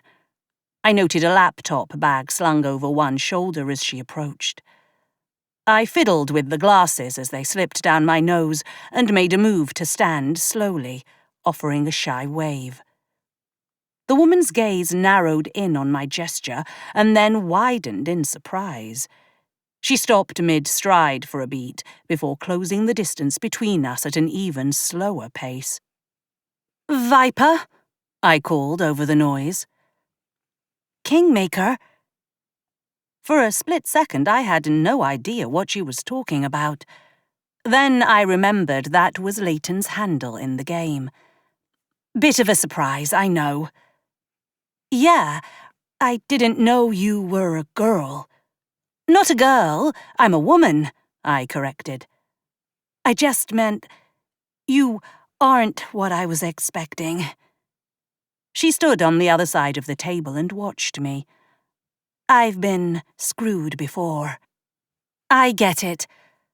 I held up the phone in front of me and unlocked it, showing off the game's mobile version, with the message thread between Leighton and Viper. It had been Avery's idea to change the Touch ID to my fingerprint, just to sell the ruse. Her shoulders sagged a little with relief, and she sat down. "You scared me, going dark like that for so long." "Things got a little out of hand, and I needed to lay low."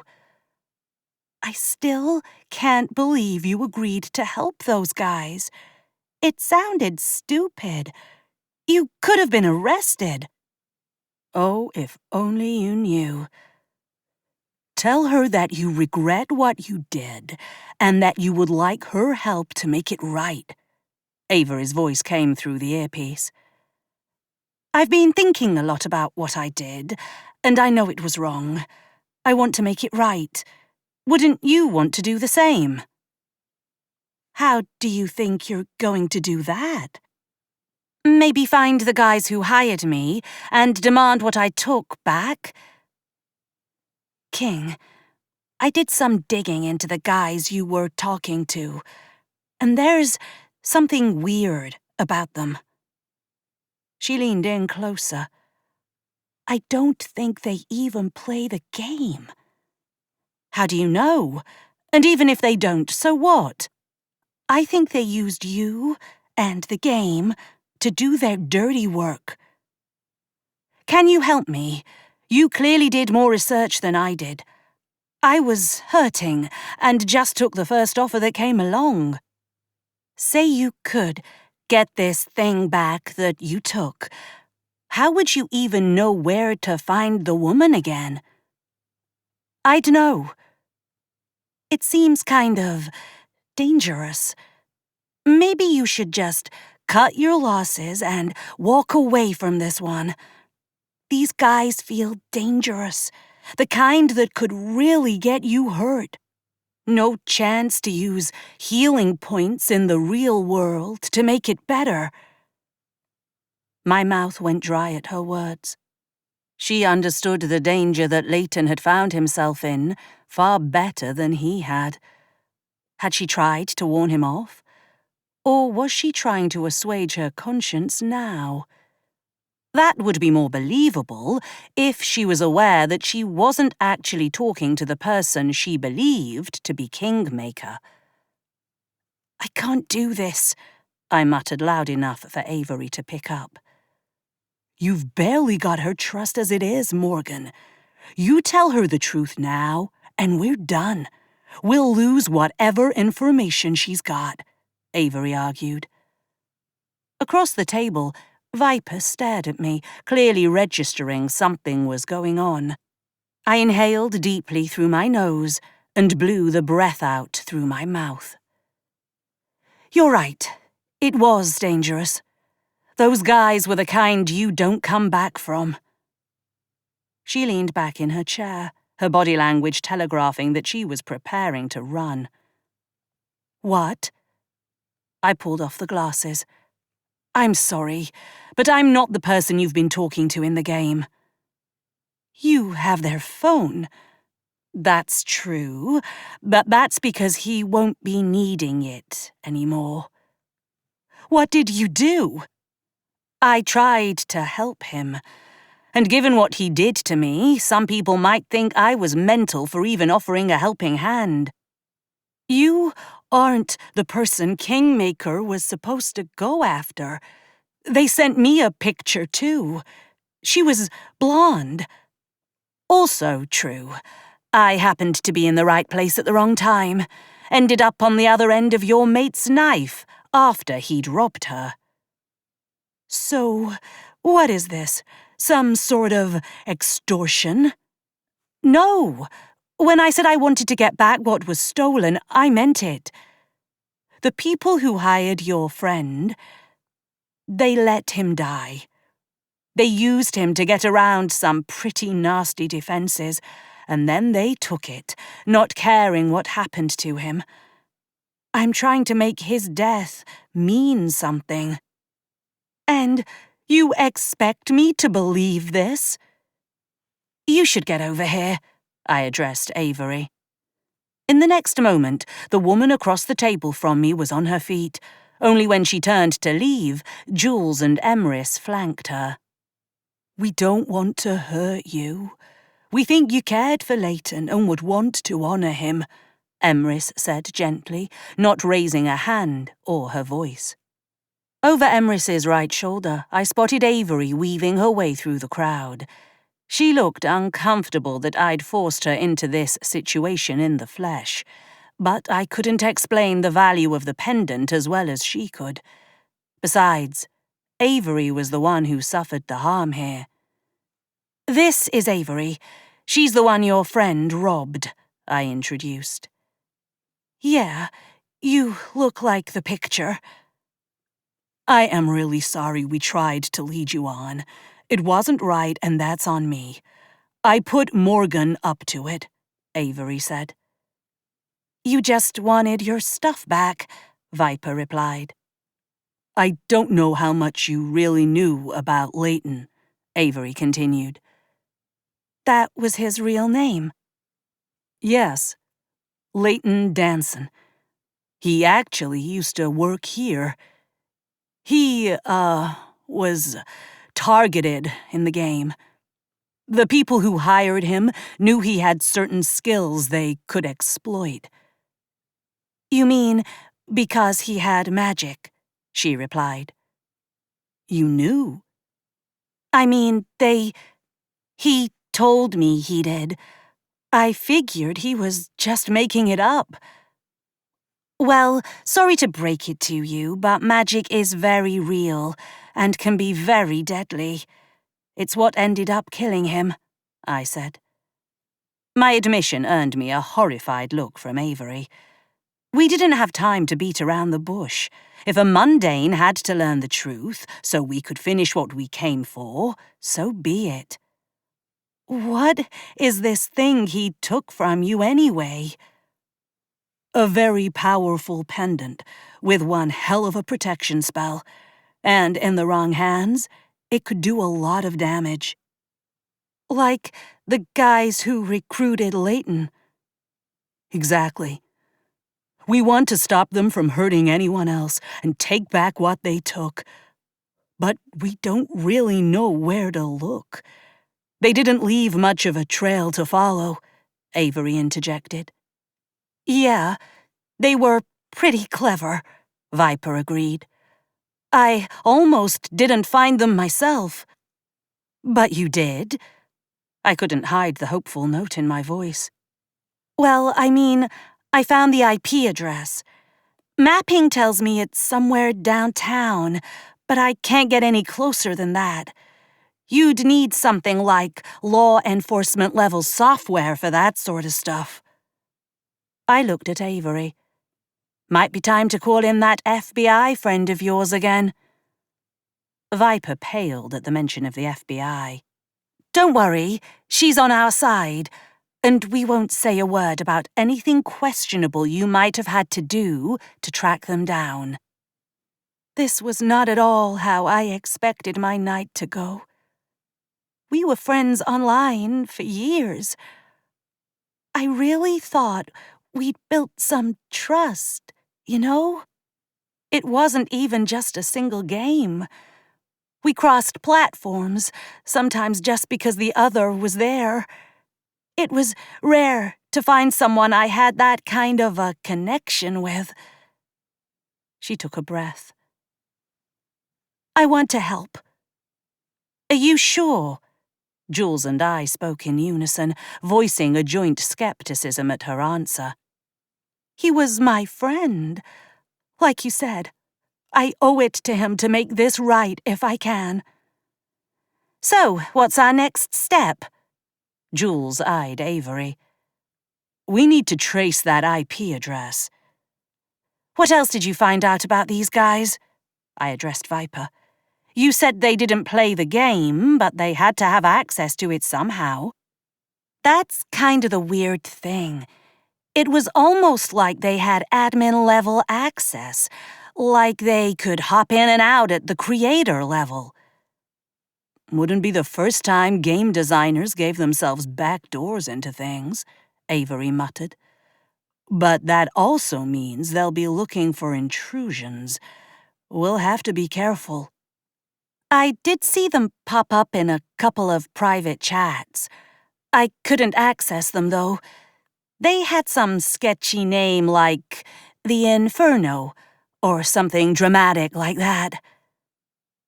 Given what they'd managed so far, it certainly felt like we were marching into the heart of an inferno. But that was the plight of the chosen one, wasn't it? Being thrust into danger simply because we were destined to do so by fate or whatever. I think we ought to head somewhere a bit more private if we're going to continue this discussion, I suggested. While I didn't doubt that Jonathan's establishment had safeguards in place beyond those that kept people from committing violence or being a drunken prick, I assumed that eavesdropping was still plausible. "It would be easier back at headquarters," Avery said. I checked the time. It was already after 9. "I don't think we can afford to make that trip again right now. Your flat will have to do."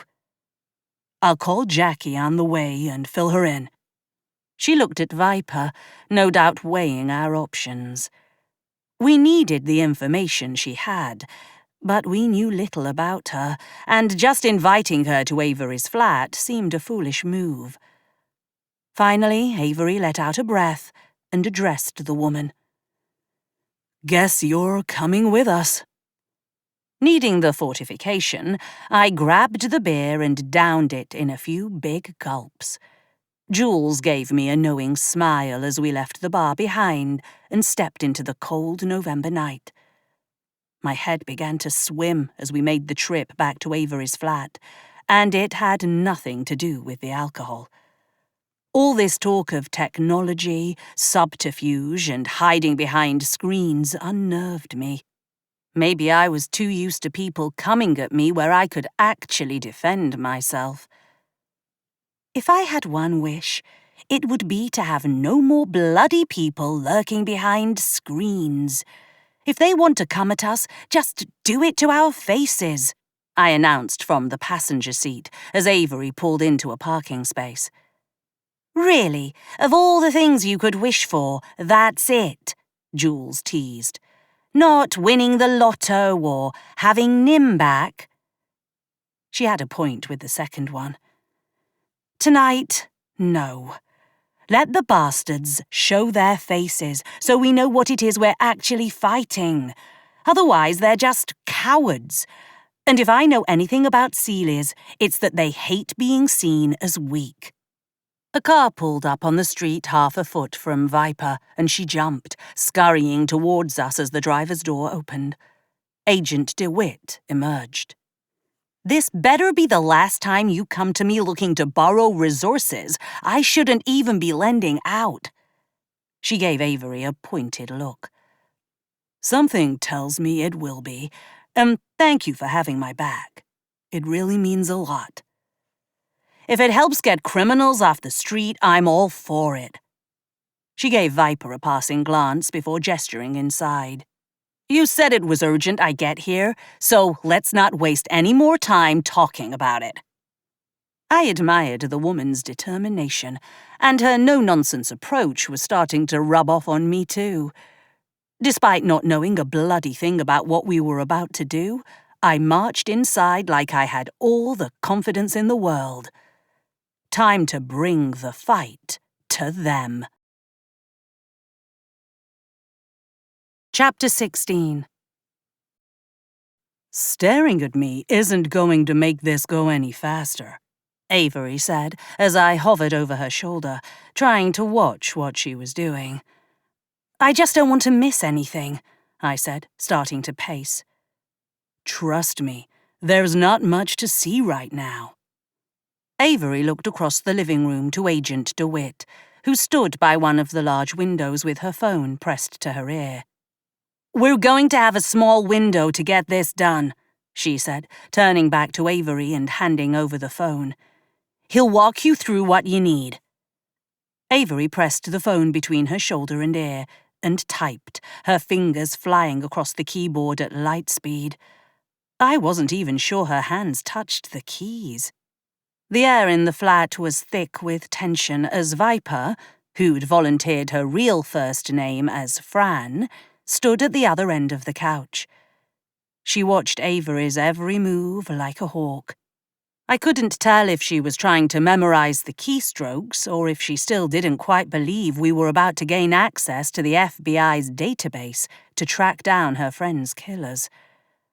"I think I'm in," Avery announced, setting Agent DeWitt's phone down on the table beside her. I peered over her shoulder and looked at the screen again. It looked unchanged from what it had a moment ago, but Avery wore a triumphant expression. She eyed Fran and made a grabbing gesture. "Let me see the IP address you found." Fran sat beside Avery on the couch and opened up her own laptop. She logged into the game that we'd seen on Leighton's computer and shared a screenshot she'd taken a day ago. "I just hope they haven't disappeared." "We're going to get them," Avery promised.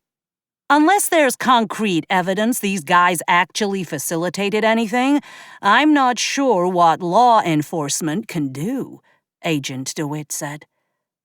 "We all witnessed Leighton steal her pendant. That's assault and theft, isn't it?" I quipped. "You willing to stick around and testify to that in court?"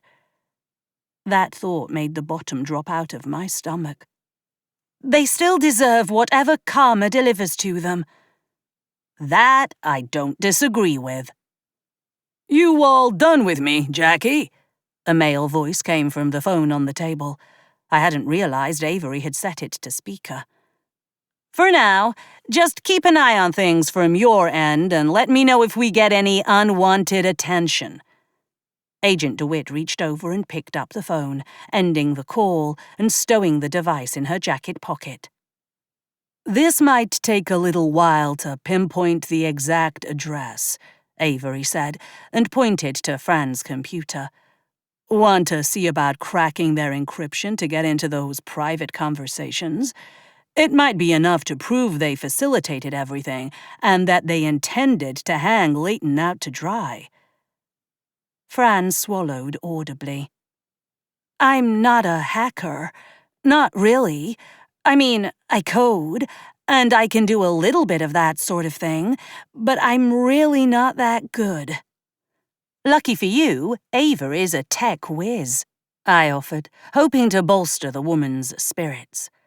"No pressure," Jules offered from where she stood in the far corner. "Will this trace back to me?" Fran's question came out soft and fearful. "You should have some protection from our servers right now on your laptop. It might be easier to use with that, too," Agent DeWitt suggested. "Give me a second to get in." Avery's fingers moved over the keys at a slower pace this time round. Another window popped up on Avery's screen, displaying the login screen for the game. Fran reluctantly entered her credentials and showed Avery where she'd uncovered the private conversations. After a few minutes of failed attempts, Avery sat back, pulling her glasses from her face and pinching the bridge of her nose. "I'm missing something. I just don't know what." "We're operating under the assumption they knew that your pendant was magic, right?" I said, continuing to pace. "Yeah, so?" "Well, if they know about a magical object, and they had to know that Leighton had magic to try and take it from you, and we assume that these are Seelies behind this," I caught Fran mouth the word in confusion, "then what if the game has some magical component to it?" "You think that whoever made the game actually coded magic into it?" Avery sounded almost impressed. "I mean, I've heard crazier things. And you've used magic to manipulate technology before, too. You can't be the only one who knows how to do it. Now, what reason they'd have to do this, I couldn't begin to guess." "Usually the simplest reason is the truest. Greed. Control," Agent DeWitt said. Sounded like the Seelies to me. "Let me try looking at this from a more magical perspective." Avery closed her eyes, and I could swear her whole body began to vibrate. The room around us shifted, much like it had when we'd gone into the video footage during our initial deep dive to identify Leighton. Except this time no people were strolling by, oblivious to what had happened to either of us. It was just a dark void. Avery, what the hell is this?" Her eyes opened and she stood, moving to stand beside me, having walked through the table, if I wasn't mistaken. The rest of our companions appeared to have vanished. That made unease prickle along the nape of my neck. This is what I found when I tried to reach out to that private chat with magic. Nothing. No, not nothing. She held up a hand and pressed the space in front of her. It pixelated before resolving back into a solid mass. I think it's meant to make people think there's nothing here. Okay, well, how do we get past it then? Well, if I wanted to make sure only the right people could gain access, then I'd want to be sure that they knew magic was real and that it can be used in conjunction with technology. And I'd want there to be safeguards in case people like us came along. That didn't inspire me with confidence. That they'd be ready for an assault wasn't a surprise, but the fact that we were the ones mounting it and potentially facing whatever obstacles they had laid in our path worried me. I hated walking into things blind. For a brief moment I was back in Camelot, stepping into the tent for the qualifying trial for the tournament 4 months ago. I'd been unprepared, or so I'd assumed, for that experience. I couldn't shake those same doubts now. How can I help? I did my best to focus on what I could control. Just have my back. I don't know what sort of booby traps they're going to throw at us, or what sort of fail-safes they have in place. I shook my arms out, trying to dispel any tension in my muscles. I flexed my fingers and felt my power rippling over my skin, ready to do my bidding. At least I wasn't suffering from performance anxiety. I'm ready. Avery felt around in the inky darkness, her fingers slipping in and out of existence as she moved along the space. Finally, she stopped moving, her hand hitting something resembling a solid object. An ornate door with a series of ominous-looking locks. I watched as Avery concentrated, and a skeleton key materialized in her other hand. She held it up, examining the handiwork, before trying it in the lock closest to the handle. An ear-splitting, keening sound erupted around us, and I fell to my knees, pressing my hands into my ears to block out the sound. What the fuck is that? Something, maybe instinct, told me something was coming. I forced myself to pull my hands away and balled them into fists, ready to take a swing at whatever came next. The horrible sound continued, and then 2 violet eyes materialized from the darkness, charging right at us. Not having a better option in the moment, I swung anyway, connecting with something ethereal. My hand came away covered in a thin layer of red mist. I shook my hand to get the mist off, but it clung to me. Everything went red and hazy for a moment before my senses returned. The sound had ceased, but my ears still rang with the echo. The thing I'd hit skidded to a halt just past Avery, who was busy fiddling with the skeleton key, trying to make it match the lock she wanted to undo. The thing looked like a strange cross between a dog and a lizard. It had tufts of reddish fur on the tips of its ears and an elongated snout. Rows of sharp teeth somehow glistened in the dark, and it rose onto its hind legs to stand. A vicious tail whipped out from behind it, striking like a scorpion. I raised both hands, managing to catch the creature's tail between my palms. I wrapped my fingers tight and yanked. It gave a howl of pain, but freed itself from my grasp. With its mouth fully open, it let out another of those ear-splitting wails. "Keep it distracted," Avery yelled. I saw she'd just managed to dismantle the first lock. Only 4 to go. Grand. "Come on, come and get me," I taunted. It scraped its hind legs against what I assumed represented the floor and bent forward, ready to charge. "Idiot!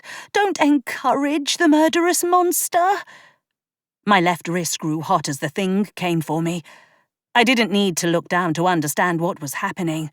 Excalibur wanted in on the action. "Not a moment too soon," I whispered, and pressed my right index finger on the sapphire. The bracelet transformed, replaced by the gleaming sword in an instant. I took up a defensive posture like Taran had taught me and raised the blade. The creature lunged, and I struck its scale-covered belly with the side of the blade. It wasn't enough to do any real damage. Still, it caught the beast off guard enough and sent it tumbling away from me. In my peripheral vision, I could swear a second creature emerged from the darkness. "Not to rush you, but I think we've got more company." "I'm working on it," Avery replied. I took my gaze off the pair of beasts long enough to see that she'd managed to undo a second lock. "I don't know how long I can keep two of these things at bay," I noted. A growl from behind pulled my attention away from Avery, and I spun, bringing Excalibur up to defend against the attack. The creature's claws raked across my chest, leaving a trail of mist behind again. It took my breath away. I really needed to remember not to let these things touch me. In front of me, the creature that had just tried to rip my chest open shimmered and split in two. Part of me wanted to believe it was a trick of my oxygen-deprived brain, but I blinked a few times, and the thing didn't resolve back into a single creature. "Damn it!" Avery groaned and pulled out the remnants of the key, the rest sticking out of the third lock. "Want to trade?" I said through a cough. Avery just shook her head and waved her hands in front of her, producing something more akin to lockpicks. "I was trying to be too nice. Time to brute force this." Just facing these things head-on as they decided to come at me wasn't going to be a winning strategy. I needed to go on the offensive. Having no idea what these things were even supposed to be, I couldn't fathom what might distract them. So, I'd have to contain them. It would be better if I could find a way to get them to turn on each other, but that didn't seem to be in the cards. I shifted Excalibur back to my left hand and raised my right, sketching the shape of a cage in front of me. I pictured thick bars in my mind's eye and made them of iron, just for good measure. If Seelies didn't like iron, it stood to reason their creations would be susceptible to it too. I slashed my hand horizontally to make sure they couldn't slip through the vertical slats. They appeared to be circling me, keeping a wide berth as I worked. Getting them to charge me wouldn't be hard, but they were wise to what I was doing.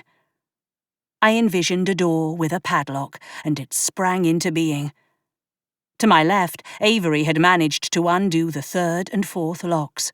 Only one more to go. I could keep these things occupied just a little longer. A horrible thought popped into my head as I tried to discern how to get the monsters into my trap. It needed bait, and they seemed awfully keen on me. They'd left Avery completely alone so far. Swallowing my fear, I backed myself toward the open cage door. "Oi, uglies! Come and get me, you bastards!" The trio of dog lizard things snarled in unison and raced toward me. I could feel Excalibur's pull to knock them down one by one. Somehow, I knew that would only make matters worse. The blows before had summoned the second, splitting the first in two. I didn't want any more of these things to show up. "I need you to let this happen," I whispered to the blade. It grew painful in my grip for a moment, before subsiding, as if letting me know it hated the idea, but it wasn't going to stop me. Nice to know my semi-sentient weapon could take a hint. I was still too terrified to relinquish my grip on the sword in this place. I had just enough time to shift it back into bracelet form before the trio of creatures pounced, knocking me down.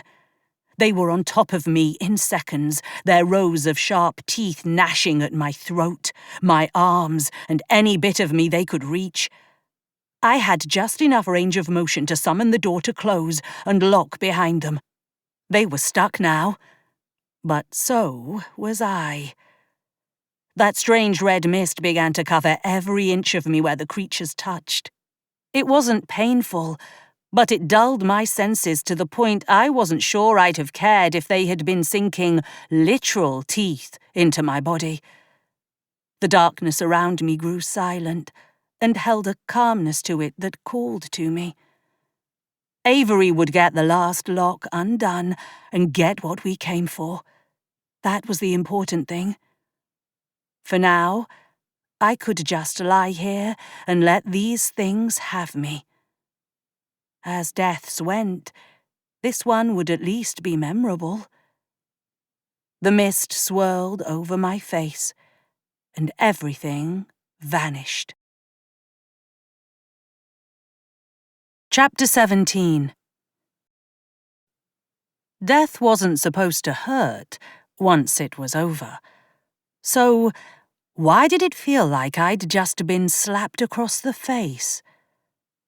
I groaned, trying to bat away whatever had hit me.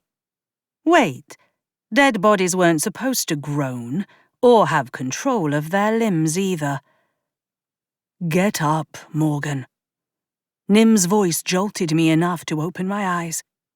The strange inky darkness I'd been in with Avery had been replaced by a more greyish colour, tinged on the edges by a fine red mist. Just like those bloody dog lizards. I'm dead, aren't I? Nim reached out and pinched my forearm. Ow! Would you feel that if you were dead?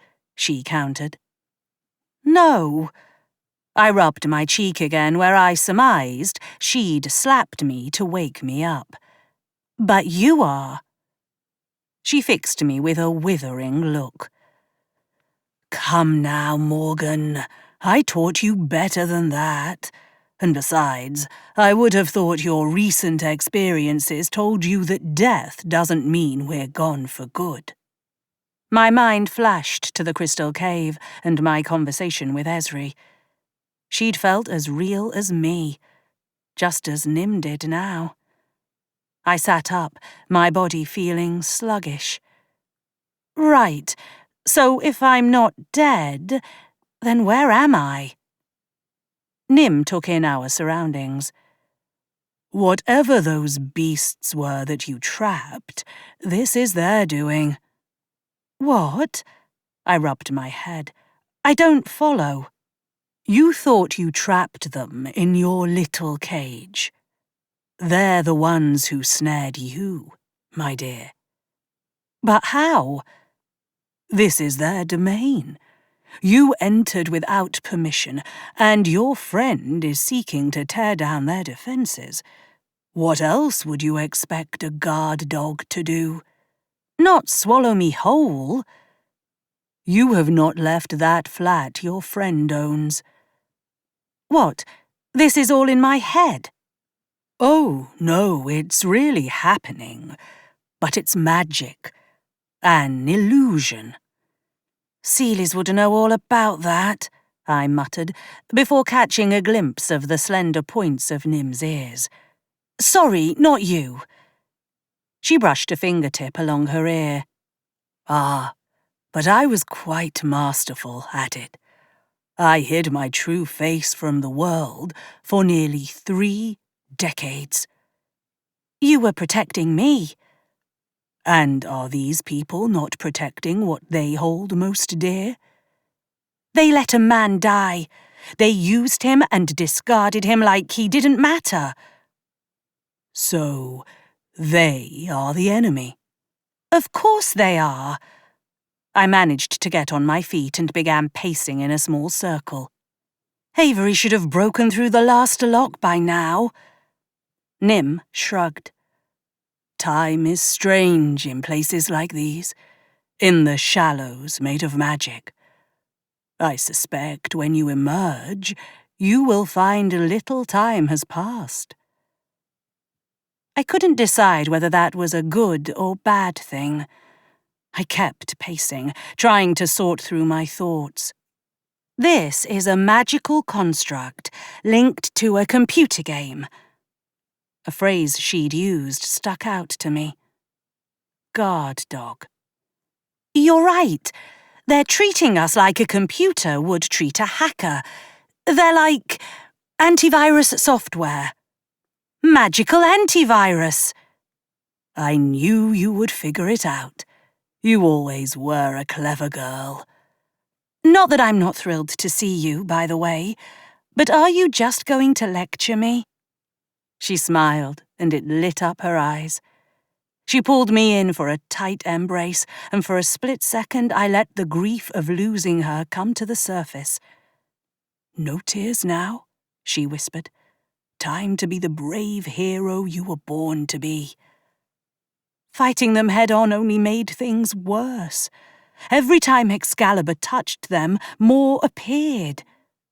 So you've learned something. But I don't know how to fight them then. Trapping them didn't work.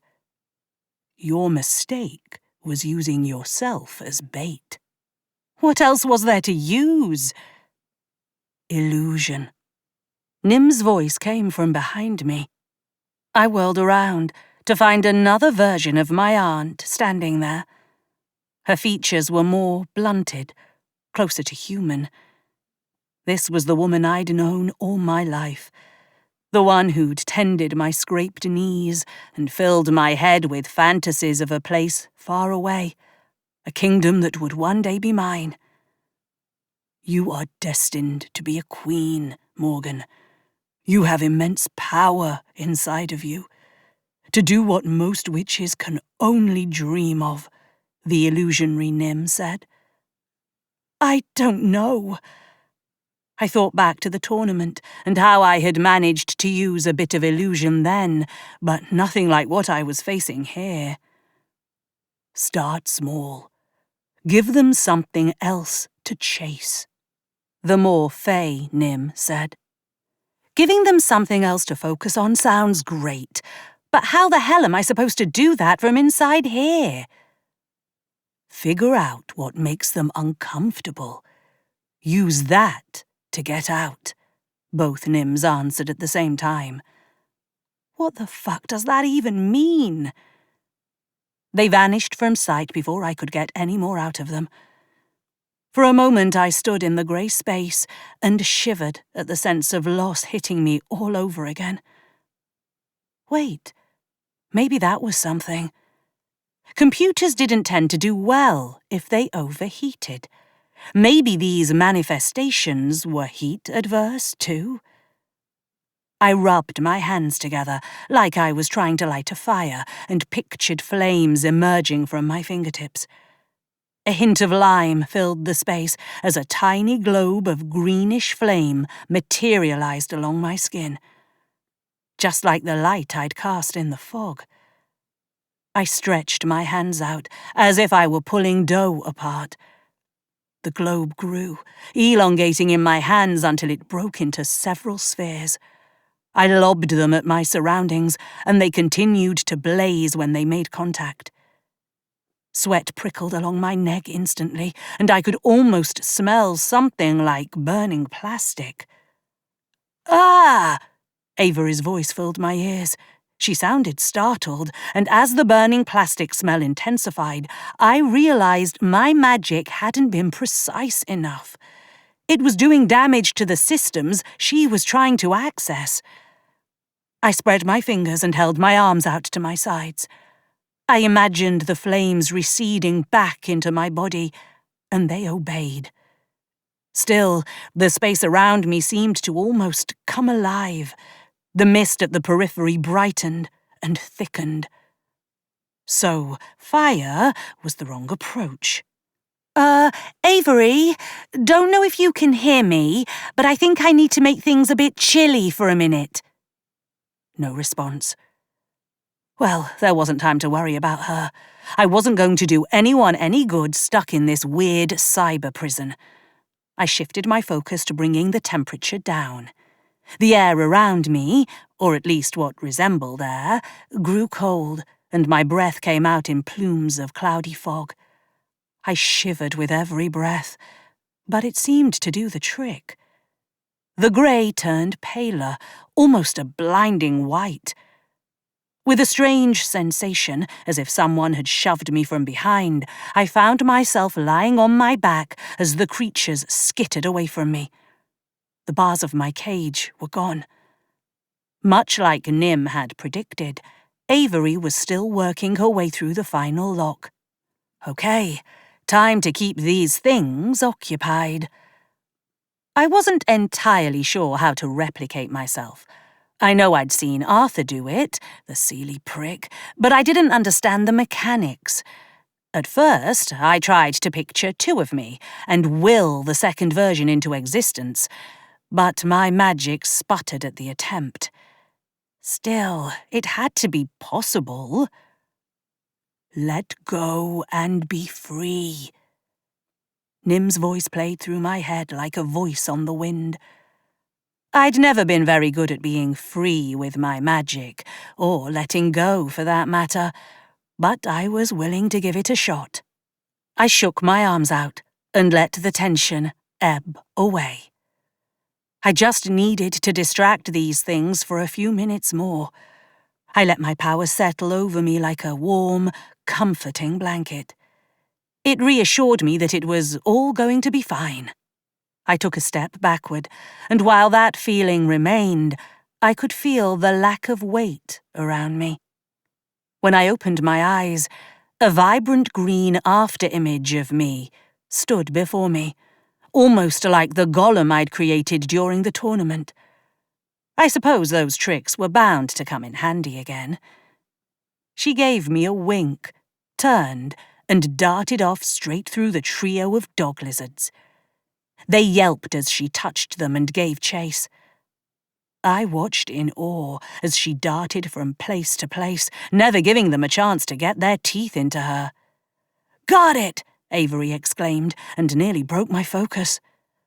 "Grand, but would you mind being quick about whatever it is you're about to do now? I can't keep this up for long." "Just give me a minute. There are some files in here," she muttered, and in an instant, thick manila envelopes appeared in her hands. Fascinating.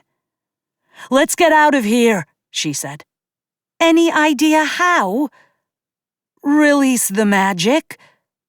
"You're the one who brought us here," I reminded her. "Oh, right." She looked at the documents in her hands and her brow creased as she thought through some problem I couldn't begin to fathom. After a moment, she traced something in the air and shoved the files into it. They vanished into the darkness, and she looked relieved. "I'm not going to ask what that was," I told her, and reached for her hand. "I'll explain later, when we're out of here." She took hold of my left hand, and the metal on my wrist warmed again. Behind us, the creatures howled, and I could feel my magic beginning to falter. It really was time to get the fuck out of here. But how? All I saw around us was the inky darkness we'd encountered on our arrival. "We need a doorway," Avery said. "I'm not seeing anything that looks like a door." Avery's hand gripped my wrist. My hand jerked forward, and for the first time, Excalibur shifted form of its own accord. The sword acted like a divining rod, guiding us from where Avery had done her work, away from the beasts still on the hunt, until we came to a small red door with a blinking exit sign overhead. "Thanks," I told the blade as it returned to my wrist. "You really talk to it like it can respond." Avery sounded equal parts skeptical and bemused. "It's hard to explain," I said as we pushed the door open and stepped through together. Our hands drifted apart as the flat's living room came into view. Agent DeWitt, Fran, Jules, and Emrys, all stood where we'd left them. Avery still sat on the couch. My eyes hurt from the light, and I pressed a hand to my head. "Easy," Jules said, moving to support my weight. "Did you accomplish what you needed?" Emrys's question came from directly to my right as she moved to aid me. I heard movement on the couch, but still couldn't bring myself to open my eyes. Fingers tapped on keys, and then Avery said, "I got it all." I sighed, and the ache in my head lessened enough for me to blink a time or two. The room slowly came back into focus. "What exactly did we get?" Avery's cheeks turned bright and rosy at my question. "Everything possible. I mean, I didn't have time to read anything before we got out of there." I nodded and waited as she focused back on the computer screen. Her face went pale, and I could see her hands shake in her lap. "What is it?" Agent DeWitt crossed the distance in 2 long strides and was at the blonde woman's side. "They knew about the pendant." The words were barely audible. "But we already knew that," I said. "I mean, they knew a lot more. Traced my family tree back to when the pendant was given as a gift. They have accounts of other people trying to steal it from my relatives. They knew everything." "They also had to know you and your family had magic," Jules pointed out. "So why wait until now to try again?" I wondered aloud. "I mean, I guess I'm vulnerable," Avery answered. "No family here in Boston. I live alone. Any protection Des and his bloodline could have given me is long gone with them." "And if they've been studying you, then they must have figured out the defense mechanism on the pendant only lasts so long," I noted. Avery looked over to Agent DeWitt. "Is this enough to do something? To bring charges?" "We find the people who sent these messages, who planned this attack, and I will personally arrest their asses." "Thank you." Through all of this, Fran had remained silent. I turned my attention to her and found her sitting with eyes wide as coins and mouth slightly agape. She was clearly in shock at whatever Avery and I had done. Then again, from what I could tell, it didn't look like we'd done anything. "You okay?" I said, tapping the woman on the shoulder. Yeah, this is all just a lot." "You don't have to be involved anymore," I told her. "Except, I think I do." She glanced at Agent DeWitt. "They're going to need someone to corroborate what Leighton did and what they promised him. I can do that." "I appreciate it," Agent DeWitt said, "and I'm sure Avery does too. More importantly, I think Leighton would appreciate your support," Avery said, regaining her composure.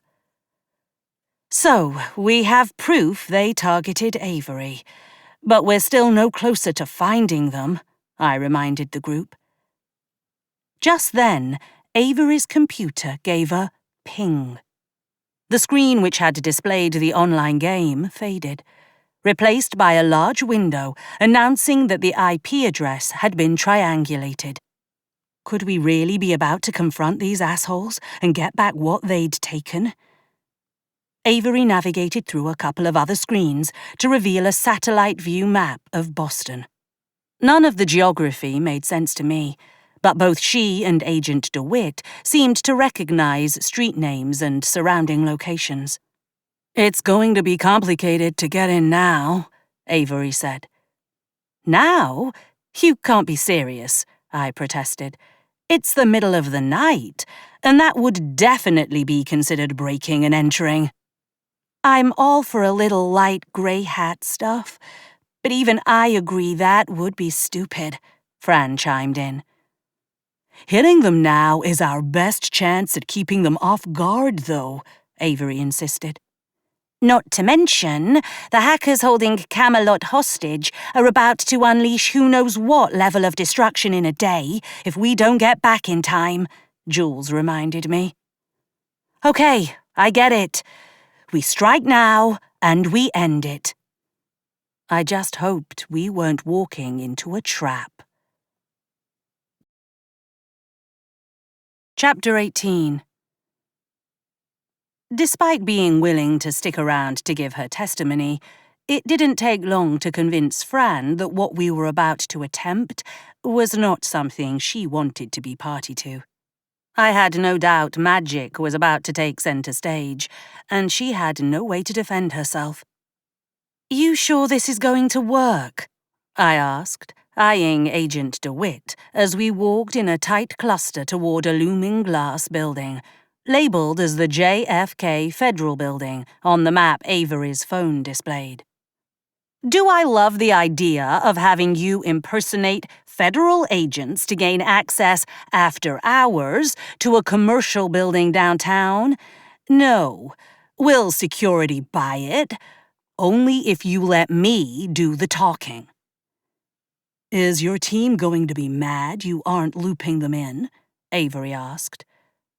Agent DeWitt gave a wry smirk. You really think they don't know what's going on right now? The minute I called Duncan for that favor, he blabbed to the other two. Besides, Molly's been involved since the meetup at the bar. My head was still sore from the magical showdown with the dog-lizard antivirus creatures, and I couldn't keep any of the names straight as they talked. If I had enough brain power to link names to faces, great. But it wasn't like we were sticking around long enough for it to matter. Agent DeWitt led us past a security desk, waving her badge at the man behind the monitor.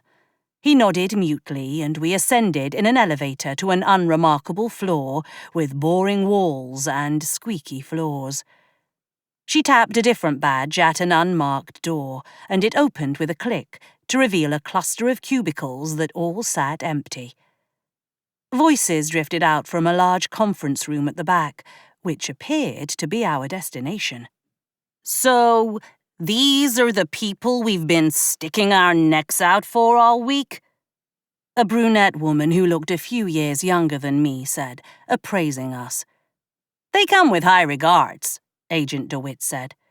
Yeah? From who? Esri sent them. The redhead's name garnered a moment, a silent appreciation amongst the assembled group before the brunette nodded. Even after all this time, she's still looking out for us. She said I'd find allies here, I offered, diving into the conversation. She wasn't wrong there, a blonde woman with a short bob replied. She offered her hand for me to shake. Agent Molly Cartwright, and this is Agent Kayla Rogers. Morgan Le Fay, technically, Crown Princess to the Kingdom of Camelot. Agent Cartwright let out a low whistle. Should we be bowing? Please don't. Now that the pleasantries are over, we need to get what we came for and head out, Agent DeWitt said. Jackets, vests, and tactical gear are ready. We'll be half a block out in case you need backup. Agent Cartwright gestured to a pile of equipment sitting on the table. No offense, but I'm not sure you'd be able to help, Jules said. Agent Rogers let out a laugh before half her body went invisible. Trust me, we're more than enough help if you need it. Right. Well then, let's go storm the office? I immediately disliked the weight of the bulletproof vest. I wasn't sure why we even needed them, seeing as our would-be attackers were most definitely magical. They wouldn't be shooting at us. You need to look the part. Now stop fidgeting, Agent DeWitt chided, batting my hand away from the strap around my torso. It just feels like overkill, I protested, but clasped my hands in my lap. Now, do you know what you're looking for once we get inside? Not really.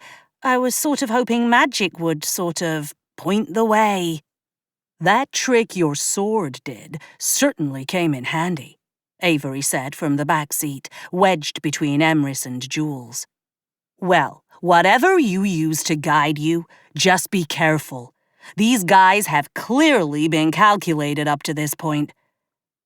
She didn't need to tell me that. It was obvious this had taken a lot of planning. And if Avery was right, the enemy had chosen now to strike because her own magical defenses would have been lowered. It also meant they knew more than just who she was and the people in her life. And if they were as tech-savvy as they appeared to be, there was no telling what our little incursion had tipped them off to. The car stopped a block away from a nondescript multi-story building with darkened glass windows. Agent DeWitt shut off the engine and climbed out from behind the driver's seat. I hurried to keep up with her. You really think this is going to work?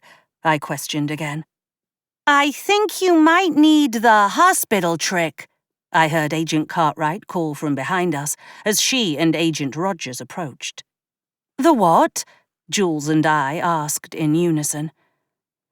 I can get you into the building unseen by cameras, Agent Rogers explained.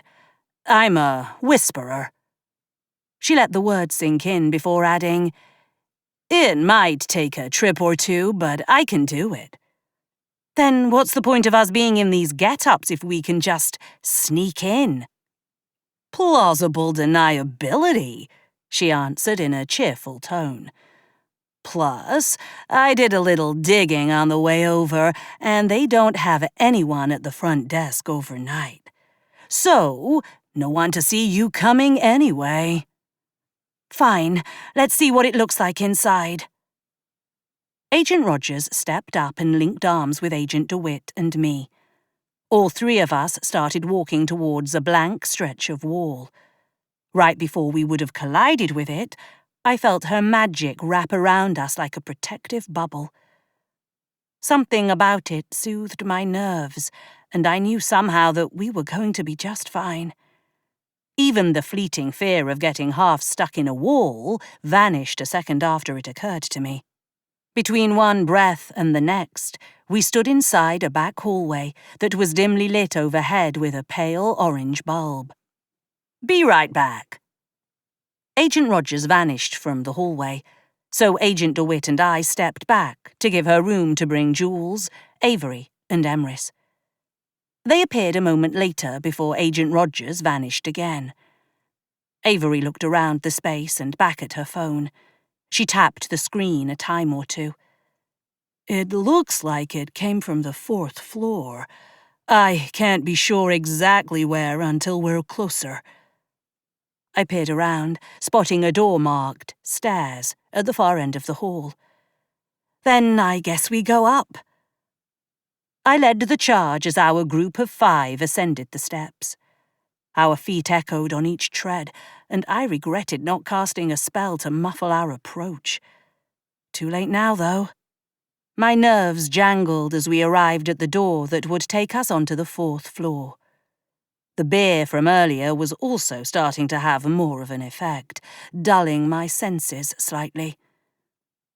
Agent DeWitt moved to the head of the group and crept into the space, weapon drawn, but held loosely at her side. She beckoned us onward, and we left the stairwell behind. There were only 3 large offices on the floor, each with their own sign. None of them conveniently read, Evil Seelie Masterminds, since that would have been too easy. Agent DeWitt tapped an earpiece protruding from her right ear. Molly, I need you to run a couple of names for me. She began reading off the names on the signs with tiny arrows pointing in different directions. McPherson and Wayne, the Wilshire Group, and SFI Holdings. We waited in silence for Agent Cartwright to pass along the information she found, and for Agent DeWitt to relay it to us. She gave a head nod and pivoted to face us. The first is a law firm, does family and elder law. The second, Emrys pressed. It's a property management company. Neither option sounded like what we were looking for, but that left SFI Holdings by simple process of elimination. Something about the name sounded familiar somehow, but I couldn't quite place it. And the last one is a shell company for a larger tech conglomerate, Agent DeWitt said when I was already halfway to the door to the office. That sounds like what we're looking for, Jules concurred. I reached the door and held my breath. The expectation of something about to happen was palpable, making my palms sweat as I reached for the door. Agent DeWitt swooped in, catching my wrist before my flesh made contact with the metal of the handle. The point is to leave as little DNA behind as possible. She pressed a blue latex glove into my hand. Sorry. I tugged it on, the sweat on my palms managing to make it harder to don the glove. Once I'd secured it, I tried the door handle, to find it unlocked. That sent shivers of unease down my spine. Part of me wanted to turn back and try again later, but my people were counting on me. What is it? Emrys stood at my side. This feels too easy. It's nearly midnight on a weeknight. Everything else is locked up tight. Why would this place be wide open, unless they were expecting us to pop by for a visit? Emrys held up her hands, and I could feel power radiating from them. Then we fight whatever they throw at us. Taking a deep breath, I pushed the door inward and led the march into the unknown. The front office was Spartan, but even in the night gloom, it shone. It was as if they'd used fluorescent paint on the walls and ceiling. The carpet was equally pristine and white. I almost felt bad treading on it. I didn't set foot a pace or two into the space before my left arm felt like it was on fire, and the sapphire at the center of the bracelet blazed as if lit from within.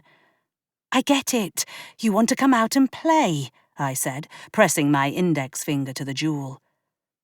The heat receded as the blade transformed.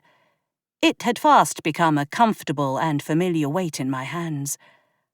I couldn't lie that I felt just a little more confident in having the sword at the ready. Taran would be pleased. The thought of him brought a smile to my lips.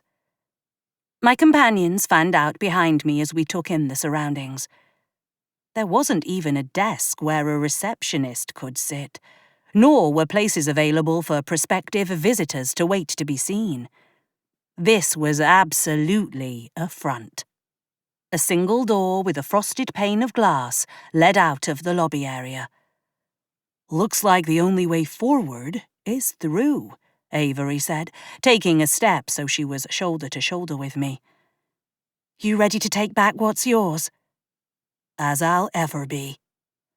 With my still gloved hand, I reached for the more ornate silver doorknob. Only this door was locked. I jiggled the handle. My pulse began to race and throb in my neck as panic started to set in. After a moment, something in the knob beneath my fingers shifted and poked me through the glove's barrier. Ow! I pulled my hand away and saw a spot of blood marring the otherwise pristine metallic surface. It appeared to glow before the barb disappeared and I heard an audible click from within. I exchanged a nervous look with Avery before I tried the knob again. This time, the handle turned, and the door swung inward on silent hinges. I couldn't quite explain it, but the air on the other side of the doorway felt almost familiar somehow. It made no sense in my head, and I had no rational explanation for what made me think it either. But I couldn't shake the sensation. I walked in, Excalibur held at my side, and waited for the rest of the group to join me. Avery stepped in from behind, followed by Emrys. Maybe we should stay out here, just to be safe, Jules called. My gut says we're going to need all the help we can get, I called back to her. I didn't see Jules nod, but I heard her footfalls as she stepped onto the harder flooring beyond the frosted glass doorway. This space was darker than the lobby area, and I fought the urge to reach for a light switch. I could hear something that sounded like fans running off to my left, and I thought I caught snatches of a conversation. Then again, it could have just been my imagination playing tricks on me, feeding my desire to find what we came for and get the hell out of this place. What the hell? Agent DeWitt's voice drew my attention. I spun to see her standing in the doorway, unable to pass over the threshold. I went to her and grabbed her by the wrist. I tugged as hard as I could, but she wouldn't budge. Even with Emrys taking her other wrist, we couldn't get her past the threshold. I'm afraid your friend isn't invited. It is a rather exclusive guest list after all, a baritone voice called from behind me. Given what we do here, I'm sure you understand we can't be too careful who we let in. I relinquished my grip on the agent's hands and turned back to find a tall man standing opposite me. He wore a simple V-neck shirt and dark grey trousers. I could almost say he was handsome, except for the air of superiority wafting from him like overpriced cologne. As I studied the man's features, I was back in Leighton's memory. This was the bastard who'd taken the pendant from Leighton and left him to die. So, you are the foolish girl coming to try and stop our work. It's almost a pity I'm going to have to kill you. You've got something that belongs to a friend of mine. She'll have it back now. He patted his chest, and something bulky bumped against his fingers. He looped a finger through a delicate silver chain and produced Avery's pendant. Oh, I think you'll find it has a new affinity. I raised Excalibur, positioning myself to take a running leap at him with Avery, Jules, and Emrys behind me. If I was lucky, the blade would land in his face. He laughed. His elongated canines made him look almost vampiric. Oh, you are welcome to try. In fact, I do hope you will indulge me. He waved a hand, and the frosted glass door slammed behind us. I could hear Agent DeWitt banging on the frame to no avail. Still, I wasn't alone in this fight. I felt Avery, Jules, and Emrys summon their magic as the man surveyed us. This ends now, I yelled, and lunged. Chapter 19. I wasn't prepared to slam into an invisible barrier. It knocked the air from my lungs, and I could feel Excalibur peel out of my hand.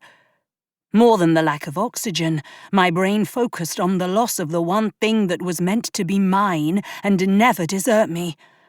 I flew backwards, slamming hard against a wall. Morgan! Avery's cry filled my ears, and I saw her out of the corner of my eye as my vision started to blur and go black with spots. I told you, girl, that the pendant's allegiance has shifted. You cannot harm me, the man taunted. I felt hands grab me by the biceps and hoist me onto my feet. Emrys pressed Excalibur's hilt back into my hand. Try not to lose this again. Wasn't planning on it to begin with, I grumbled, and straightened, taking stock of the man standing on the other side of the room. My sudden movement must have triggered some motion sensor-based lighting, because the space suddenly flooded with overhead LEDs. In the harsh artificial lighting, the man looked even paler than I'd guessed before. His hair was thick and hung to his shoulders. His eyes, an earthy grass green, stared back at me, challenging me to test the truth of his words again. But I wasn't that stupid.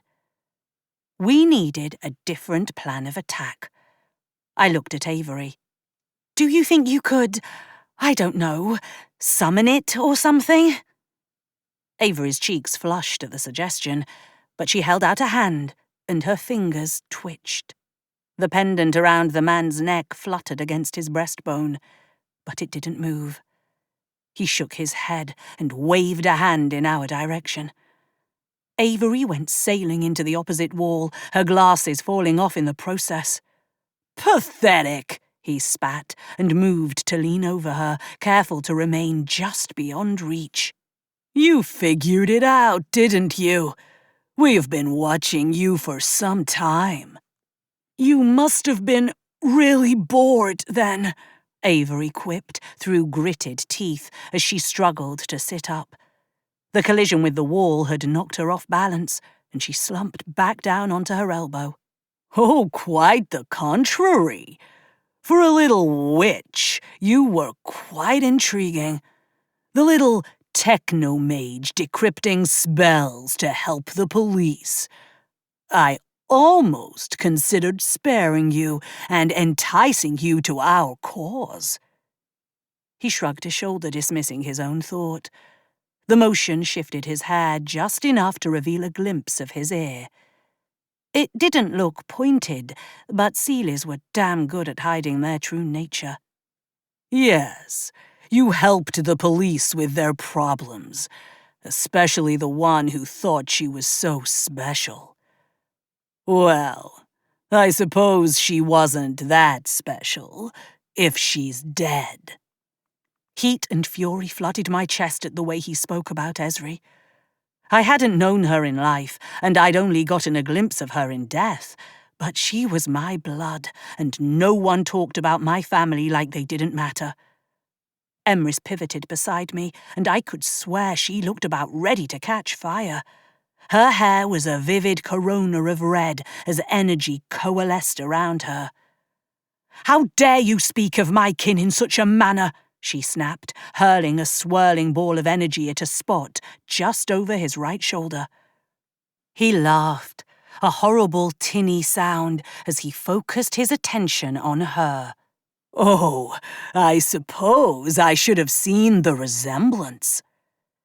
Did your amateur spying tell you that Avery is one of the bravest people I've ever met?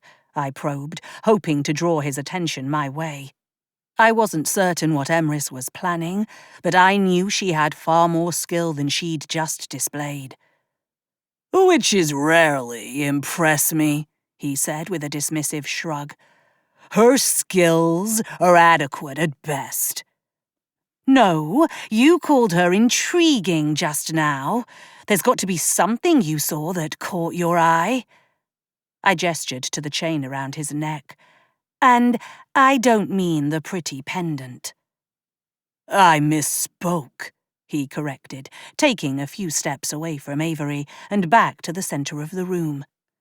Not so much intriguing as confounding. She always seemed content to stay in the background, never taking praise that any other would have deemed their own to have. That's not what I care about. I care about helping people, Avery said, finally managing to get back on her feet. I never did it for praise. I did it because it was the right thing to do, even when it was hard and it hurt. That's what good people do. Cling to your morality then, little witch. It is all you'll have as you die, he declared, and his fingernails grew long, extending into talons. Just like I'd seen in Leighton's fragmented memories. In all the banter, I'd lost track of Julaine. I spotted her now, behind the man. She crouched behind a low desk, her head brushing the bottom of a backlit sign featuring something that looked like fire and claws, not unlike what the man now sported. Is this your plan, then? Are you going to talk us to death? I taunted. Hardly, he scoffed, and the claws shot out a familiar red mist. I dove to the side before it could touch me. It splattered against the wall where I'd stood and appeared to almost eat through the panelling. I shuddered at the thought it could have been doing that to my flesh while we were stuck inside the computer program. We needed a way to coordinate our efforts without letting him know what we were doing. If we'd had more time together to prepare, to practice, maybe we could have come up with a signal or something to communicate our next move. We'd been so focused on just tracking down the pendant that this scenario had never occurred to us. I stood, reaching out towards Emrys and Jules. They were the ones I held a closer bond with, and the ones I trusted to be receptive to what I was about to do. For her part, Avery was lobbing globes of magic at the man. They bounced off him, the pendant doing what it was meant to do, even if it was corrupted by his dark power. My magic snapped to the ready, eager as I started to tune the pair of them out. I focused all of my attention on the two women who'd walked through a portal with me less than a week ago, ready to follow my lead. I don't know if this is going to work, but we need to take him on together. He can deflect us one at a time, but we need to distract him. I put my intent out in the world, urging the magic around me to carry my message to them. Jules stood, and I could see the look of surprise in her eyes. I heard Emrys sigh on the other side of the room. "This is new. I like it," Jules's voice echoed in my head. "We should bind him so that Avery can reclaim the pendant," Emrys added. "That sounds great and all, but everything we try he just deflects," I noted. "We don't use magic. Not at first," Jules suggested. Across the room, I watched her mime tackling. "It wouldn't work for long," I reminded her. "It wouldn't need to, so long as you can sever the connection between him and the pendant," Emrys agreed. I'd have to worry about how to do that once we got to that point. I gave them both a nod, and Jules let out a guttural yell as she leapt out from behind the desk and launched herself onto the man's back. Emrys raced forward, trying to secure his wrists. They both struggled to hold tight as I moved to get between them. I made a grab for the pendant hanging around his neck, but it was like my hand purposely missed. Of course, the defense mechanism. If I forced it off of him, I'd end up in no better condition than Leighton, so long as the pendant bore this creep an allegiance. Besides, the flesh-eating mist coming from his claws was a deterrent to getting too close. But there had to be a way to get the pendant back to protecting its true owner. Blood may always be the strongest part of magic. Nim's voice filled my head, and it took all of my resolve not to turn around, hoping she'd be standing there watching over me. In that moment, I understood what I needed to do. I just hoped Avery would forgive me. I shoved Emrys aside, giving me access to Avery.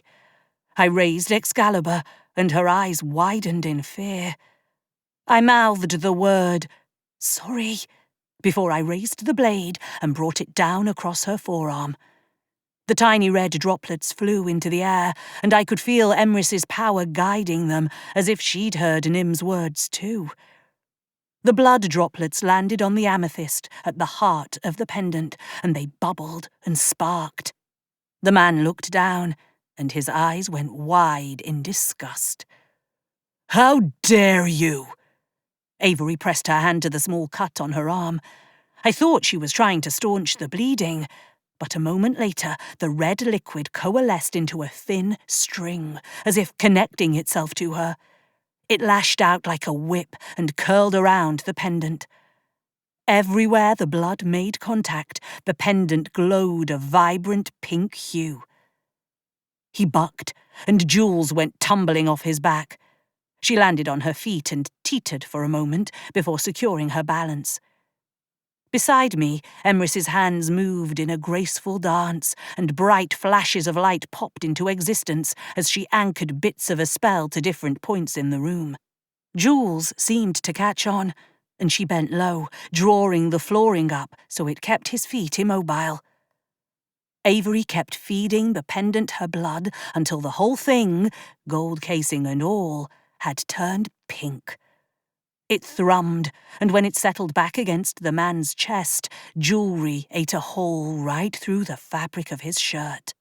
His talons did their best to break the contact before it could touch bare flesh, but they turned out to be the wrong implement for the job. I could save him the trouble. Shifting Excalibur to my right hand, I lifted the blade in an upward jabbing motion, severing the amethyst from the thin chain. The pendant launched into the air, and as if drawn by magnetism, it landed in Avery's bloody hand. I watched in stunned silence as the wound on her arm healed, and the rest of the blood coating her palm vanished, as if it had never been spilled. "I think you will find that the pendant has been reunited with its true owner," Emrys said, as her bright spells wound around the man's wrists and torso. I took a step closer, and instantly regretted it. The pendant had left a blistering wound that oozed from his chest and stank of rotting flesh and bile. It turned my stomach, and I took a step back just to keep from being sick. "You think you have won, but this is merely one piece in a much larger game," he wheezed. "Tell us how to reverse the hack and regain control of my kingdom's systems, and maybe I can get you some medical attention for that wound," I said.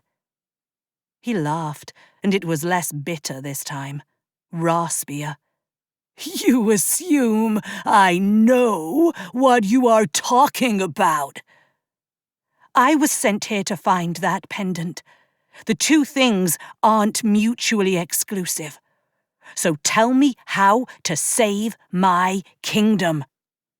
"The princess who makes threats. Now that is fascinating." "You don't know a thing about me." "The stolen heir finally come home to her true land. I only know what I need to." "He's not going to give us what we need. Let's just leave him," Jules said. I had half a mind to leave him here, except this bastard needed to pay for what he'd done to Avery and Leighton, which meant that Agent DeWitt and her team needed access to both him and his technology. I looked around the room, spotting glowing sigils in the corners. If I had to guess, they kept anyone without magic in their blood from entering. Time to get rid of those. I smiled a little as I turned one hand, palm down, toward the carpet, and pushed myself off the floor and up to the ceiling. I slashed at each of the sigils with Excalibur before returning to the floor. The door to the room opened, and Agent DeWitt entered, weapon raised. "Everyone okay in here?" "The people who matter," Jules muttered. "Did you get what you came for?" "Part of it. We still don't know how we're supposed to save my kingdom," I answered. As if acting of their own accord, the pendant and Excalibur started vibrating so violently that they both shot out of mine and Avery's hands. The man winced as the tip of the blade zeroed in on his left front pocket. The pendant hovered, as if acting as a beacon. In a blur, Excalibur moved in a swift downward motion, and a small drive fell to the floor. I bent and picked it up, hurrying to put distance between us so his wound didn't touch me. Something was written on it in faded ink, but I thought it could have spelled Camelot. I glanced at Agent DeWitt, and she gave me an approving nod. I pocketed the drive to take with us. I'm sure Avery could figure out what to do with it. "For what it's worth, I hope you live a long time so you can rot behind bars," Avery said, eyeing the man. Oh, don't you worry. We'll do everything we can to keep him alive, Agent DeWitt promised, just as more footsteps echoed in the hall beyond the lobby. The rest of her team, including a man I hadn't seen before, but assumed he was Duncan, rushed in with weapons raised. They eased their urgency when they saw that the target was already detained. We're going to need you to let him go, so we can take him into custody. Agent Cartwright addressed me directly. I gave the go-ahead to Emrys and Jules, and in unison, they released their spells. The man fell to his knees only long enough for Agent Cartwright to swoop in, securing his hands in handcuffs. I didn't know if they made them with iron, but part of me hoped there was even just a little bit of it in there to irritate the fuck out of him. I don't know about anyone else, but I could use a nap, I announced once the agents had taken the man out of the space. Avery looked around the room, with a glint in her eye that signaled curiosity. I'd love to know what else they're hiding here. It's late. You should at least try to get some rest before you head off for the next part of your journey, whatever that is, Agent DeWitt said. Rest sounds like a great idea. I had just enough energy to make it back to the car at street level before I succumbed to fatigue, and the world faded away. Chapter 20. Every part of me ached from the prior day's ordeal. Still, we'd come out the other end victorious. We'd reclaimed Avery's pendant, and even secured the code that would free Camelot from the hacker's grip. And I couldn't deny having a certain sense of satisfaction seeing Emrys, Jules, and I together, our magic connecting us when we needed it most. Maybe that's what was meant to happen. As I built the supports around me, the magic would grow ever stronger. You look deep in thought, Emrys noted, appearing from the tiny kitchenette with a cup of coffee in hand. Just amazed that we managed to make it through, I answered. I truly believe you are presented these tests to prove you can rise to the challenge. I do not believe you will face anything you cannot overcome. I appreciate your vote of confidence, and if I weren't so bloody bone-tired, I'd let that buoy me all the way home. But nothing I did here was solo. I did not say you were meant to walk this path alone. I would have thought that became obvious upon our first journey here to seek the chalice. I guess the whole Chosen One title feels like it's supposed to be a solo act. You were chosen because you have the power in your blood, Morgan. You will learn in time how to shape that power to inspire others. You did it here and now with Avery, and with her mundane friends she is leaving behind. Avery had left her flat early to meet with Agent DeWitt, JT, and a few other people whose names I'd heard tossed around a time or two, but had little frame of reference to remember them. I hadn't intended to ask her to uproot her entire life to save Camelot. Part of me had hoped with the code we'd taken from the game designer, we'd be able to go back through the barrier and our people could sort out how to use it to regain control of the network. But Avery had insisted that her place was in Camelot. I wasn't going to argue with her. Jules emerged from the bathroom looking refreshed, her hair slicked back in a knot at the nape of her neck. She looked almost relieved to be leaving this world behind. Maybe she was starting to see Camelot as home too. So, should we be looking at flights back to London? She slipped past Emrys into the kitchen and grabbed some coffee herself. As much as I could use the sleep, as disjointed as it was likely to be, we were woefully short on time to return to Camelot before the hacker's deadline. I'm going to portal us back to Ireland. That sounds like a big job. Avery's voice came from the doorway. and I turned to look at her. Her face showed no evidence that she'd been crying, but I could sense the sadness that surrounded her. It was never easy leaving what was familiar. Yeah, well, I don't think we've got much choice. You came here via a plane, though. If you ever need to travel again, it will look suspicious you don't have return stamps. We can address those discrepancies upon our return to Albion, Emrys said. Avery gave her a quizzical look, but dropped the subject. Well, I'm ready to go whenever you all are. I can probably keep a portal open long enough for myself and one other person to get through, but not everyone, I admitted. Emrys gave me a solemn look. You do not need to do this alone. You're sure you can handle it? Her solemn expression turned to one of irritation. Have you forgotten who taught you to create portals? All right, I didn't mean to insult you. You two go on ahead. I need to grab one last thing, Avery said to Emrys, darting into the bedroom. Emrys pressed a hand to the necklace she always wore and traced a circle in the space in front of her. The sweet air of Ireland filled the flat, and I could see the slope of the hill that would take us down out of sight through the gate back to Albion. It was impressive that she could get that close. I just had to hope we wouldn't be spotted by any nosy tourists. I could see the strain in her expression as she held the spell open. Jumping whole continents was still a bit much. Right, Tulane, go on through. We will be waiting on the other side, Emrys said, resting her forehead against mine for a moment before stepping through the portal and vanishing from sight. Out of the corner of my eye, I saw Avery lay her wedding band on the table.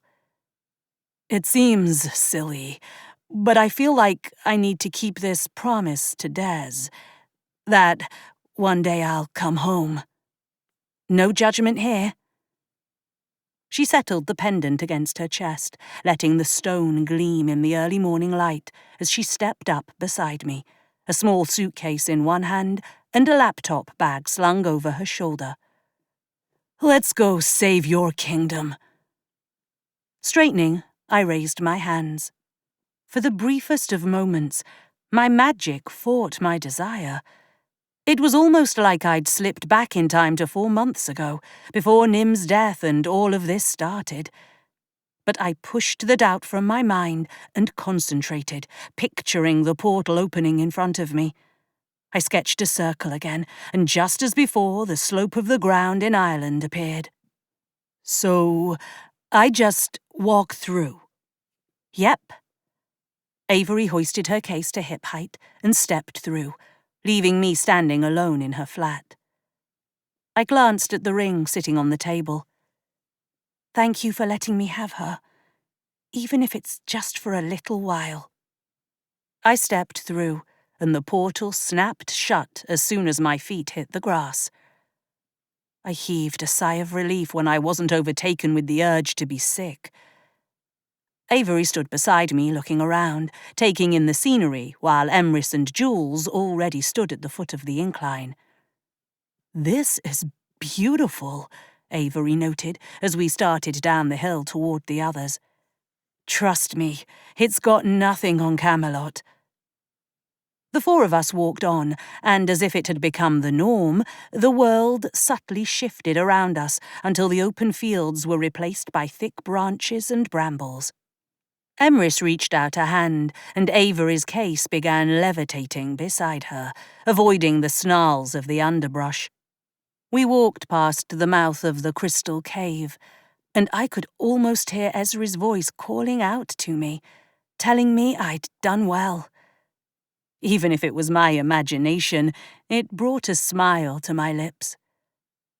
I hurried on as we cleared the forest and the sprawling lake before us. I scanned the sky in the hopes of glimpsing a certain dragon, only finding nothing but clouds. On autopilot, my feet carried me the rest of the way to Emrys's cabin. I didn't have a chance to open the door before it swung inward on its hinges, and my friend appeared, throwing himself at me. "Thank God you're home!" His glasses sat askew on his nose when he pulled back to look at me. Not that I don't love the enthusiastic greeting, mate, but it does seem a bit disproportionate, given the circumstances. Also, last I saw, Emrys had portaled you back to the castle. I was miserable without you all. Her Majesty noticed and sent me here. She figured you'd have to come back this way. I picked up a hint of embarrassment as he spoke about my mother. She said she didn't trust anyone else to be here when you returned. "Have things shifted for the worse?" Emrys asked from behind me. "Funny you should say that," Gethin said. The floorboards creaked as someone stepped down the stairs. Breath caught in my throat for a moment until the shadow within resolved into Taryn. "What are you doing here?" I demanded, resisting the urge to give him a similar greeting to the one Gethin had shown me. "Your communications may be hampered, but ours are not, and it became clear very quickly that you had left. I wasn't going to let you simply come back without making certain you were all right." Had he and my mother been in cahoots then? "He showed up 3 days ago and wouldn't leave," Gethin grumbled. Avery moved to whisper in my ear. "I'm guessing he's the dragon?" She made a quick gesture towards Taryn. I nodded wordlessly. It took a moment to find my voice again. "I appreciate you being concerned about me, but as you mentioned, Camelot's got some serious communication issues, and we've got a way to fix them. If we can get back to the palace in time," Jules reminded me. "Can't you just portal us?" Gethin looked hopeful. "I could always take you," Taryn offered.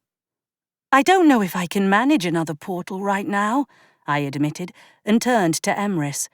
"What about you?" She took a deep breath.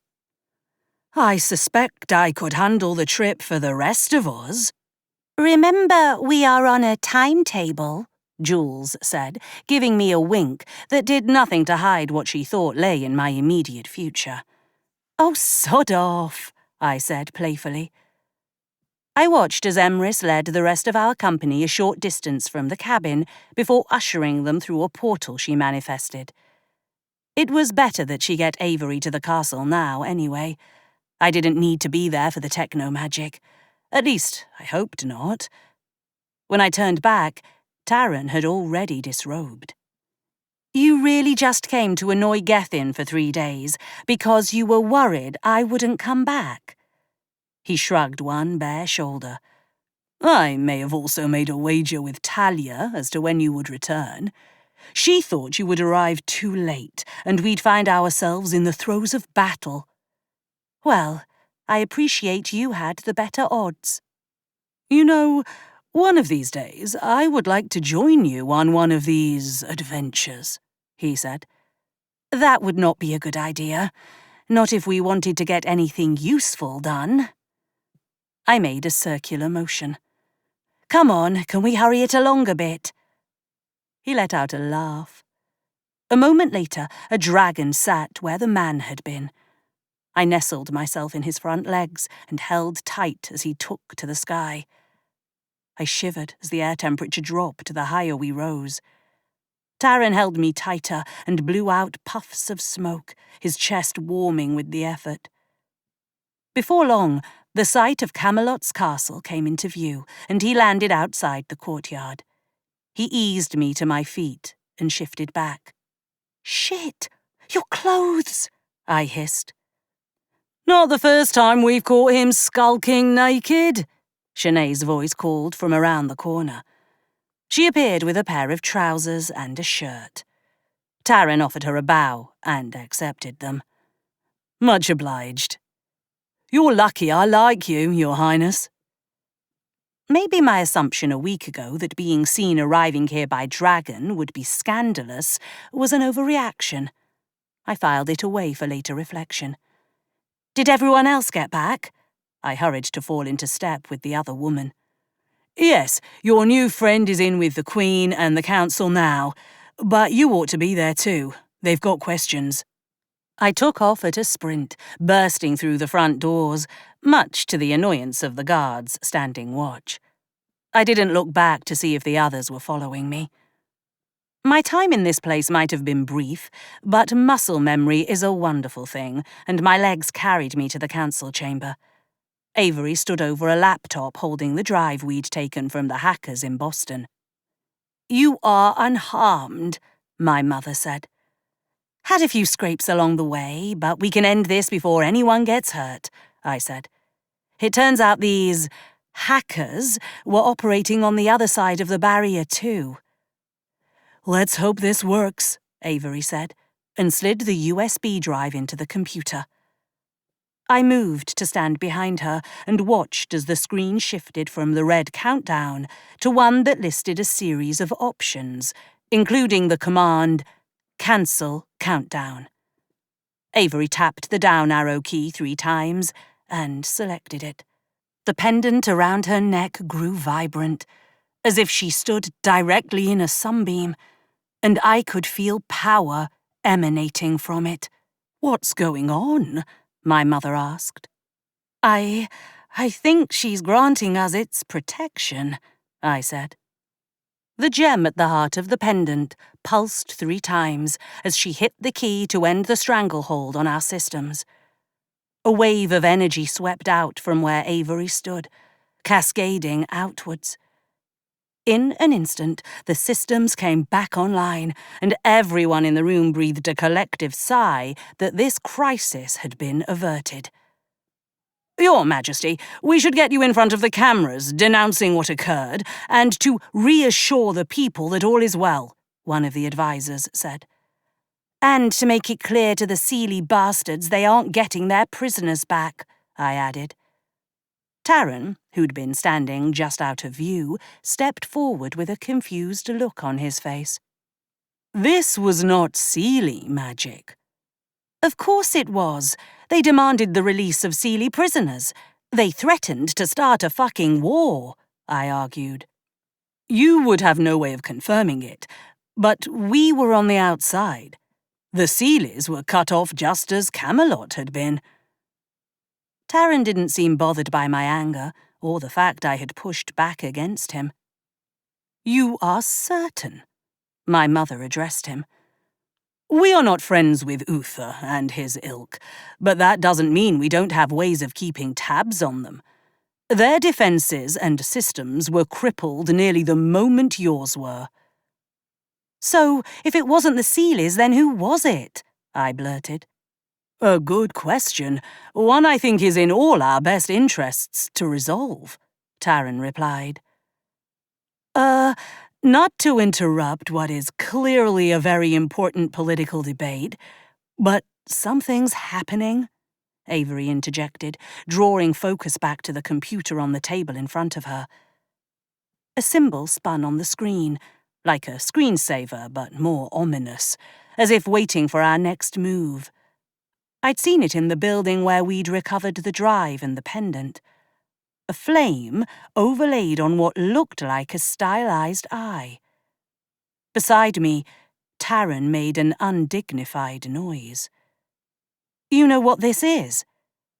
He rubbed at his chin, clearly trying to convince himself whatever he thought he knew wasn't the truth. I didn't think they existed anymore. Who? Emrys's voice was sharp, probing. The Syndicate of the First Inferno. Emrys appeared to recognize the name as well, and her cheeks went pale. Neither did I. She steadied herself against the table. This changes things. Would someone tell me who the hell these bastards are? Taran looked at me, his expression having gone stony. I'm afraid they're dragons. Dragons. This has been Her Amethyst Pendant, A Guardians of Camelot portal fantasy novel. Written by Sarah Biglow. Narrated by Danielle Cohen. Copyright 2024 by Sarah Biglow. Production copyright by Sarah Biglow.